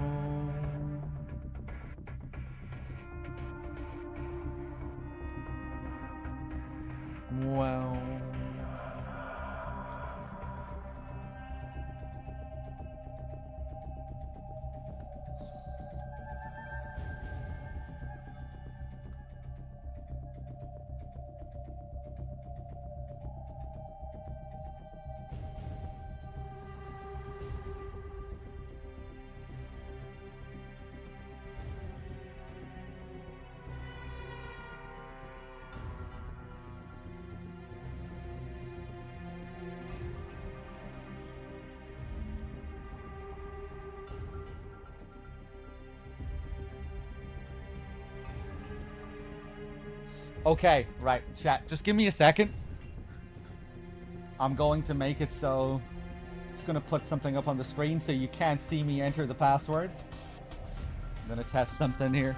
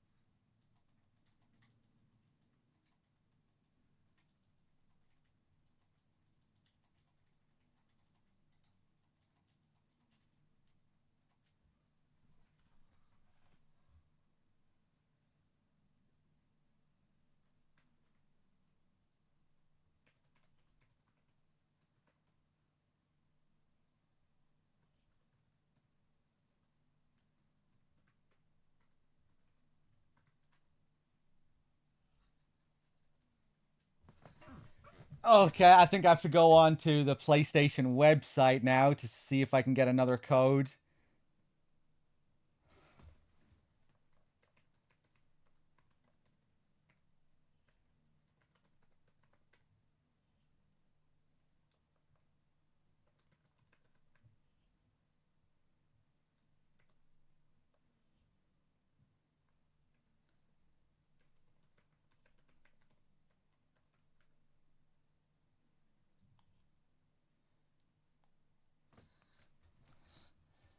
Ah, fuck.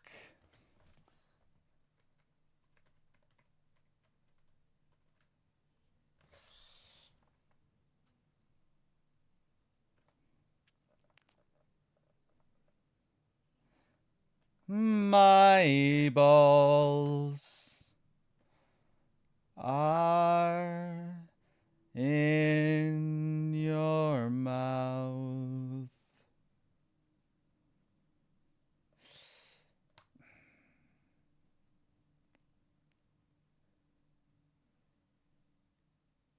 Oh, wait, hold on. I think I'm in luck.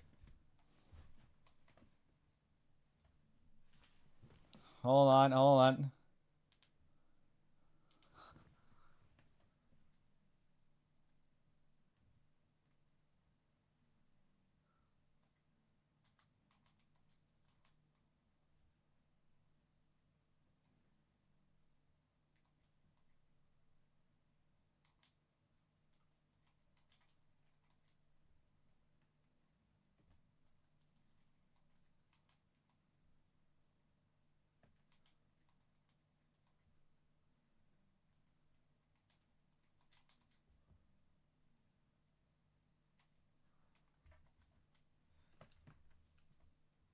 Ah, fuck. Nah, I think I need DRK here.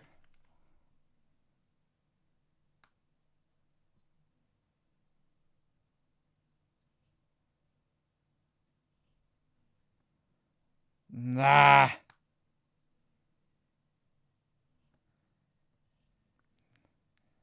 Hold on. I'm not giving up just yet, but this doesn't look good. Looks like we're going to have to restart the whole marathon. Sorry, guys. We're going to go back to Metal Gear 1.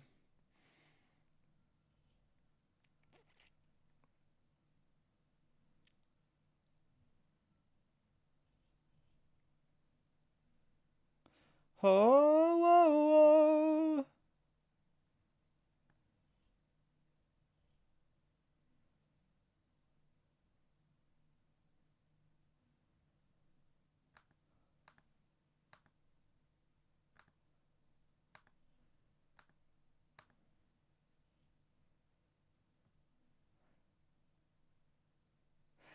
Okay, hold on. I have another code I can test.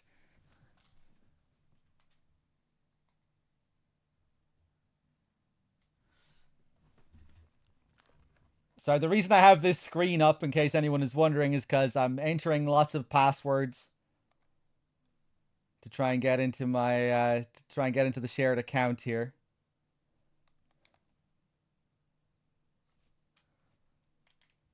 So just bear with me. We're trying to do some Peace Walker co-op if we can.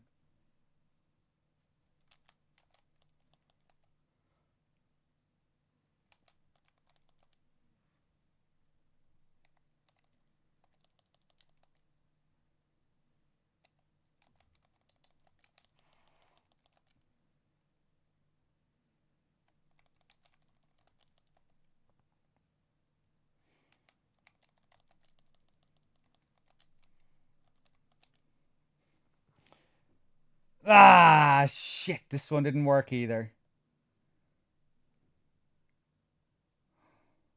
Hold on.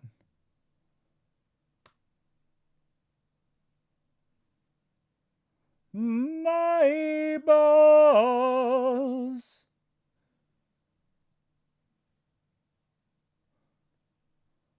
My boss.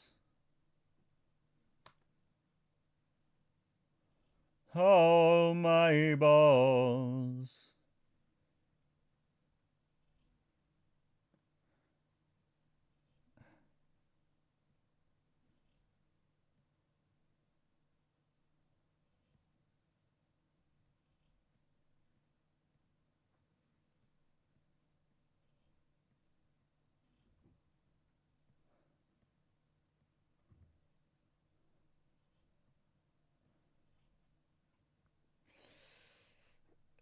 Ah, fuck, man.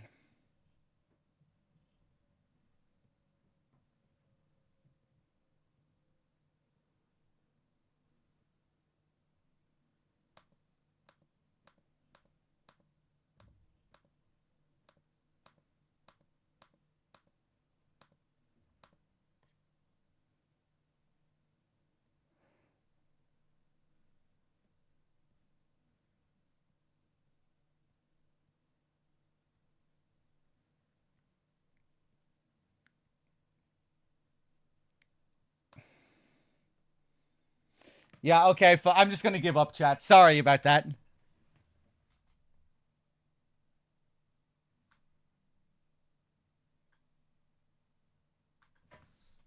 Hold on one second.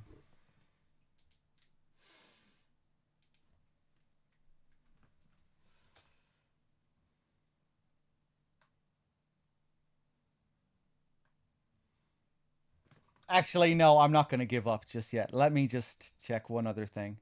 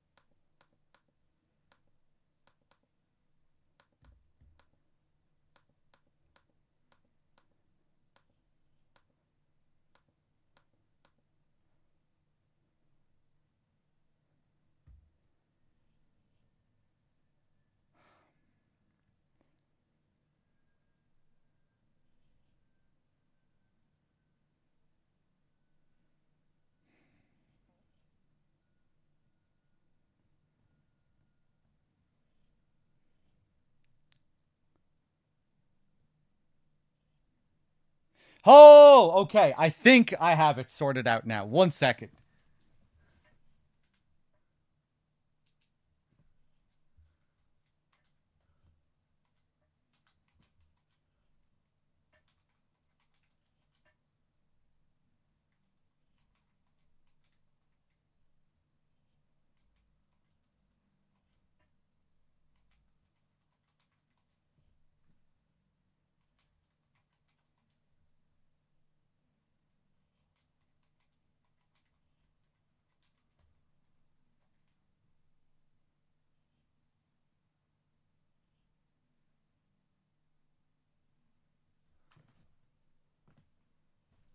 I'm in.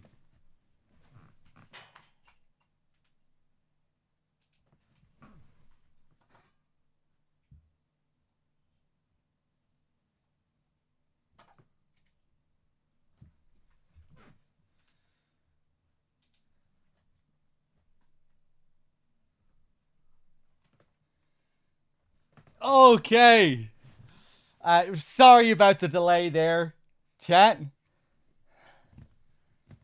I just had to go back through all these different passwords we've had. Okay. I really need to just save that password. Okay, okay. Dim, are you here? We ready to rock? I guess I'll just go for friends only. Channel random. I forget what I should be picking for this. Random, Dim? Channel 1. I really need to do a playthrough of this game where I dig into the online.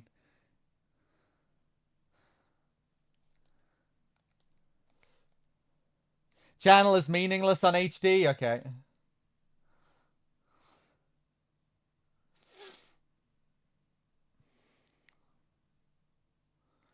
Ho, oh, oh.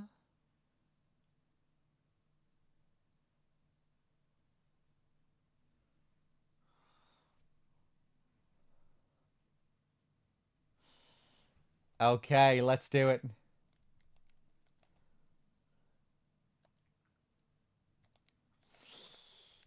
Right, I guess we'll just go in. I'm just going to go in with what I have.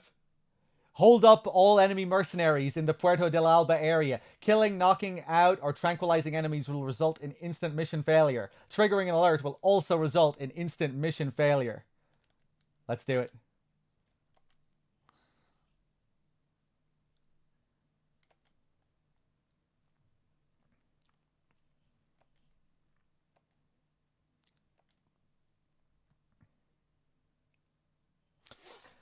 Oh, no game sound. Right, yeah. 1 second.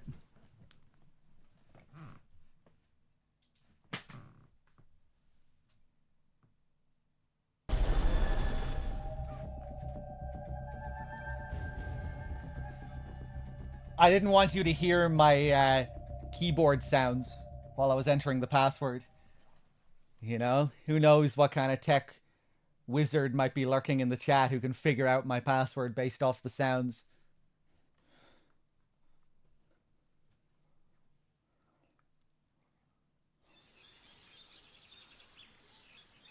Get control of all the enemies by holding them up. Hold up all Yeah, or enemies. someone with some kind of AI running.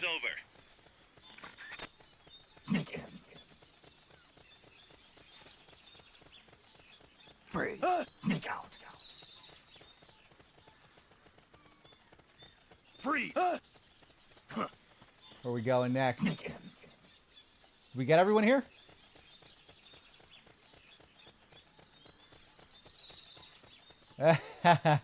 Oh wait, do you always start this one with the banana automatically? Good to have you.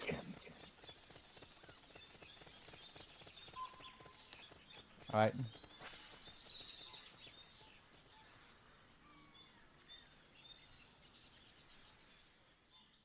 With 95% precision, or so I read. Yeah, you got to be careful with that kind of shit anyway. Be as cautious as you can be.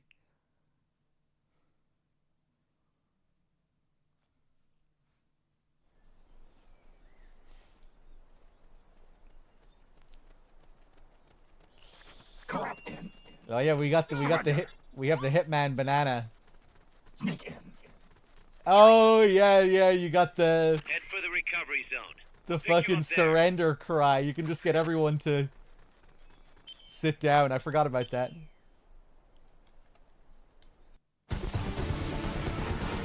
You did it. Keep it up.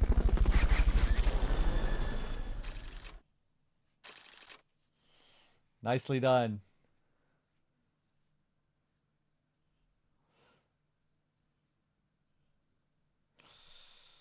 Yeah, it's pretty OP, man. No wonder it takes a while to unlock. That's the final heroism unlock at 500k. Man, I really need to do a full, proper Peace Walker playthrough one of these days.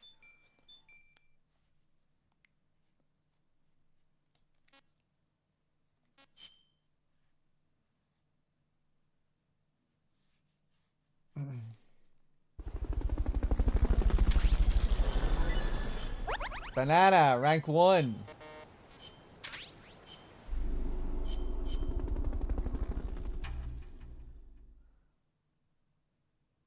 Wait, so hold up. Is that the mission that you have to do to unlock the banana? Does that hold up mission unlock you the banana?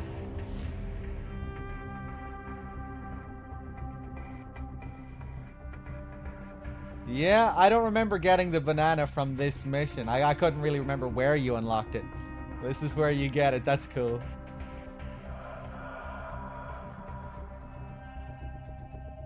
I really like how unexpected certain things are for, you know, how unexpected certain things like that are for the side ops.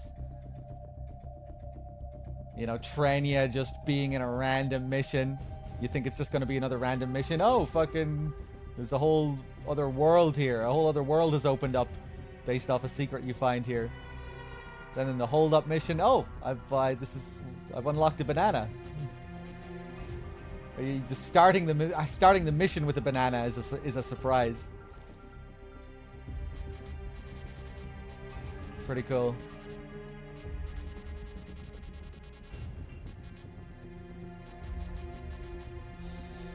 Yeah, I forget. How do we unlock ghost photography? Do you know? What do we have to do to unlock it? I mean, we can always do it when we switch over to our completed file in a bit.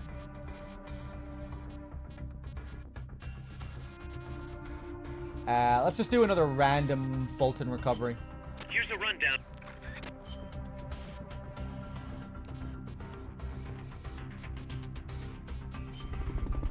Oh. Right, I forgot to do the co-op thing.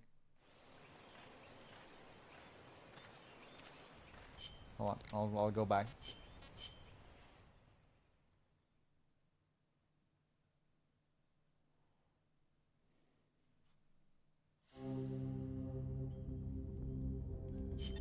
Here's a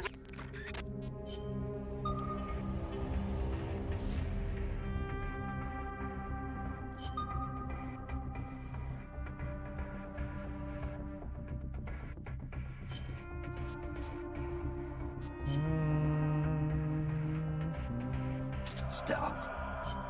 Stealth, stealth, stealth, stealth, stealth. Stealth. Stealth, stealth, stealth, stealth, stealth, stealth. Survival. Tuxedo. Tuxedo, tuxedo, tuxedo, tuxedo. Stealth.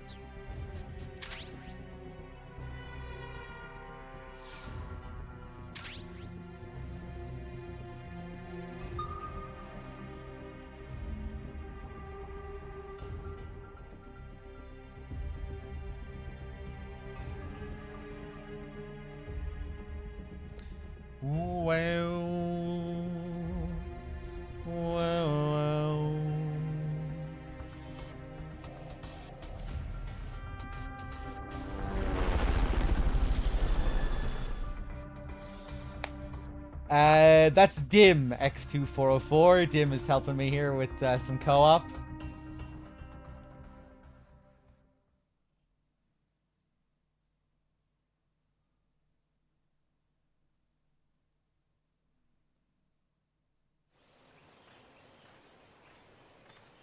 Co-op, Dim. You need to use Fulton recovery on all the soldiers. Be careful not to kill anybody. Good to have you.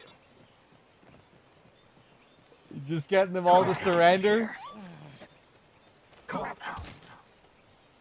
Okay, no surrendering for our next one, Dim. Just so we actually have to put in a bit of work.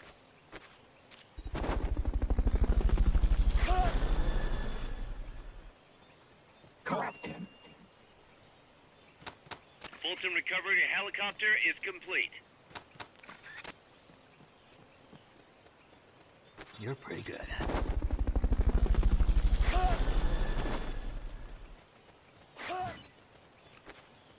Who's left?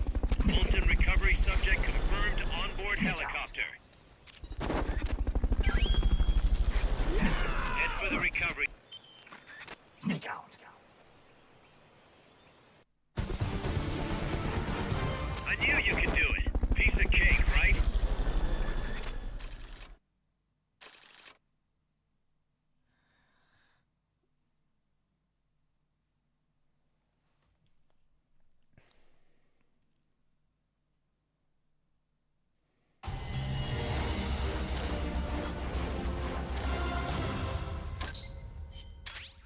Oh, only A?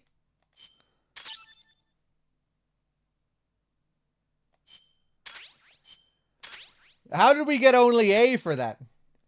Is does the surrender one count as like a cheat code? Does it reduce your rank?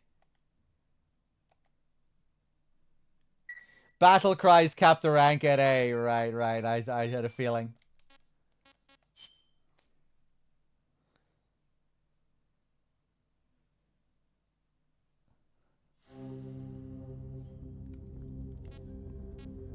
Okay, next one. Let's get this mission started. Again, I forgot. Oh, wait, hold on. Let's get this. Can you just join?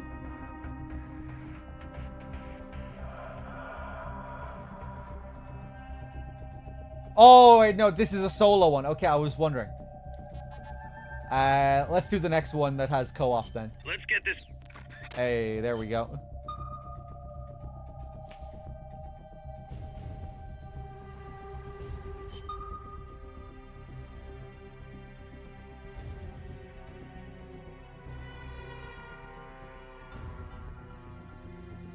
I'm really quite the novice when it comes to Peace Walker. It's been so long since I've done a full playthrough, and even when I did do a full playthrough in the past, I never did much co-op, barely any.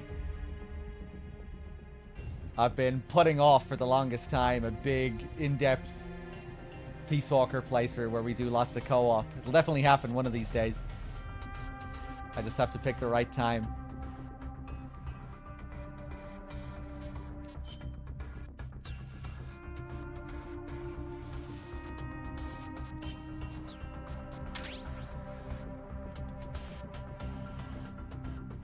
When's Metal Gear Rising? Well, this is a Kojima Saga marathon, so generally speaking, Rising is not a part of the marathon.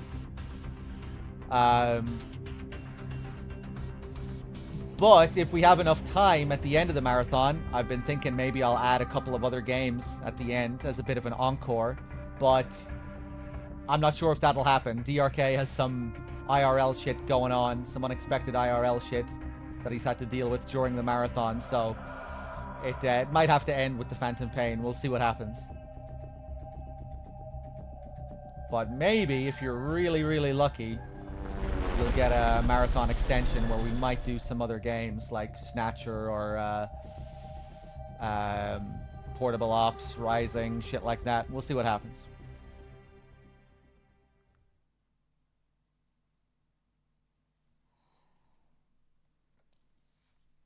Bow, wow, wow.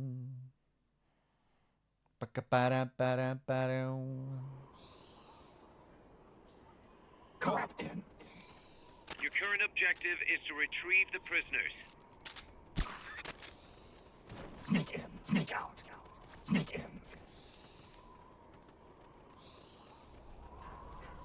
I don't even have the option to Fulton that guy. Sneak out. I need backup. Go out. Please, find our compass as fast as possible. Captain. Sneak in.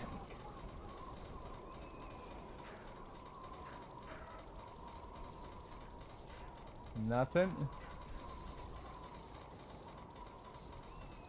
Sneak out. Go out.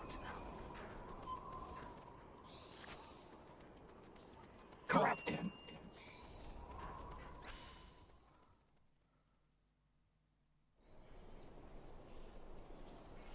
Hold on, let me just change my settings so I can quickly open up the co-op stuff. Hold on.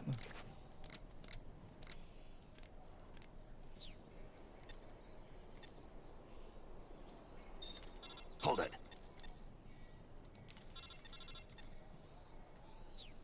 Good to have you.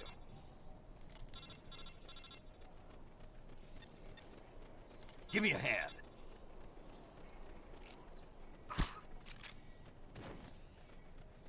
Because we're on a a shitty NG file at the moment. I won't have too many of the. I won't have many of the good ones.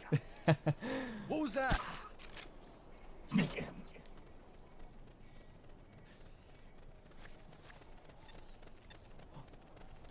Snake in.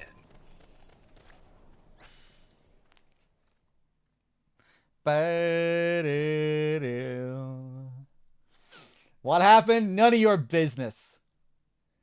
Looking for all the gossip. Corrupted.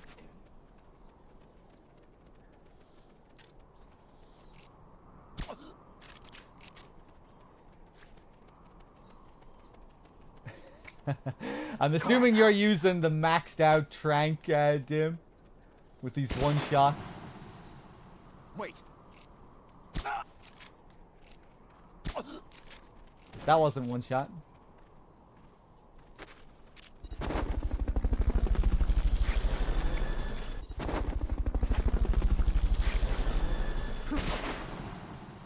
Fulton recovery helicopter is complete. Watch it. There might be bombs planted next to those prisoners. Thanks. Oh wait, was that me walking into a claymore? I think that was my fault. I thought that was Dim throwing up a grenade. With that area. Head for...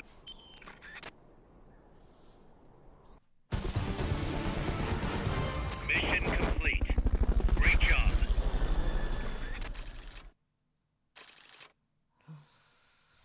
But yeah, sometimes real life gets in the way, technical difficulties, things like that.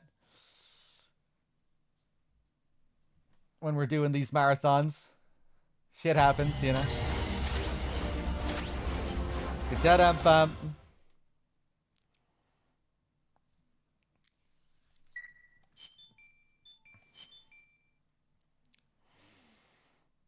Yeah, when I saw the other Claymore, I was like, oh wait, no, maybe it was the Claymore. Then I remembered what Miller was just saying.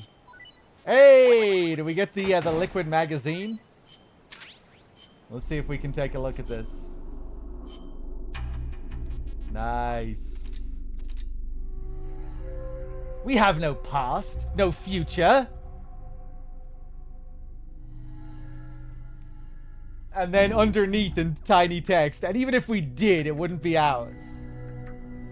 Did you like my sunglasses? Keeping cool under cover. PMC Journal. Can love bloom on the battlefield?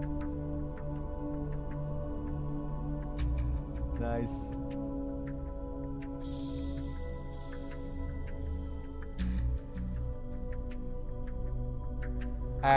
The description for this one is different as well, I think. A monthly pulp magazine that features mature content aimed at literary types.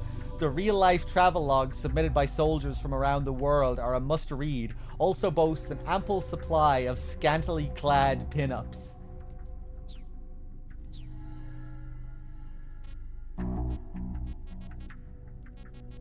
Cool.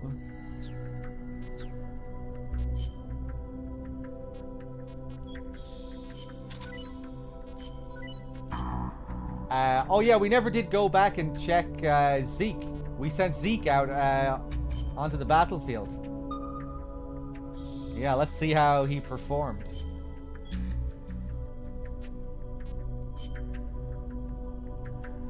Yeah, we sent him out to deal with these two guys. Let's see how this went down.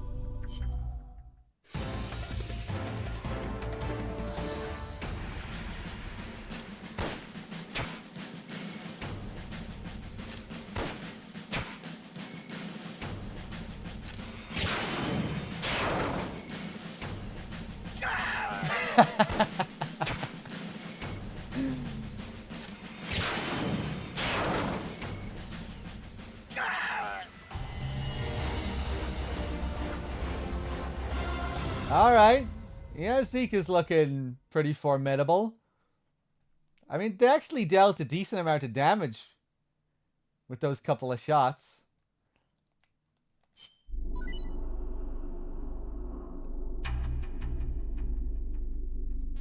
Some nameless thugs with Makarovs. The cardboard box tank.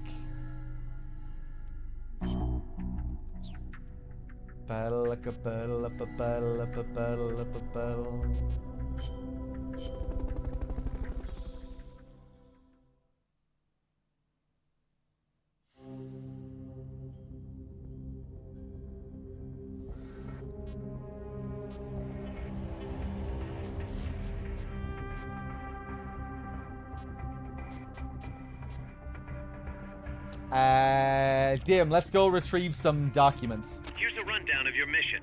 This one's perfect for a warm-up. Nice and easy. Don't let yourself get lazy, though. Stick to it and get the job done.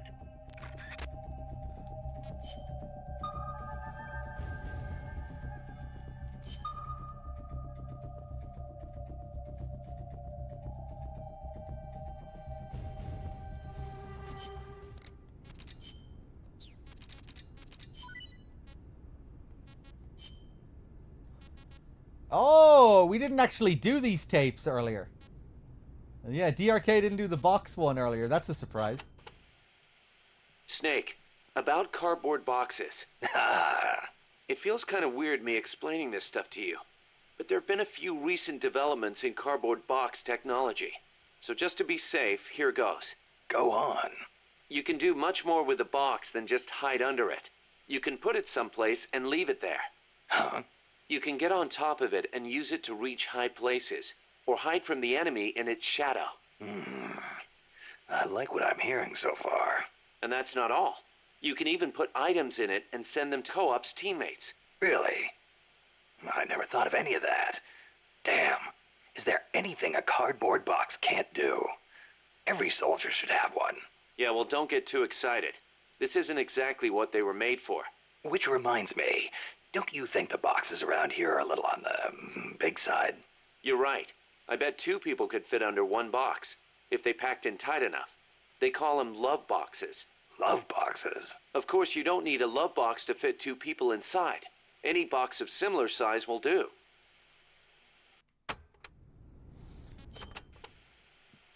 Up to 2 people can fit inside a cardboard box. Tell me how. Move close to a box with a teammate inside, and an icon will appear. Then press the action button. You'll stay inside as long as the action button is pressed. So, same as snake formation, huh? Exactly the same. In fact, when you put on a cardboard box when snake in, both of you can climb inside. A box big enough to hold me and my buddy. These are fine times we live in, hey, Kaz? Yeah. Sure, boss.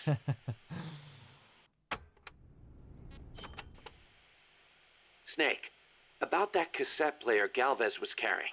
What about it? That was no Russian imitation. It was the real deal. A prototype developed by a Japanese company. Get out of here. It's true. It had the Sony logo on it. The product name is Walkman. Walkman. It's a revolutionary new concept. Music you can listen to on the go. You can take it with you when you leave the house. I gave it a listen, and you wouldn't believe how good the sound quality is for something so tiny. And in stereo, too. Think of the technology that must have gone into it. And that tape is equally amazing. The treble range is clearly superior to any other cassette ever made. Stylish, too. How'd Galvez get his hands on a model that's not even out yet? Beats me. It's not the kind of thing I'd expect some stodgy Soviet to be into. Me neither. Tell you what, though, it's a fine piece of work. It'll let me listen to my music when I want, where I want. I never thought I'd hear you say that, but I have to agree. Me?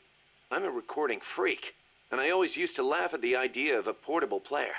But now that I've seen it in action, I've changed my mind. Being able to take your music with you, this could be the start of a revolution in music. Could be. I'm having the guys at Mother Base study and analyze it. Who knows? They might be able to come up with something even better. Walkman. All right, let's do it.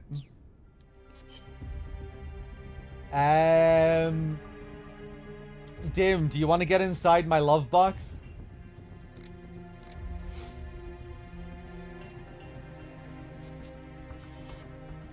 I could bring in the box tank as well. Nah, we'll save we'll maybe use the box tank for another one. More of the one of the more combat-oriented ones.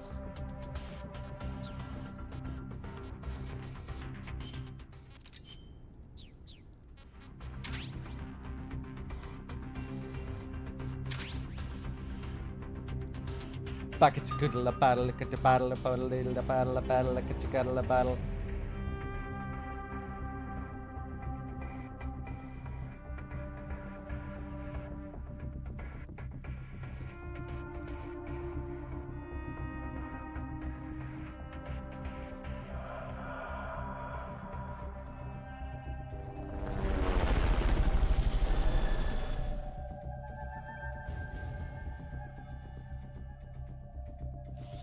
Hey, what's up, Shizzle? It's going well. We're just taking it easy in Chapter 5 of Peace Walker, doing some silly side ops, some Zadornov missions, some tapes every now and then.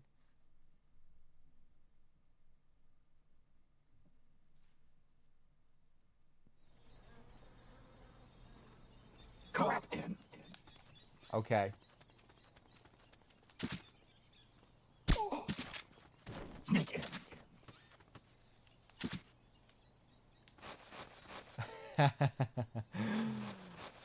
Good to have you. Got it.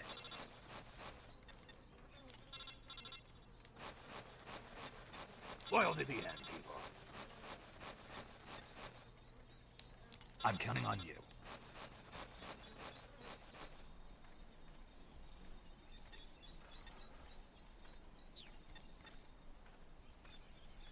Hold it.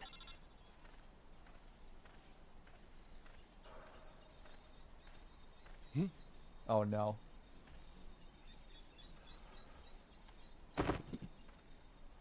Damn. Save me. I don't think I can handle it. I'm getting scared.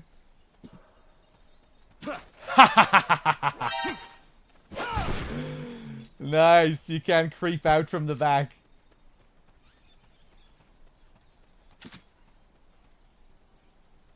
Come on, back in the box. I've got you covered.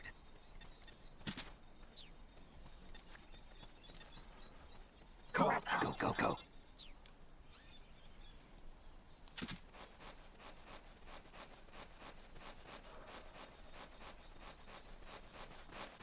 Captain. Sneak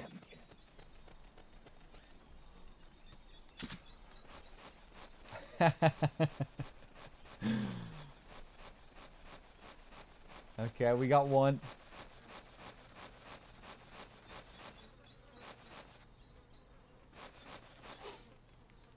You're the only one that's capable of doing that, right? Sneaking out the back. That's pretty buff, man. You get caught by the guy. You can just creep out from behind.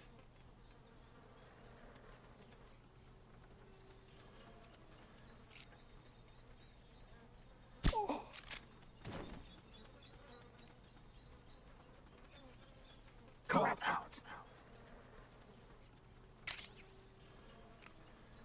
2 out of 5.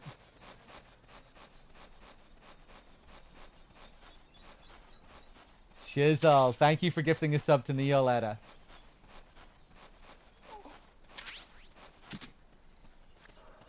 You're pretty good. Thanks. Okay, you're done with that area. Head for the goal. Sneak in.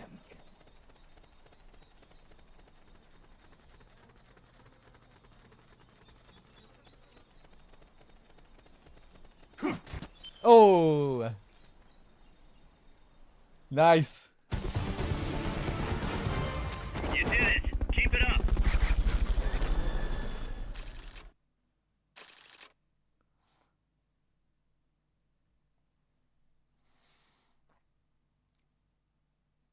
Okay, maybe we'll do a more combat-oriented one next and try out the tank.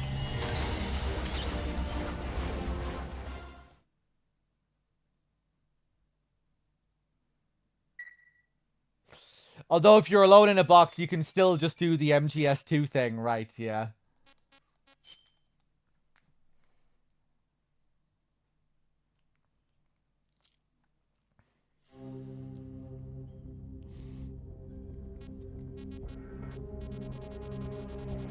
Okay, let's see here.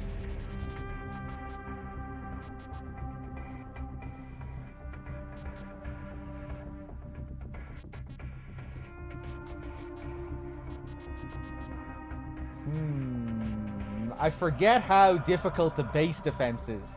Stop the enemy's advance in the AI weapon hangar while Snake fights Peace Walker. This one is cool because it's one that's happening during the story.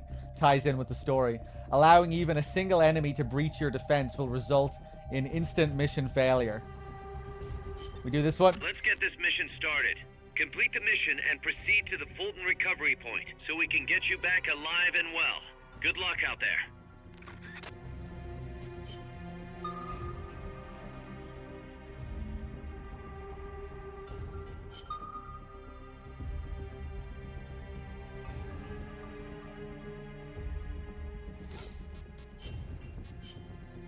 Okay.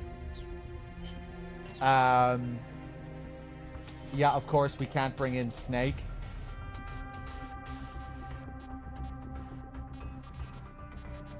Right, let's bring in Herring. Look at this badass. Shotguns are awesome! They can blow away just about anything in one shot.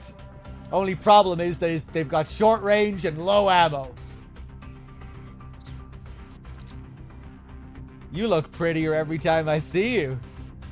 This guy looks like Anthony Perkins, I think. Guy who plays Norman Bates in Psycho. Has a bit of an Anthony Perkins look about him.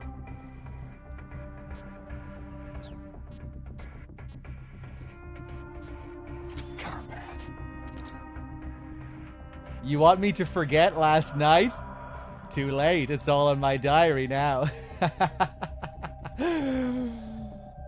I love all the homoerotic stuff in this big sausage fest on Mother Base.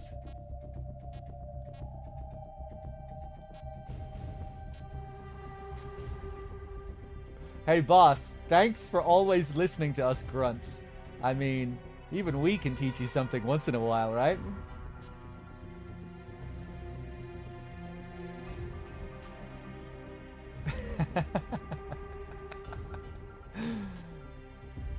Chicks dig a man who smells like success. Ha! Imagine, if only we had a guy like you running the country. Maybe my village wouldn't have been burned to the ground. Man, I'm sick of people treating me like a rookie. Ugh.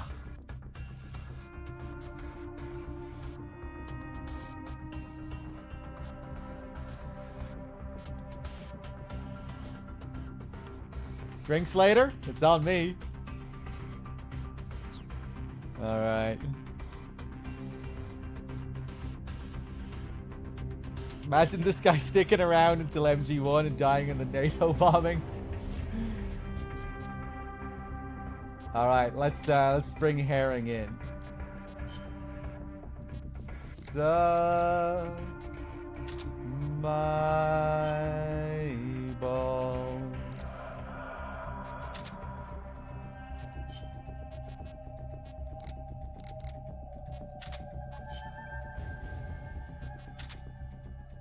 Oh, the SMB collection.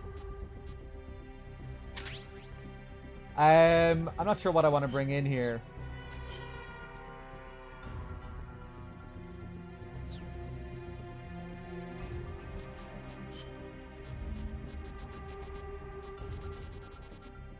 Combat.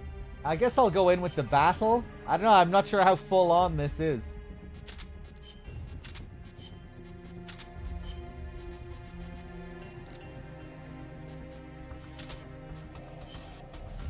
Some Fultons, I guess. Bring in the big M60.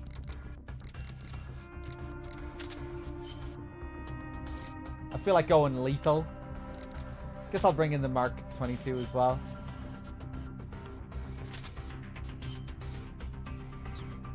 Yeah, I want to see if we can get up to some silly shenanigans in the box tank, just to show it, you know?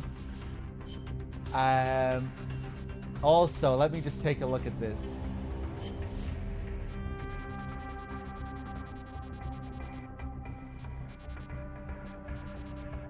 Get your act together.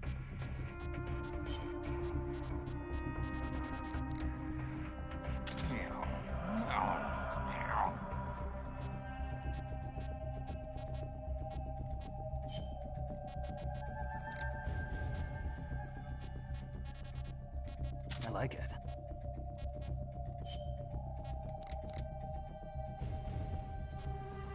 Give him the silent treatment.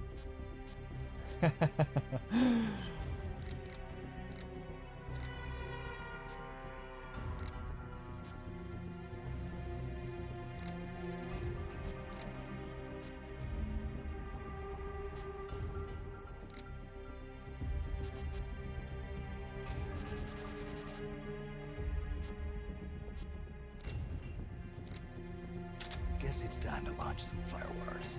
Okay, right, let's do it.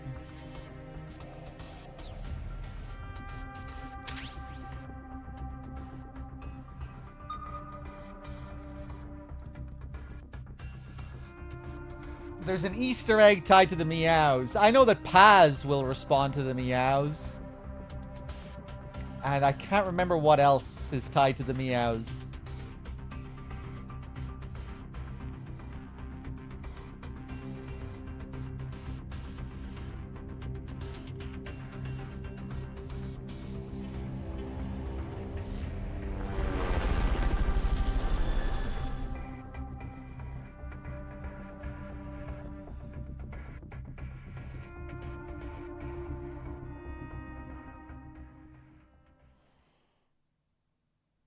Oh, the Palicos during Monster Hunter missions, right.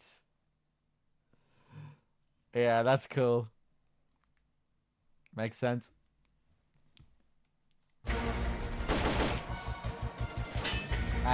Okay. Stop the enemy reinforcements. Don't let them get in the boss's way. Get in the tank. Now, how the fuck do we fire this thing? Okay, are you controlling the gun? It looks like you're controlling the gun. I'll drive.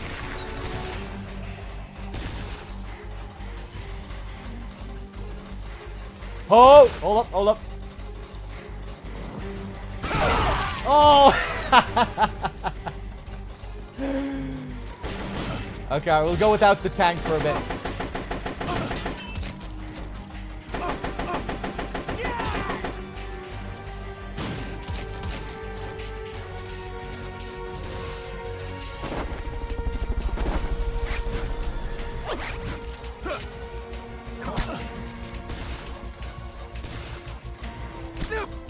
Oh, nice. Right in the asshole.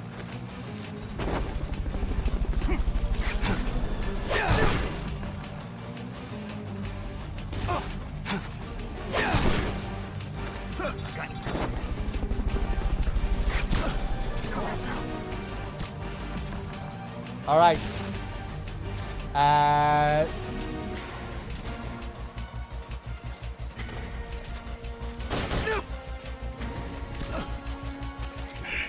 Dim, back in the box. Back in the box.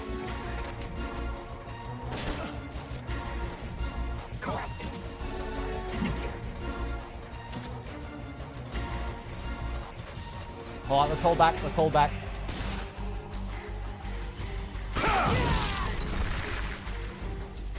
I want to see if we can get down there. Ah.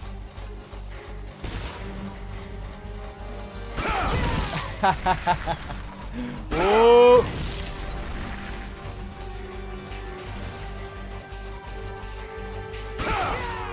Nice.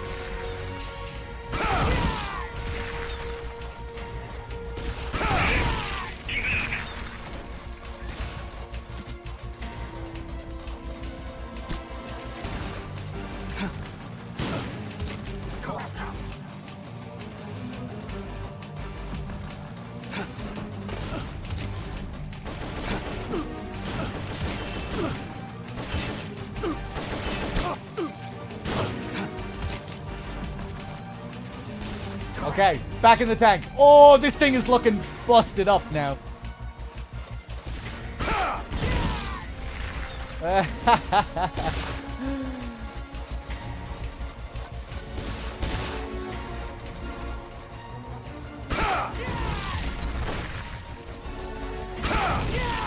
Oh, we're fucked.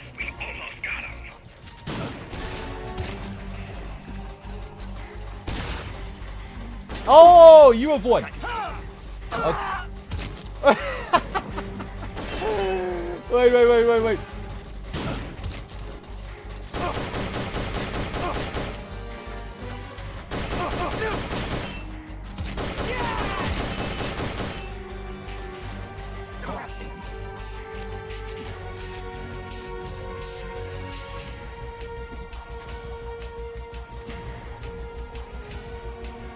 I'm trying to join.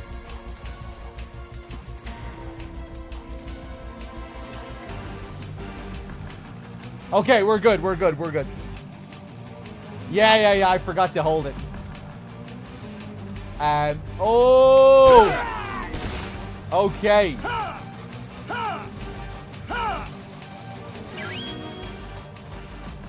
Mission accomplished.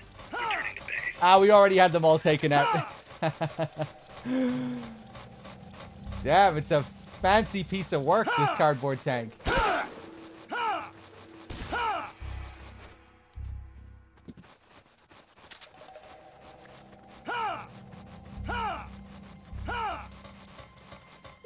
I'll take it from here.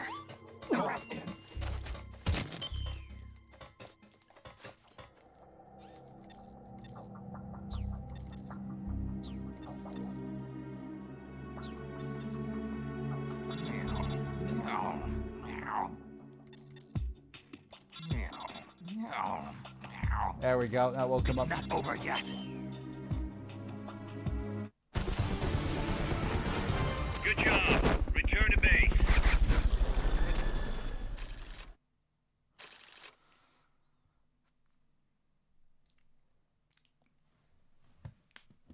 Sweet. That was fun.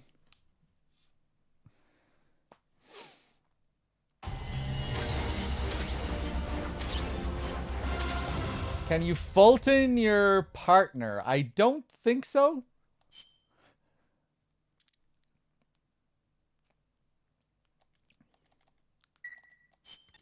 Snake, Zadornov has disappeared from his cell. What? You're kidding, right?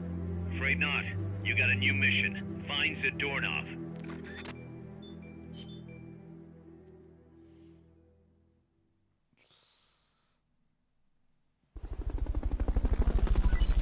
Okay. RPGs. Ba-ka-ba-dum-ba-dum-ba-dum.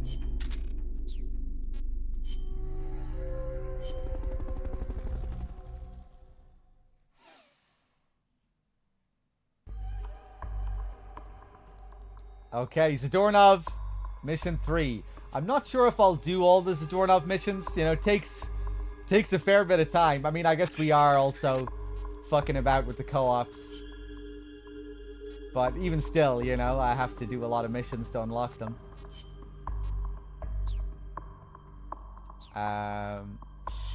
Snake, Zadornov's disappeared from his cell again.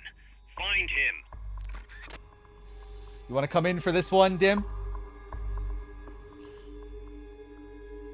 Yeah, it seems like you get a certain amount of shots out of the tank before it collapses.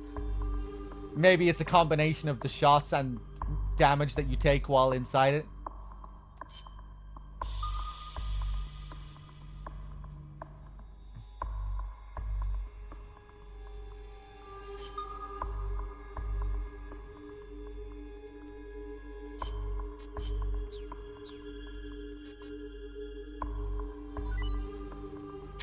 Okay, whenever you're ready. Stealth.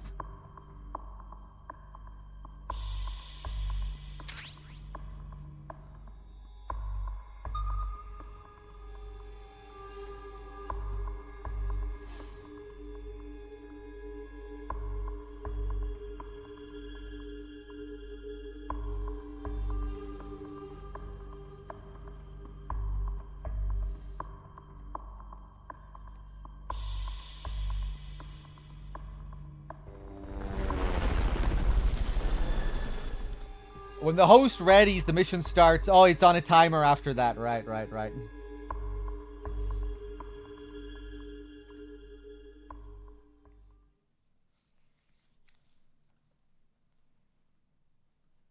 Hey, how's it going, Solidus?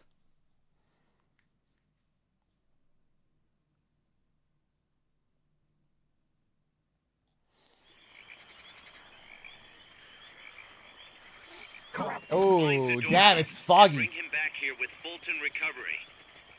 I'm doing good, Solidus. We're just doing some Chapter 5 stuff in Peace Walker. Fucking around, unlocking Zadornov missions. Co-op shenanigans. Side ops.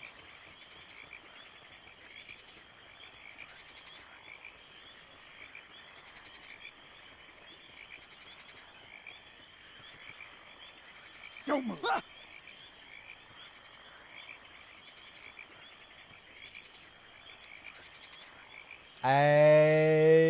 Can I not Fulton while we're in this? Yeah, we can.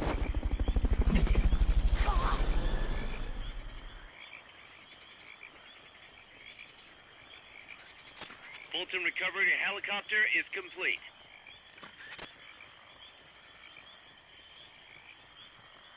Freeze. Sneak out. I'll just leave him here. Sneak in. Sneak out. Ah! I wasn't paying attention. I forget. Oh yeah, I forgot what mission we were even doing here. It's the doorknob. Like, what are we doing here? Are we Fultoning?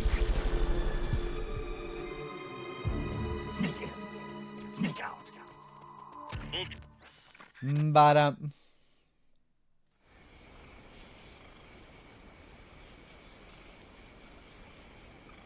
Go out. Here he is. Oops.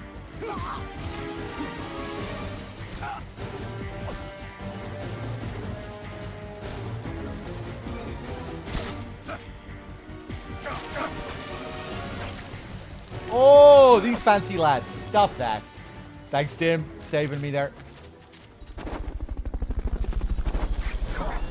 Can you play the whole game in co-op? More or less, yeah. I got you covered. There are some missions that you Recovery helicopter is complete. there are some missions that you have to do solo. But you can do a lot of the game co-op. The majority of the game.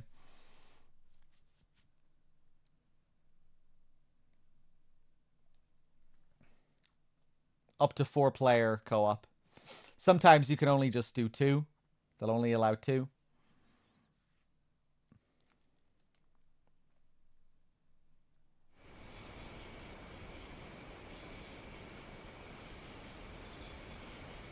Co-op in. Sneak in.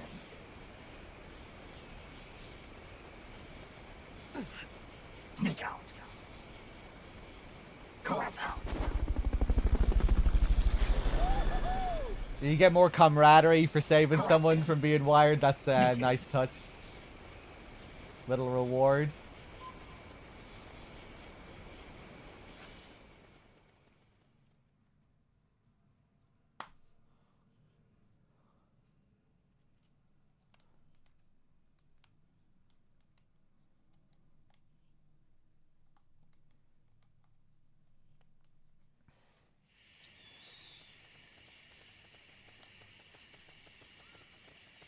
Co-op in. Is somebody there? Huh. No. Ah! I thought I'd be able to get away with it. Nice one, Dim. You got him before the alert triggered. Oh, look who it is. Freeze. Down. I got you covered. I just turned around to see how close you were behind me. To see where you took the shot from. And who do I see?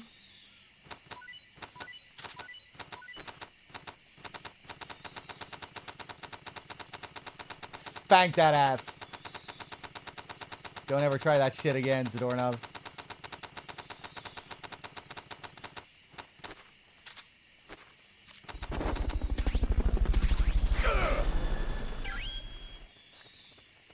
Okay, you're done with that. Nice one. Mission complete. The folks back at Mother Base will be thrilled. In the main game, you can do what I did there and just sprint up and crouch, and the guys up there won't be able to see you. But in this mission, they can.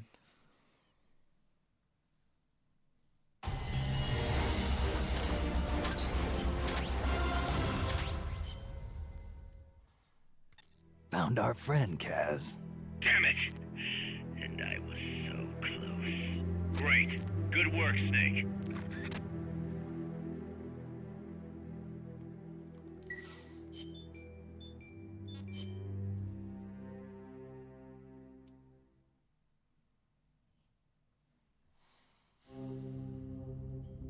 Okay. Found him thanks to the exclamation mark? What do you mean? That's how you first saw him? You saw an exclamation mark? I just turned around and I saw him up against the wall and I looked back at you.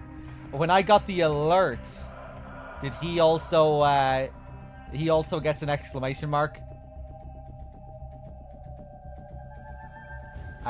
Okay, I think we'll continue our tapes, our Strangelove memory tapes. And then maybe do a couple more of these.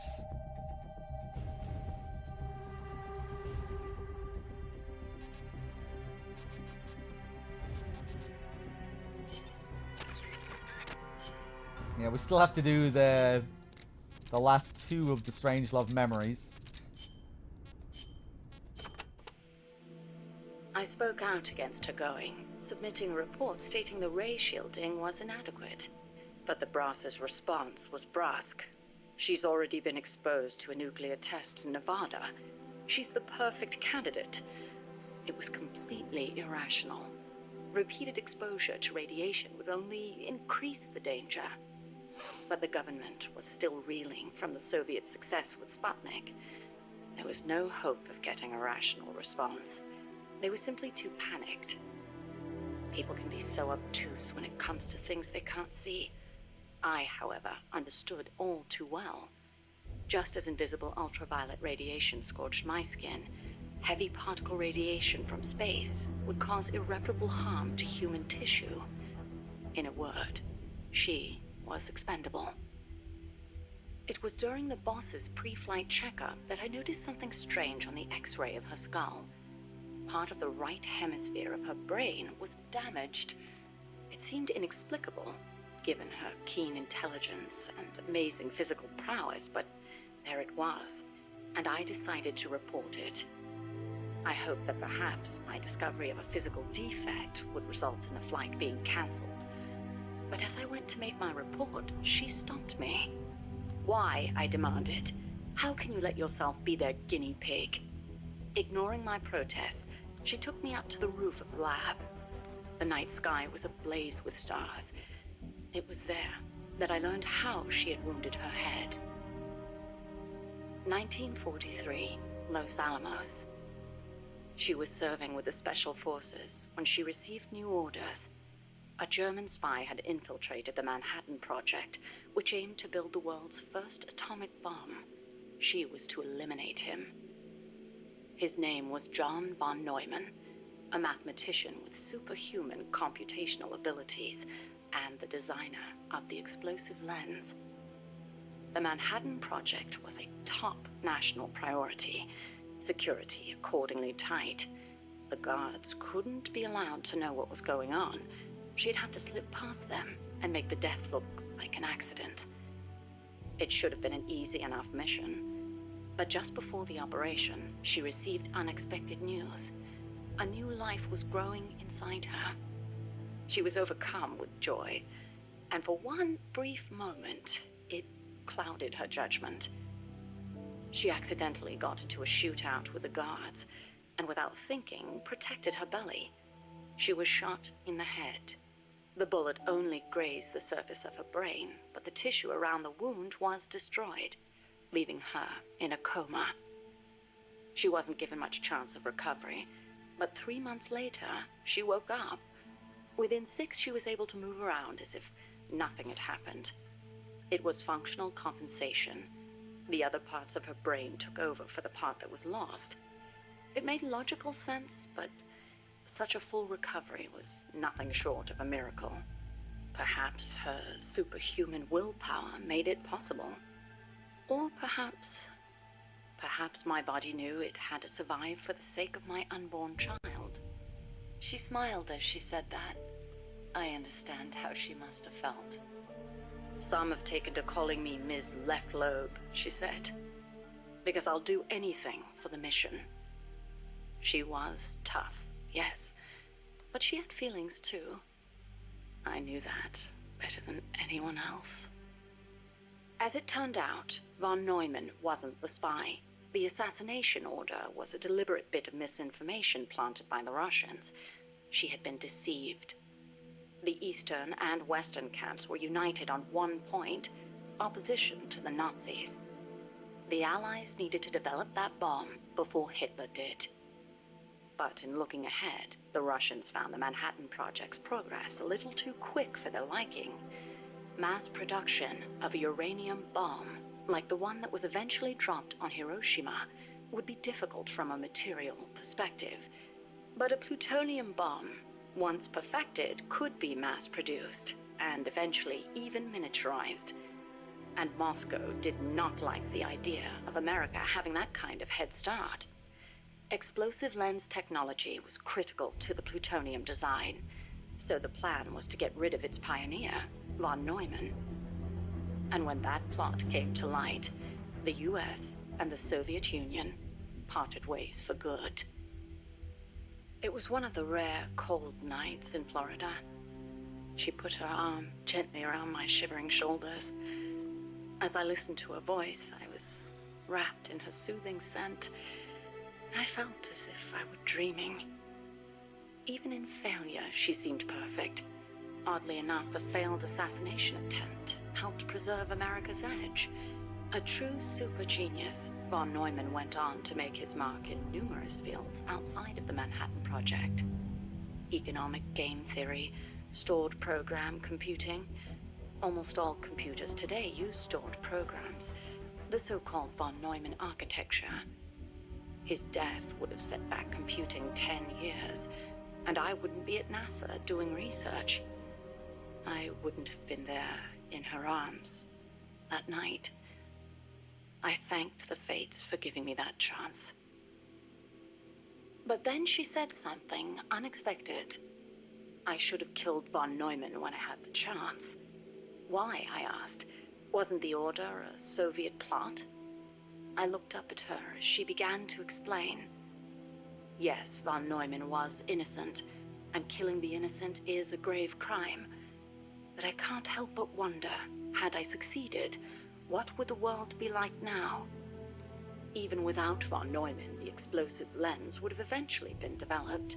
Von Neumann architecture, too. But she seemed to believe that if progress had been put off for a few years, then perhaps East and West would have had a chance to work hand in hand. I'd never considered such a possibility, but her tone was confident, assertive. It was as if she intended to make the two superpowers shake hands herself. The explosive lens was developed too early, spawning a Cold War and an endless nuclear arms race, she continued. That mission sprung from deceit, but maybe it was divine providence too.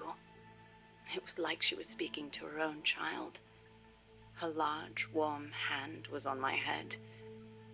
I failed the mission because I let the mother in me take over. I should have killed him, no matter how great the guilt. If I'd killed him, I might not have prevented Hiroshima, but maybe I could have saved everyone in Nagasaki. I looked up at her and saw her looking up too, up at the starry sky. Her face showed only deep remorse. It was as if she'd convinced herself that she alone was responsible for creating this twisted world. But that's no reason for you to sacrifice yourself for this. I knew I'd never dissuade her, and yet I still clung to hope. I know you're concerned, and I thank you, but I have to be loyal to the end.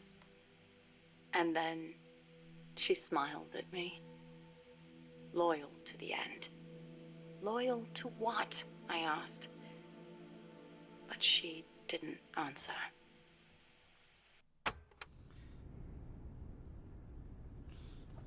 All right. One more left. Separation. For our final piece of the story. For our Strangelove met the boss. Or to see how her fascination began. One more piece. And then once we're done with that and the Zadornov stuff, we'll probably switch saves and do the Paz diary. And I might just leave the message with Eva. Because, yeah, it can be a bit much, I think. Hold on a second. You ready to do a couple more missions, Dim?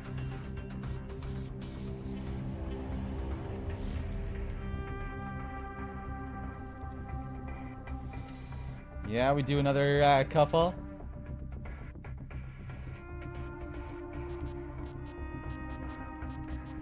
Wow.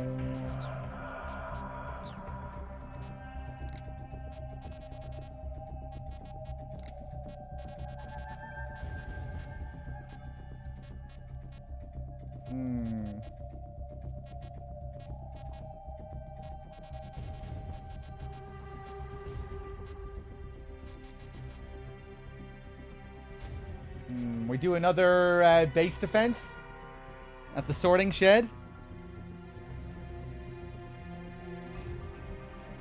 Defend the bases at the sorting shed in Bananal Fruta del Oro from the enemy assault. Let's do this one.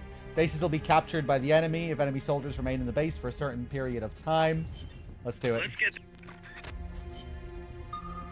I'll bring in the tank again.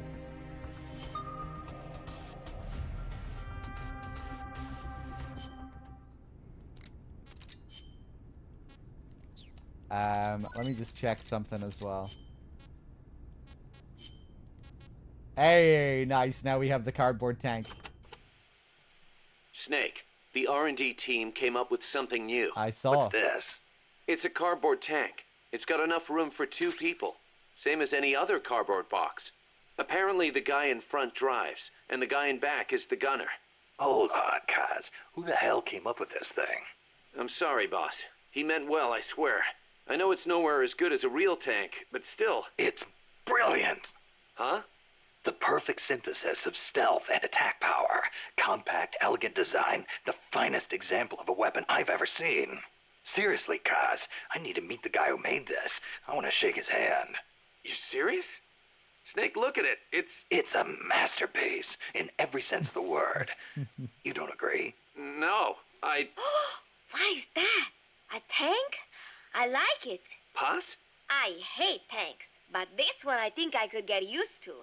I love that it's a zero-emissions vehicle. It will not hurt the forests of Costa Rica. What? Nice work, Kaz. I see I made the right choice making you second in command. But is there something wrong with me?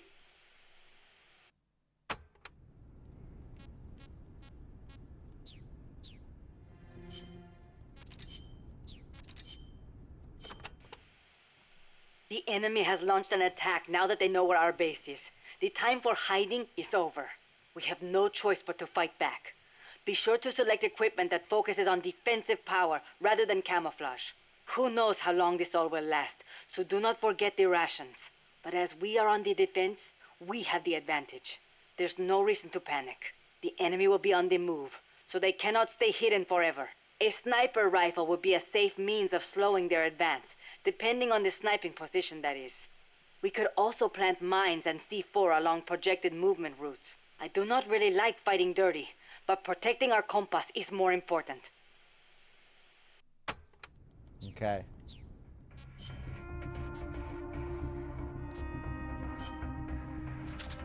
I think I'm going to bring our boy Herring back in. Let's do it.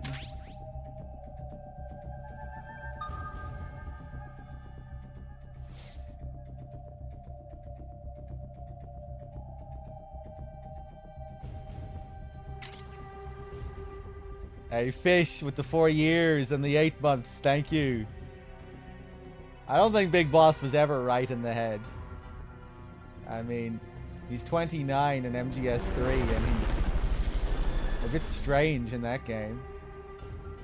It's like a caveman.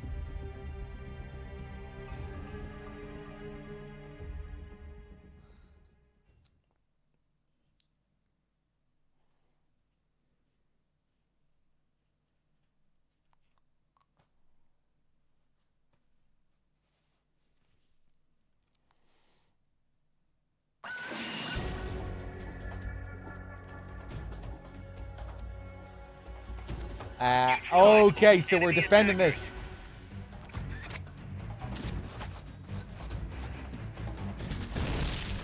In the box.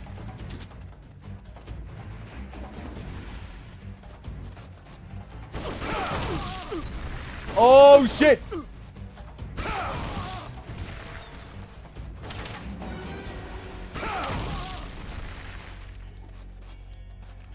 Nice. Who wants some? Oh yeah, look at the box. It's already fucked up.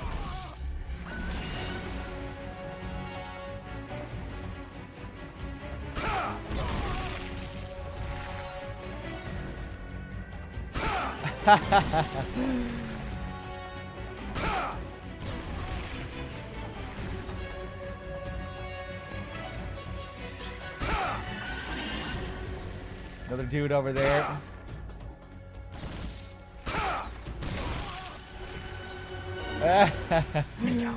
Okay.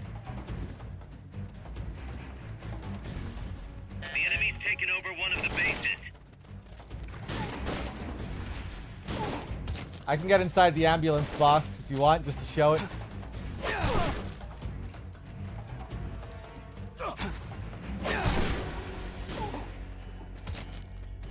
I got you covered.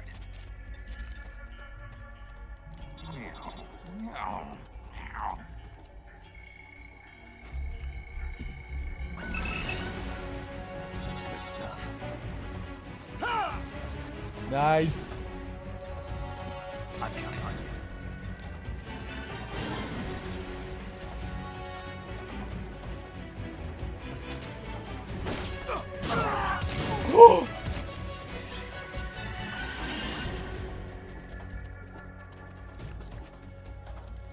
Don't die on me.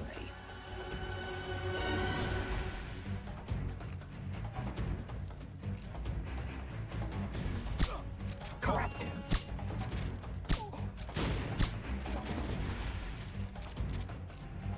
Sneak in.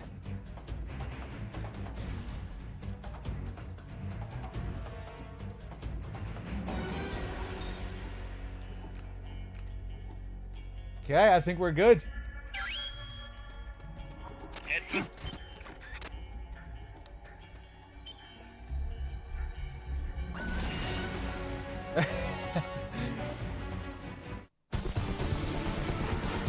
Hey, that was great. Can't wait to see what else you can do. Nice.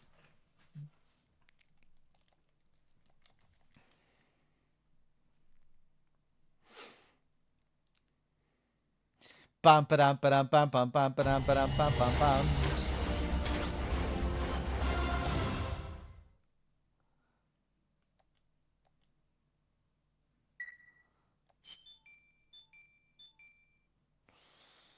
A personnel report has arrived. Let's go check.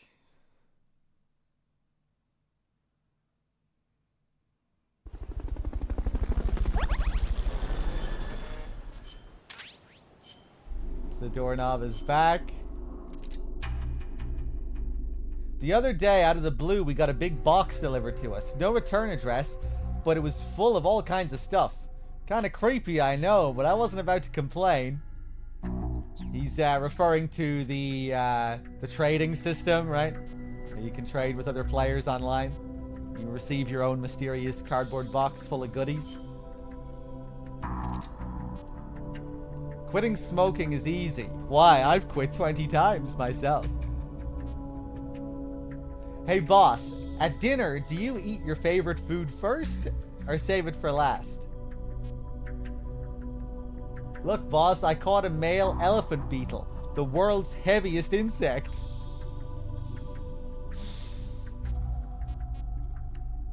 You sure love your cardboard boxes, boss. I love them too.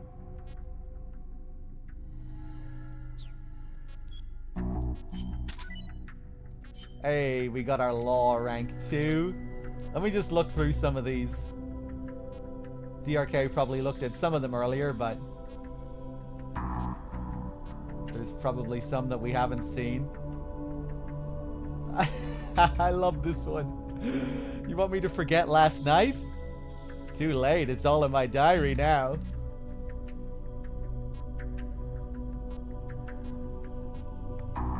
Listen to the waves, smell the fresh sea air. Soothing, isn't it?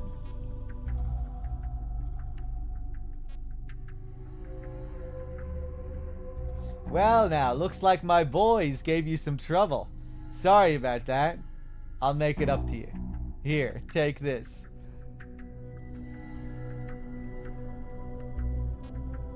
I guess this was a guy, some guy in particular that you Fulton from a mission. Like one of the tank commanders or something like that.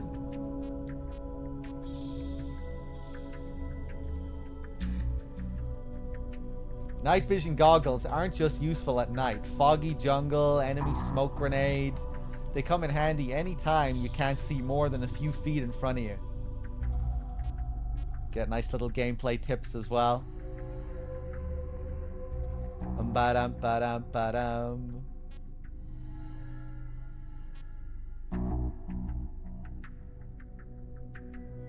Who'd have thought being stealthy could be such a thrill?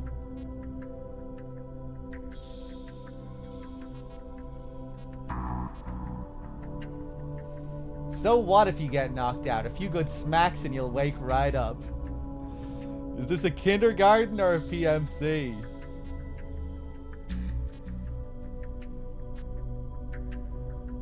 Why not both?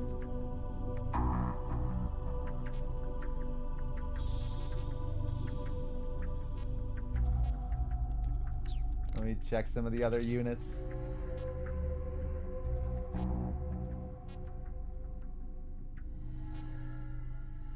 I cut my bangs too short. This guy looking like Elvis with the big sideburns. You're one smart customer, man. Need a dentist? Back in my dad's day, every army battalion had its own dentist. Is that why you're showing us your teeth like that? I'm a mountain boy. All this water and boats and stuff. Ugh. Give me a mission, quick. Some of the artwork is interesting for these guys. You get just like a lot of random faces, original faces, but some of them are based off team members, staff members. Some of them are designed to look like other Metal Gear characters.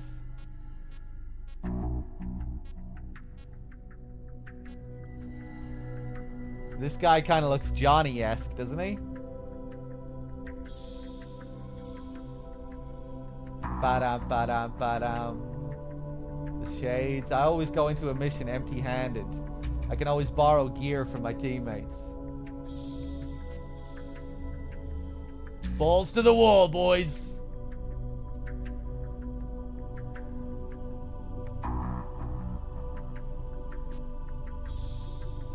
Nice mustache. I've never been in a real fight before. When's the party gonna start, amigo? Oh, damn. I could have sworn I saw a guy who looked just like me. Huh, must have been a coincidence. That really looks like a fake mustache.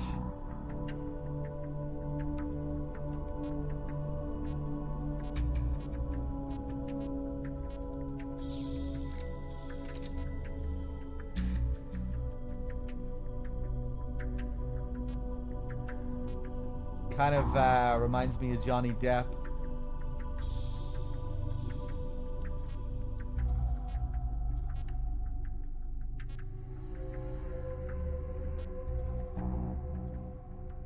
I was an officer candidate. Not much combat experience, but I speak 7 languages.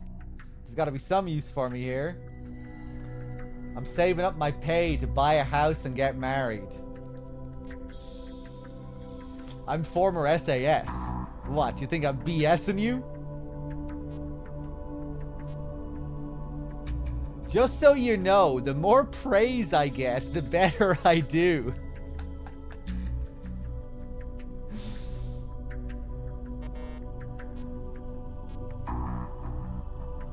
Another guy who thinks he could have sworn he saw a guy who looked just like him.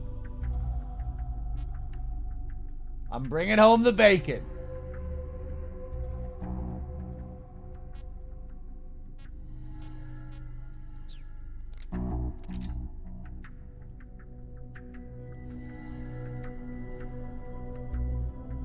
It's up to you to decide what to do with the remaining 30%.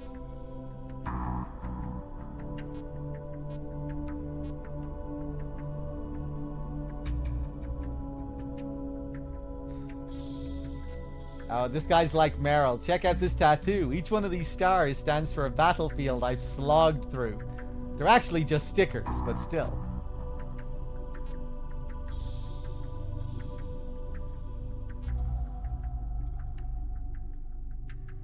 I used to be in the army, but the government sold us out. Is there anything worth risking your life for anymore?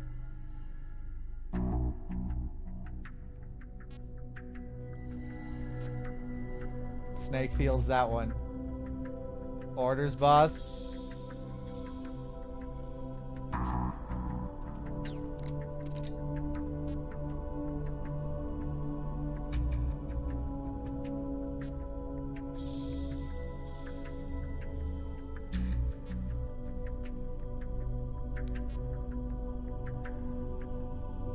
I got back from Vietnam and found I had no place to call home anymore. Mind if I stick with you guys for a while?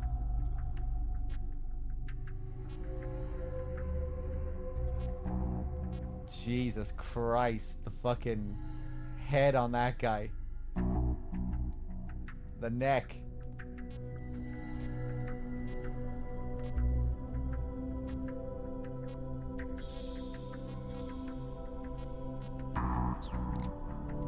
All right.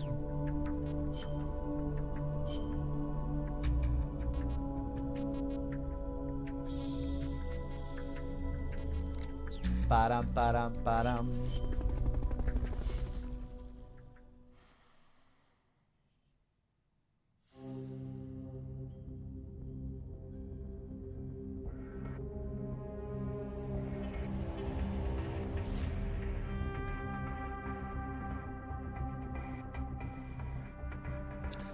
Yeah, I remember seeing Yumi Kikuchi's.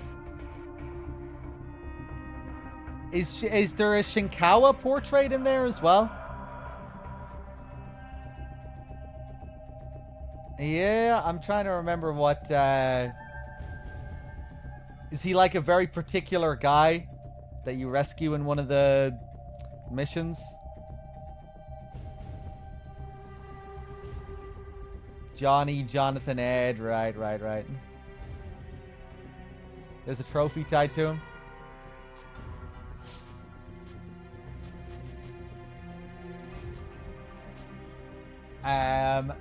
Retrieve all the gear taken from Snake when he was captured and make your way to the goal. MSF soldiers only. This is another cool one that ties into the story. When you get taken, when you're tortured, some other guys go in to get the gear that was stolen from them. Bad news. The boss has fallen into enemy hands. I'm sure he'll find a way to escape. Actually, I'm more worried about his gear. He's gonna have a tough time without it. That's where you come in. I need you to sneak in through the mine's underground passage and recover all of the boss's equipment. I know you'd like to rescue him yourself, but have faith. This will be more than enough. I'll be watching you. Good luck. All right. Hold on. Let's host it.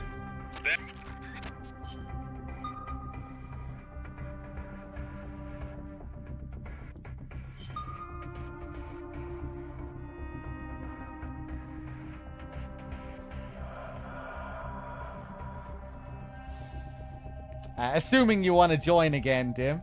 Go ahead. Stealth.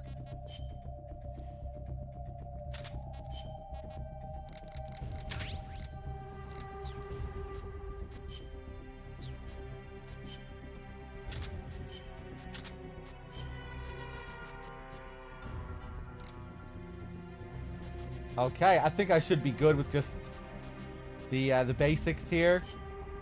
I bring in a smoke grenade.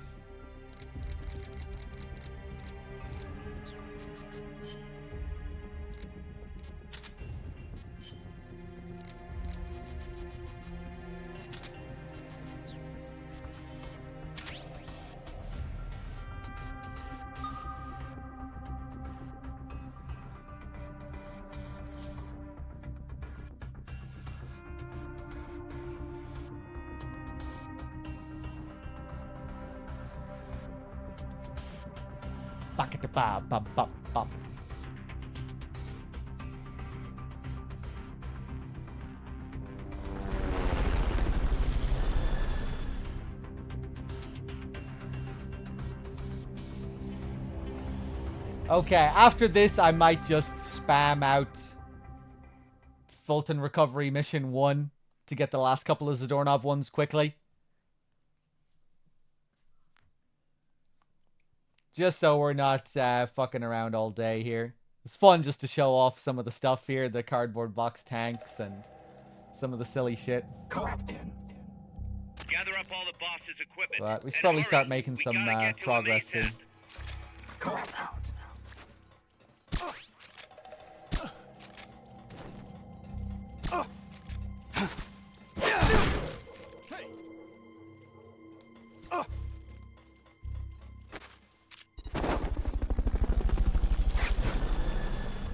I know I saw. Fulton recovery subject confirmed onboard helicopter.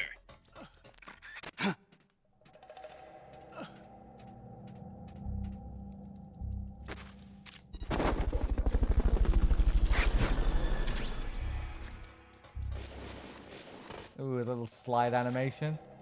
Fulton recovery helicopter is complete.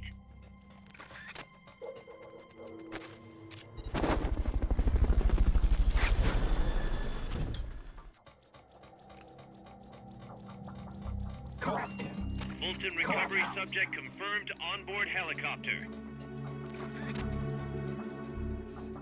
Was looking for Shinkawa, but forgot I have 99% women on this save. Oh.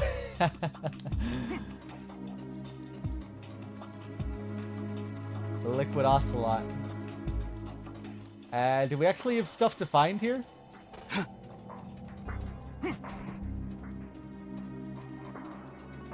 got you covered.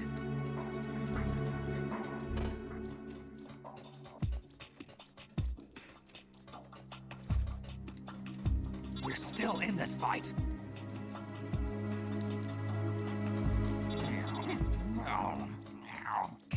How's it going, Bunya? Did I sleep well? Probably not as well. I had to take over a little bit earlier than usual. Head for the goal. But yeah, no, I think I still slept pretty well. I feel pretty good.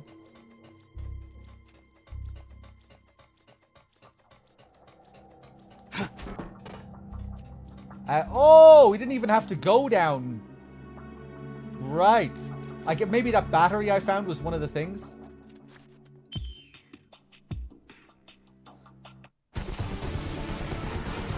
You did it. I'm not drinking any alcohol, but yeah, maybe I will for my final session or something. Sometimes I do that.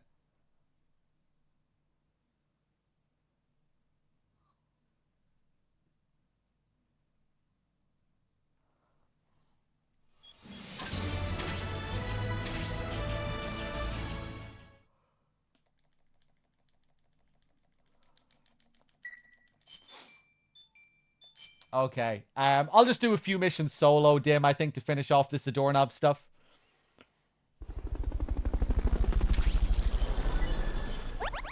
If you're still around, you'll probably be gone by the time I switch saves, but if you're still around, maybe we could do some of the ghost photography stuff.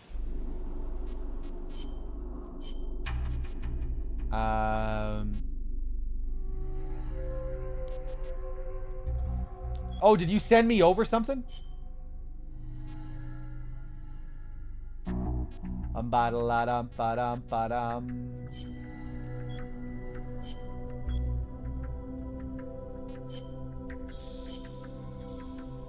Hey! What did you send me over?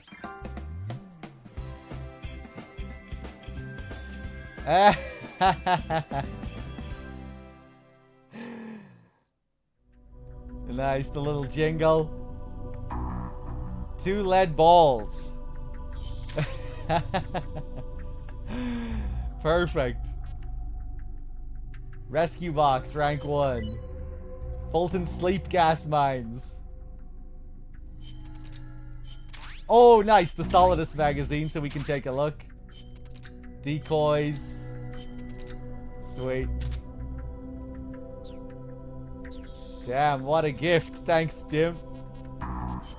Let's take a look. Let's take a look at Solidus.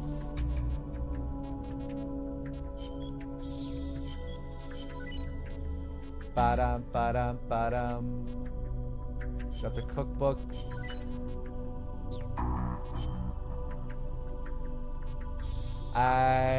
Wait, maybe I have Solidus fully developed? Should he not be here? I didn't develop any of the magazines earlier. I guess I just have them now that you've sent them to me.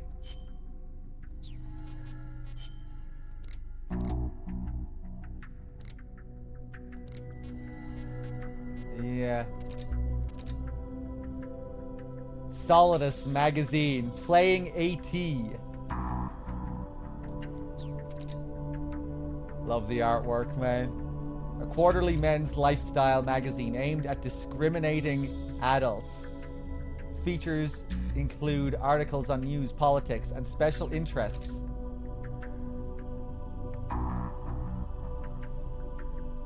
Such as the ever-popular Bonsai Corner. Naturally, it also features its fair share of adult content. Bonzian Bonanza. Is bigger really better?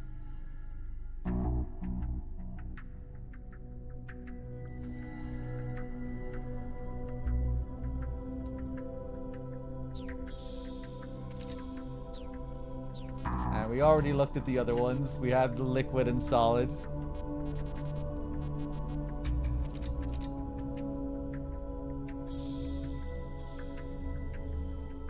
Philanthropy presents.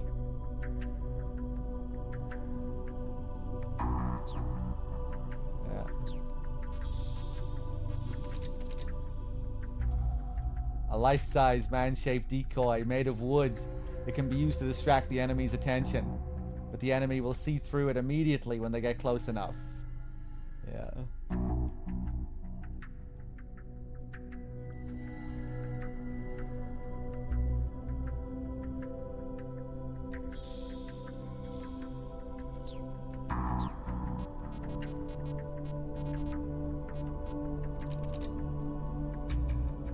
One as well.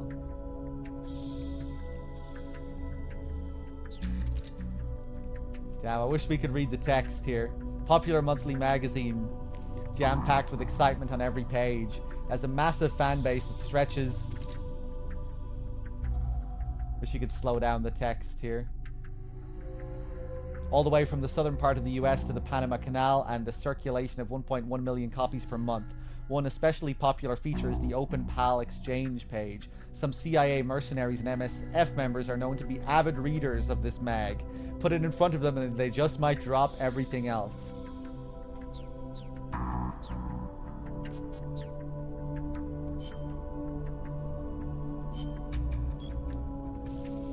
Our mother base still looking absolutely pathetic here. Don't worry, when we switch over to our completed file, you'll get to see the, you'll get to see how big it can really get. There's also the Super magazine. I don't think you sent that one.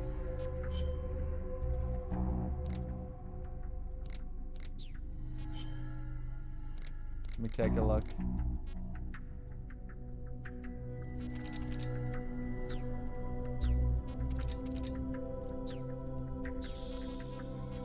Oh, you did.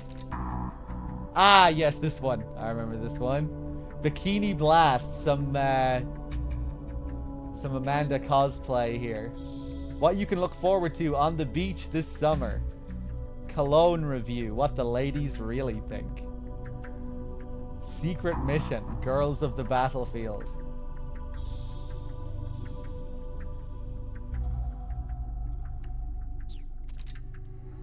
Bi-monthly fashion magazine for women. Features articles that satisfy the needs of women soldiers who want to look good even on the harshest of battlefields.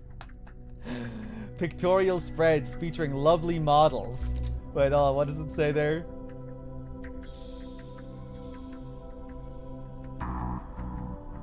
Pictorial spreads featuring lovely models in fashionable outfits have earned this periodical a strong following of male readers. Photo by Famitsu Wave DVD.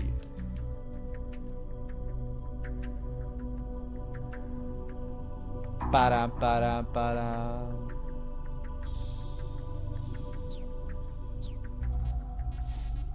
Baka, buka, chicka, baka, buka, baka. Ba-dum, ba-dum, ba-dum.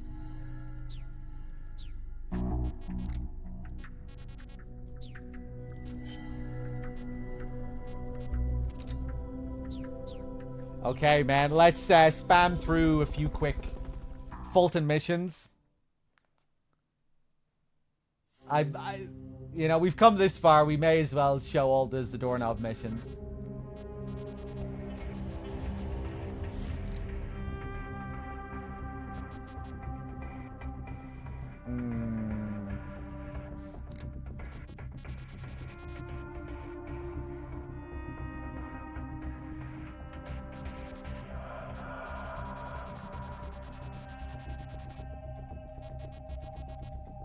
Okay.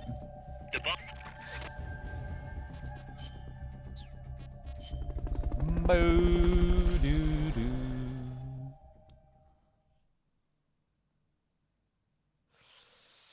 Yeah, Umbrella for sure. Like the side ops just Use Fulton Recovery to bring back knocked out soldiers. To use Fulton Recovery they're on really a soldier. pale in comparison to what you have in this game. And push the action button. Freeze! Hey! All the unique, silly missions, the missions that tie into the story, the co-op.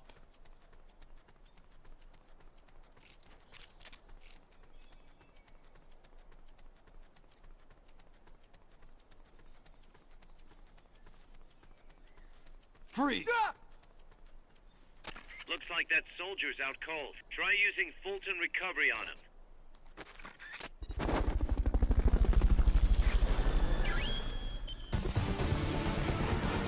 Good job. Return to base.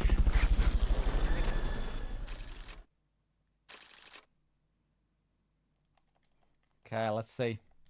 Think we might have to do one more for another Zadornov mission. Bum bum bum bum bum. Yeah, one more. If you're curious about the memory boards, their dimensions, where do you find out their dimensions?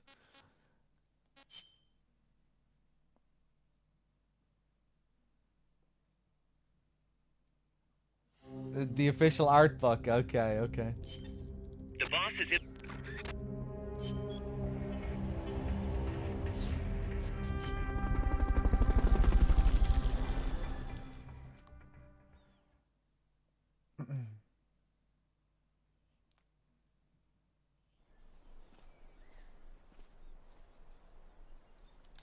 Use Fulton Recovery to bring back knocked out soldiers.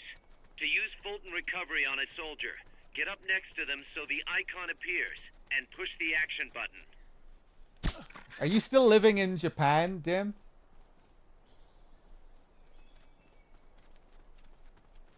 Yeah?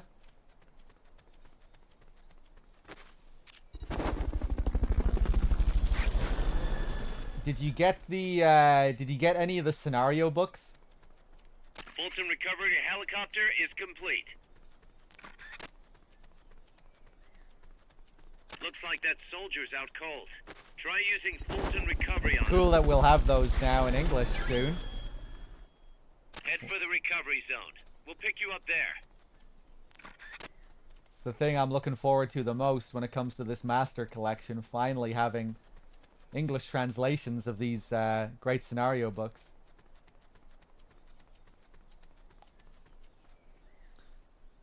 You recall seeing one at a prohibitive price? Yeah, I'm not surprised. I wonder if they'll release physical versions of the English ones, or if it'll just be digital.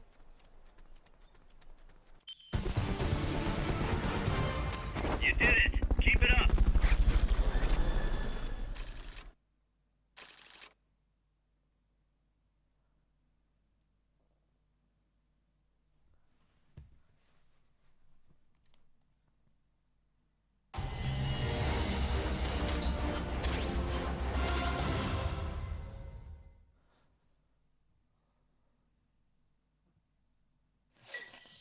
Also saw a pristine condition MSX2 Metal Gear 2. Don't tell me. Zadornov. Bingo. The guard left his post and the dude was gone when he got back. Sounds like the guard needs a guard. He was off with the girls. Haas invited him to try some of their cooking.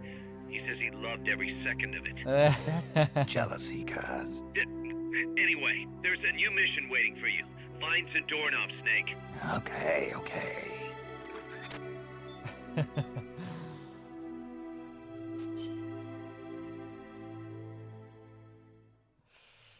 $250,000 yen. How much is that in dollars?